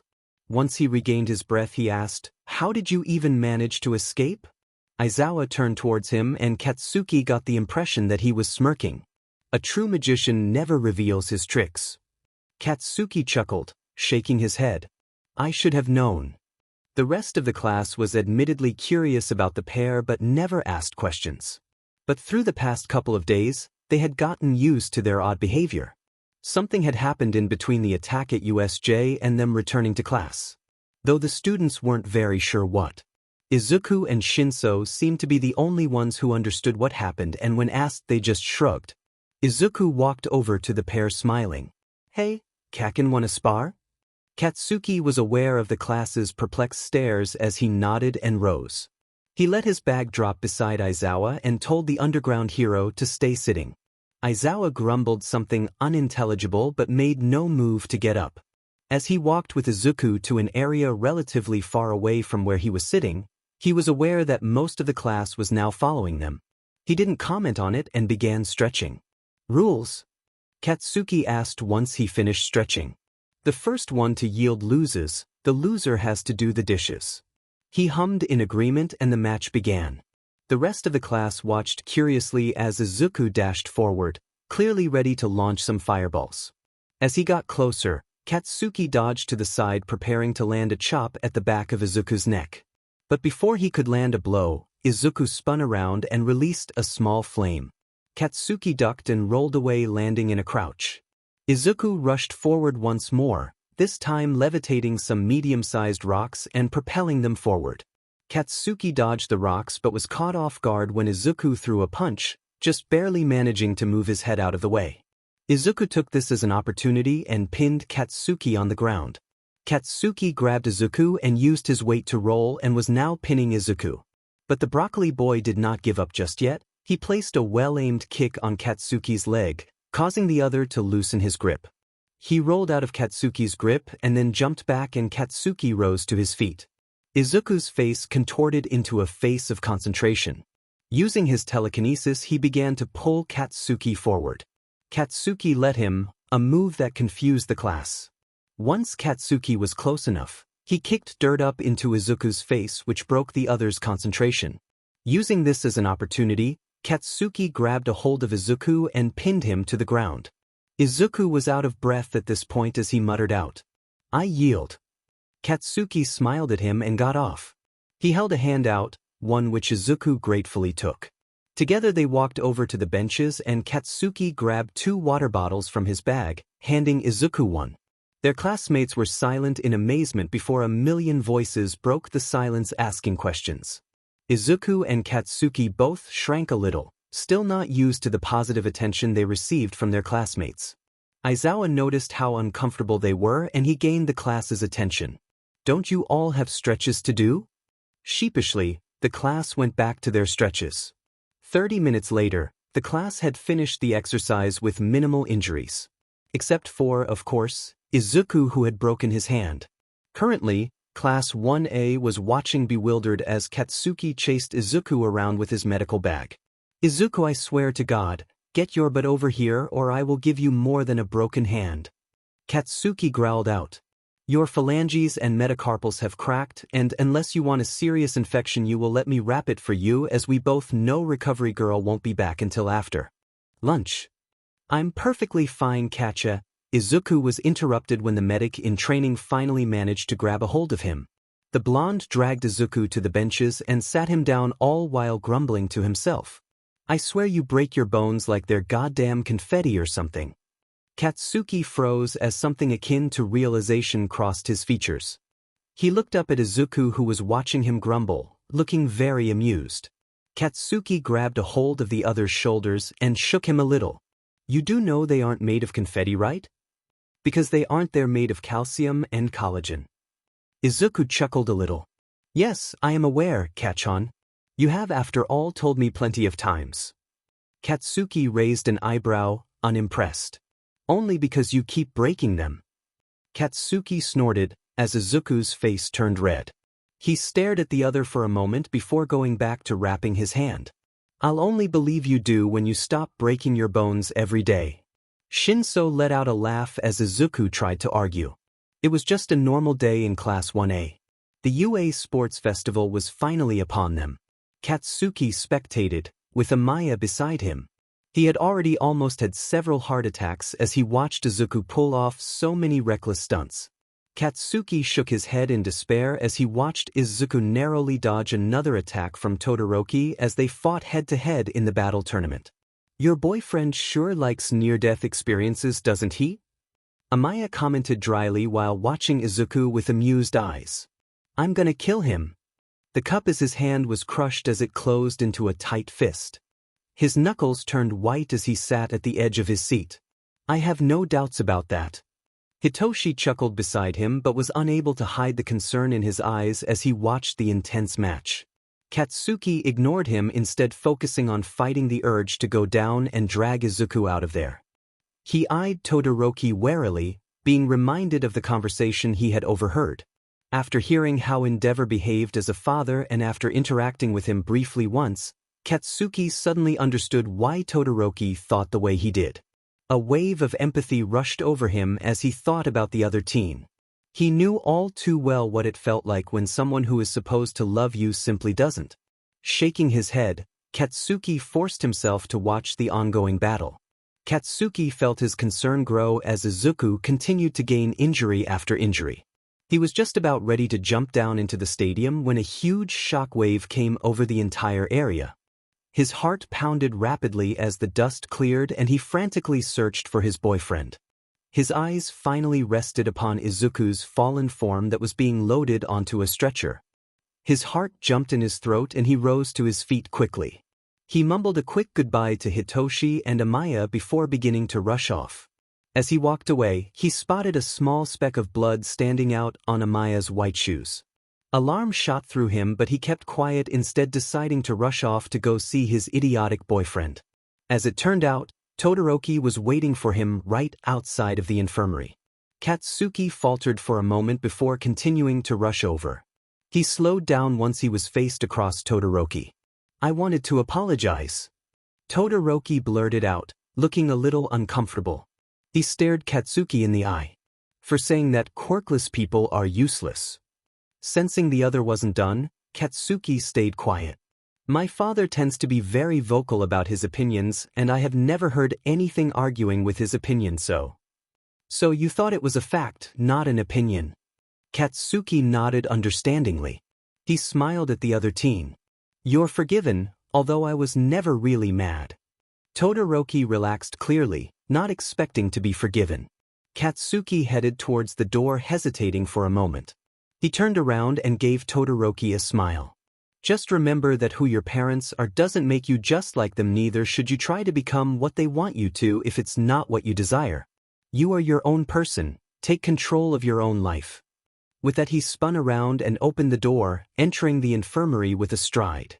I know it's short, but in this story, the sports festival isn't really relevant other than Todoroki's character growth. So sorry about that. I will be unable to post Saturday and school is starting on Tuesday, so updates might come slower. But I will try my best to keep it weekly.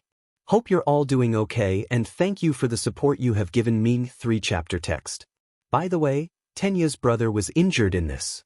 The Stain arc is still gonna happen. Although it won't be very prominent. Sorry Stain fans, but the arc isn't really important for this story, maybe for just a few things. I promise though that the Forest Training Kamino arc will probably be the most important and changed. Anyway, this is for all the Todoroki fans. This chapter was kinda hard to write because Todoroki is kinda a meh character for me. I don't hate him but I don't love him either. Don't kill me, please. Shoto. Shoto snapped into awareness as his mother called his name. He hadn't realized he had zoned out. His mom let out a little laugh. You've always had your head in the clouds, even when you were a little kid. Shoto let a small, rare smile grow on his face. Just yesterday, he wouldn't even entertain the thought of visiting his mother. It amazed him how so much could change in such little time. After his match with Midoriya and his talk with Bakugo, Shoto felt lighter. His childhood trauma wasn't gone, but it had lightened and he felt at peace with himself. It was then on a rash decision, so unlike him, that he decided to visit his mother. Fuyumi was surprised but happy to see him there, and after talking a little with their mother, she left. Shoto had stared at the door to his mother's room for a while, unsure whether this was the right decision. When, to his surprise, someone gave him a light shove in. He only just got a glimpse of blonde hair, but it was enough to identify the stranger as Bakugo, who was assisting recovery girl at that hospital. Shoto barely had time to process this before he was face to face with his mother, who he had not seen in years. There were a lot of tears and hugs, and now they just talked about anything really. Do you normally zone out this much at school, Shoto? The teen smiled sheepishly at his giggling mother. I should hope not, or else I'd worry about your grades. Shoto laughed a little, which surprised him. Yesterday he'd be cold and emotionless, but now he found himself laughing and smiling more often. It was nice. His conversation with his mother continued to be lighthearted until his mother became serious. Shoto, she began slowly. I want to ask you something. You don't have to answer if you don't want to, but your siblings won't tell me, and I was just wondering. What happened to Tuya? Shoto froze. He really should have expected it to come up, but he was still somehow caught off guard. Shoto closed his eyes tightly. He felt a cold hand on his own, rubbing his hand comfortingly. I'm sorry for asking, Shoto, Shoto took a deep breath and opened his eyes, but his gaze remained fixated on his lap. He disappeared 3 years after you left. He was trying to protect me. I was 8 at the time. But father was displeased and nearly killed him. After that, we haven't seen him since. Shoto took in a shuddering breath, but couldn't quite stop the tears that formed. His mother wrapped him in her arms, and for the first time in years, Shoto cried his heart out. For Tia, his protector.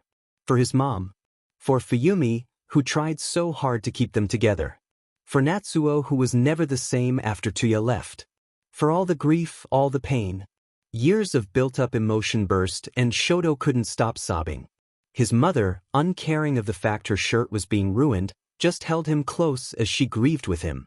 Together they cried, finding solace in each other. Smack. Otobu, Izuku rubbed the back of his head, right where Katsuki had smacked him. What was that for? He whined while rushing to catch up to Katsuki, who was glowering as he walked home. I just got discharged from the hospital, so you want to send me back there? Izuku had finally been discharged and allowed to go home, most of his injuries healed. He was under strict orders to rest for a day or two, and he had no doubt that was what he was going to do with Katsuki around and all. Izuku knew he was about to be lectured. He was surprised Katsuki didn't do so when he first woke up, but supposes Katsuki was too worried about him then. But now that he knew he was fine. Oh, you're lucky that you're already injured, or else I would make those injuries seem like child's play, Katsuki growled out. Honestly, Izuku, you couldn't have at least tried to be careful? Izuku shrunk a little but wisely stayed quiet. But you just had to break your bones. God, Izuku, why'd you have to provoke him? Katsuki sighed tiredly. Izuku, feeling guilty, took Katsuki's hand in his own. I'm sorry.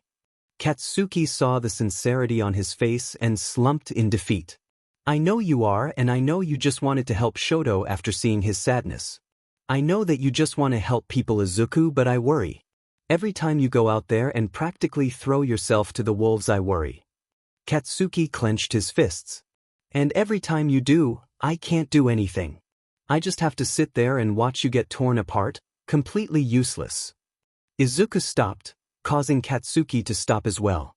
Izuku wrapped his arms around Katsuki and pulled him close. Hey, Don't talk like that, you're not useless. At Katsuki's scoff, Izuku continues. You always take care of me after I overdo it or injure myself. You're not exactly defenseless either. I should know, I've been on the other end of your kicks several times. Katsuki let out a small chuckle. They stood there for a few more moments before Izuku let go so they could continue walking. By the time they had arrived, Izuku had made his decision. He needed to get control of One for All. Izuku couldn't bear watching both Katsuki and his mom worry about him so much. He knows he does, and the guilt he feels will never let up until he learns to control his powers. And that's just what he was going to do. Alright, I would like to start off by saying thank you to all the readers who encouraged me as I wrote this, and I am truly sorry for this, but this story is going to be discontinued. If you read my other story, not a BNHA fanfic, A Brother's Sacrifice, that story will not be discontinued, but updates might be slower. There are a lot of things in this story that was decided last minute, and I didn't get to truly expand on them like I wanted to. This story has taught me a lot about storytelling and writing in general, and once again I am extremely thankful for everyone who read this, commented, or gave kudos to. I loved writing this, I truly did. But school started, and with it came added stress and anxieties along with little free time. I will keep this story up, but it will be labeled as discontinued. I will definitely be working on the rewrite, but it'll be a slow process. For a while, I tried to force myself into continuing to write this. I felt horrible for the slow updates and the lack of quality in chapters. I continued to push myself until I took one good look at the chapter one was writing and decided I can't continue like this. It added a lot of stress on me, but I eventually decided to discontinue this story. It will be back, I promise you that. Thank you all, you've truly made this a wonderful experience. As a little gift, I will write the plot down below of what was going to happen under this. Think of it as a thank you and parting gift, winky face. Sincerely, the Gruffalo. Plot. Chapter 25 and 26. The next two chapters were really just filler. The Stain arc was not going to be in great detail, just the aftermath of it. Final exams was going to be mostly skipped over, except for Izuku's fight in which he is partnered with Shinso. Chapter 27. After that, we'd be switching back to the villains for a chapter. Toga and Spinner are introduced and kinda quarrel with Tenko, who doesn't like them. This was just to show Tenko slowly drifting away from villainy and to show how much of an influence Katsuki has had on him. After that, All for One reveals to Tenko that he plans to kidnap Katsuki as bait for All Might and Small Might. He planned to finish All Might and Izuku right then and there, thus leaving nothing in his way to take Japan over. Tenko, alarmed by this, tells Tuya Nad. Tuya tells him to tell Katsuki. The next day, Tenko hears from their spy, who was the one who told All for One about Katsuki, that Class 1A is going on a shopping trip and Katsuki was going with him. Chapter 28. Tenko corners Izuku, similar to the anime. He tells Izuku to tell Katsuki to meet him at midnight. Izuku is confused and protective of Katsuki. Said teen sees Tenko, who runs away once Katsuki appears. The cops arrive. But Izuku doesn't tell them about Katsuki knowing Tenko. Izuku and Katsuki get into an argument. After revealing to Izuku how he knows Tenko, Katsuki leaves upset. Izuku is equally upset and mad but decides to follow Katsuki when he goes to meet Tenko that night. Chapter 29. Izuku follows Katsuki to their meeting spot. Tenko is there, neither Tenko nor Katsuki know Izuku is there. Tenko apologizes to Katsuki before going into his backstory. His backstory is the same as the manga. I won't spoil it, all you need to know is his family is dead and he has a sister. Tenko expresses his belief that butterflies are the souls of the dead and it comforts him that his family is watching over him. He reveals that his sister is still alive, but AFO does not know. Katsuki goes a little into his life, accidentally confirming Izuku's suspicion that he is abused. After Tenko and Katsuki make up, Tenko tells Katsuki about All for One's plan. Katsuki suggests they tell All Might and after a bit of persuasion, Tenko agrees. Izuku reveals himself. Chapter 30. Izuku and Katsuki make up. Izuku is still suspicious of Tenko but agrees to help them. Izuku also goes mother hen mode on Katsuki about the abuse and swears he will get him out of there. Ends with some good old fluff. Chapter 31. Next day, The trio meets with both All Might and Eraserhead. They make a plan. As much as Izuku protests the idea, they plan to go along with Katsuki being kidnapped. They gave Katsuki a device so they could track him. The plan was to let Katsuki be kidnapped so he could lead them to the villain's hideout. Tenko tells them that All for One will be off-site and will arrive at the hideout in 2 or 3 days, so they had to wait. As for the camp being invaded, they decided that they could not change locations and it was only going to be revealed on the day they were going. They also decided that to avoid casualties they would need more heroes like the wild PP cats. After promising to not let anything happen to Katsuki, Izuku agrees. Tenko reveals his identity to All Might, who reveals that Tenko's sister is living with him. Tenko asks to not be revealed to her, in fear All for One will find her and kill her. Izuku asks All Might to help him get Katsuki out of Mitsuki's grasp. Chapter 32. Katsuki opens up on the abuse he went through and Izuku is being a comforting boyfriend. All Might, Inko, and Izuku begin planning. One day, Katsuki is at his own house packing. Mitsuki finds him and is furious that he told someone. Chapter 33. Mitsuki beats Katsuki to near death. Katsuki somehow manages to get away. He goes to Izuku's place. Izuku freaks out and panics after Katsuki passes out in his arms. He calls his mom, who is a nurse. Inko comes home instantly and after Katsuki refuses to go to the hospital, she patches him up. She then calls the cops. Izuku is furious and goes over to Katsuki's house and punches Mitsuki in the face, basically what everyone had been waiting for. She is arrested. Chapter 34. Katsuki wakes up to both Izuku and Tenko, who All Might brought over after Izuku let Tenko know via text, hovering over him anxiously. Katsuki is told what happens, proceeds to panic and try to leave. He can't move due to his injuries. A doctor came over during one of the days he was unconscious to make sure everything was fine. Izuku and Katsuki have a heart-to-heart where Katsuki accepts help. All is well. For now. Chapter 35. Skip a couple of weeks later, it's the training camp arc. Katsuki goes with Class 1A as their medic, but has to kinda hop because his foot is still broken. Turns out Amaya is also going with Class 1B as their medic. Katsuki and Shota go ahead of the classes. Dadzawa and Katsuki moments. Class 1A fight the wild PP cats. They arrive at the camp. Cut to Tenko and Tuya. Tuya is preparing to leave. Tuya knows about the plan. Tenko tells him to be careful and asks him to be careful with Katsuki. Chapter 36. In a surprising turn of events, Kota befriends Katsuki. Katsuki and Amaya talk a little while watching the two classes train. Amaya says something about heroes being bad that makes Katsuki suspicious. Katsuki decided to keep an eye on her. Katsuki and Izuku are visibly nervous because they know that an attack is going to happen but don't know when. Izuku expresses how he isn't sure allowing Katsuki to be kidnapped is a good idea and is upset. Katsuki reassures him and asks him to let him be the hero for once. The next night, the villain attack. Chapter 37. During the test of courage, the poisonous gas is released. Izuku rushes after Kota, who was alone at his secret base. After realizing Izuku was gone, Katsuki chases after him.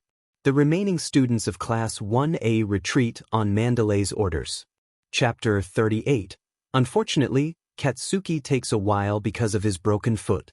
When he arrives, Izuku is hurt from overusing one for all while fighting Muscular. Katsuki pulls a pocket knife out of his pocket.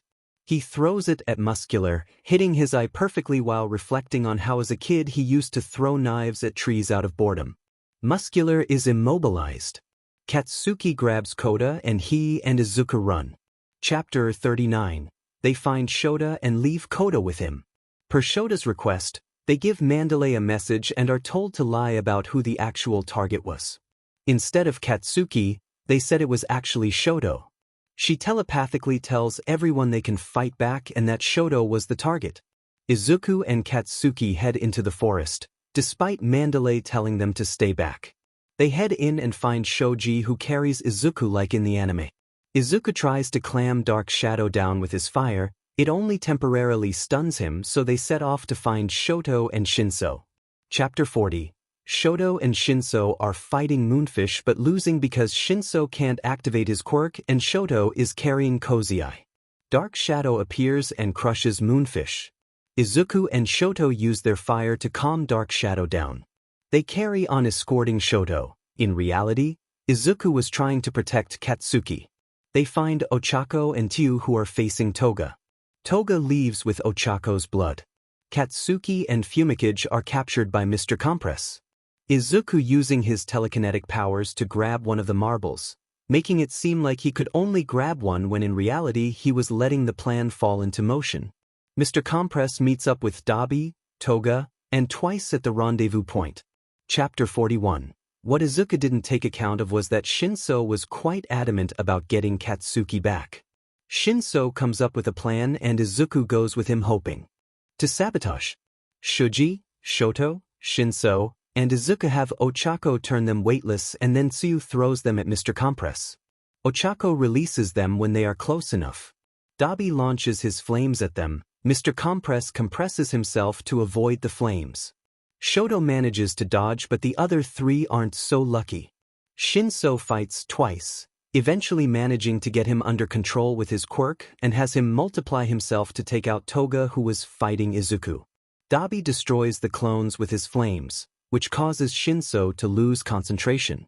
Shoto recognizes Dabi and confronts him, the two of them fighting while the other three try to get Katsuki back.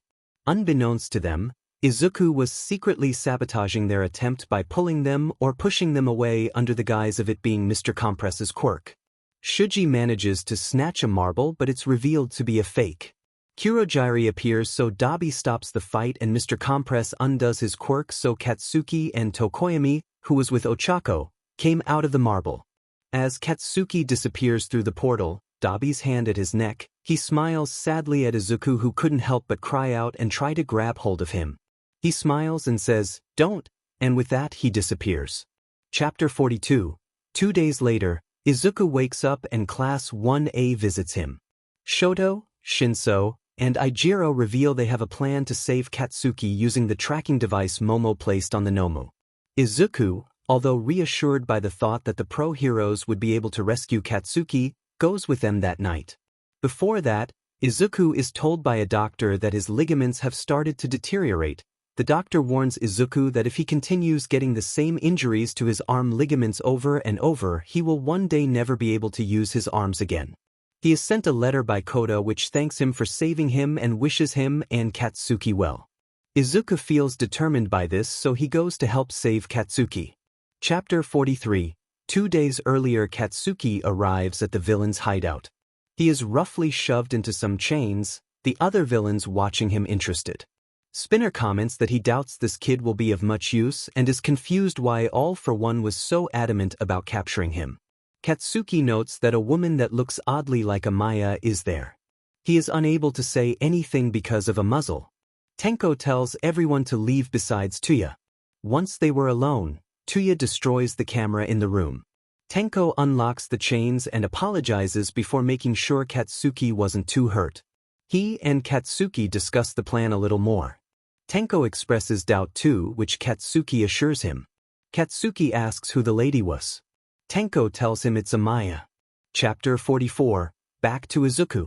The group, now accompanied by Tenya who originally punched Izuku in the face, follow Momo's tracking device. Meanwhile, All Might and a group of heroes, All Might, Tenko's sister, Endeavor, Best Jeanist, Edge Shot, Kamui Woods, MP Lady, Tiger and Gran Torino, along with the police force prepare their attack. 2 hours later, the villains try to convince Katsuki to join them. Amaya reveals herself to him, telling him about how she can control time and thus age regress. Katsuki tells them firmly he would rather die than join them. Tenko tells Tuya to take off Katsuki's restraints. Tuya compiles and once Katsuki is free, Tenko starts to stall. All of this was planned before and Katsuki plays along. They tried their best to stall long enough for All for One to show up. Turns out All for One was aware of Tenko and Tuya's plan.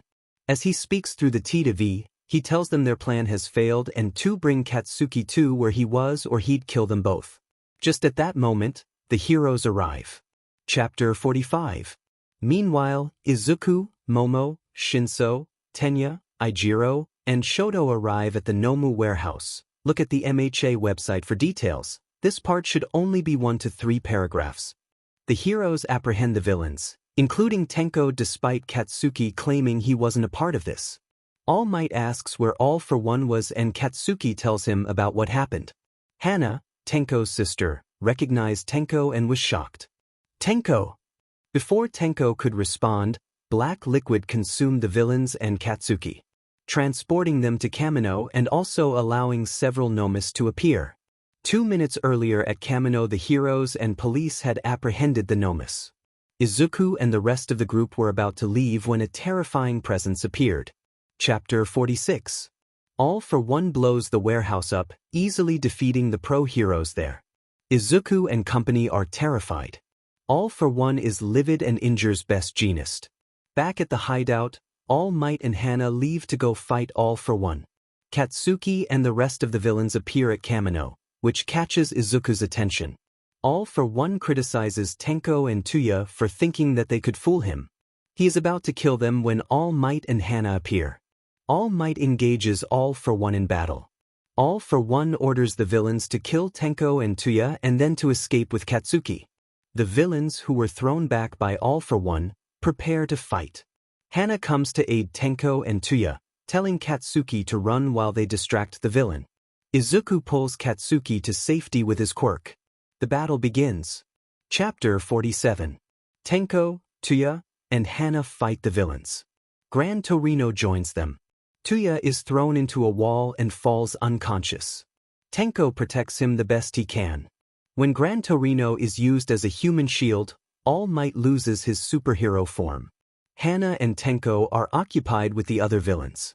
Izuku and company make an attempt to escape. Amaya sees them and attacks them. Izuku tells the others to leave. The others, after some hesitation, leave, all except for Katsuki. He fights Amaya with Izuku. They quickly discover that if she isn't calm, her quirk does not work. They manage to defeat her, but not without injury. Izuku broke his wrist, some ribs, and fractured his leg. Katsuki ignores his own injuries, some cuts, and he rebroken his arm, and takes care of Izuku's best he can. They start to leave. Tuya awakes from unconsciousness. All for One spots them, and since All Might is weakened, manages to attack, aiming for Izuku. Katsuki sees the air cannon coming and pushes Izuku out of the way. He gets hit by it instead. Gets cut on his side and slammed into a wall. Knocked unconscious. Chapter 48. Izuku stays with Katsuki. All for One begins to stalk towards them. Tenko sees All Might, who is in his true form and weakened, and sees he needs some more time. He is about to rush in when Hana appears beside him. They have a small heart-to-heart and work together to take All for One down, or at least stall until All Might is available again. Let's be heroes together, Tenko. This will probably tug at your heartstrings more if you've read the manga. They fight All for One. Izuku carries Katsuki and takes him out of there. Tenko gets hit by All for One's air cannon and starts to bleed out. All Might sees this and becomes enraged. Tuya rushes over and cradles Tenko in his arms. Chapter 49.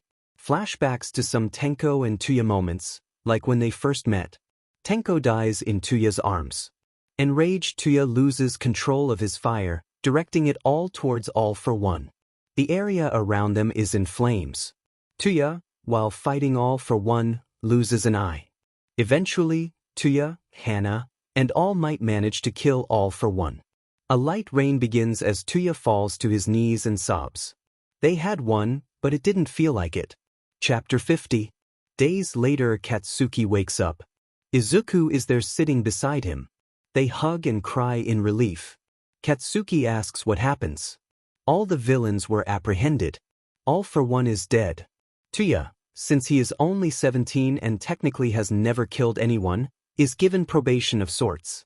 His relationship with Shoto improves and he reunites with the rest of the fam. Endeavor sees the error in his parenting and leaves them to let them be happy. He's also adjusting to only having one eye. Katsuki asks about Tenko. Izuku seems hesitant but reveals Tenko was killed. Katsuki is shocked but eventually begins to sob as Izuku comforts him. Skip through different people visiting Katsuki. Chapter 51. Years later, Katsuki visits Tenko's grave. He tells him about how society slowly changed for the better. Izuku finds him there and takes him back home. They are married and have an adopted kid named Tenko. Izuku is the #1 hero and Katsuki is a successful doctor. The story ends with a butterfly landing on Katsuki's finger and Tuya seeing a butterfly, symbolizing Tenko's spirit watching over them. And yeah, that's all.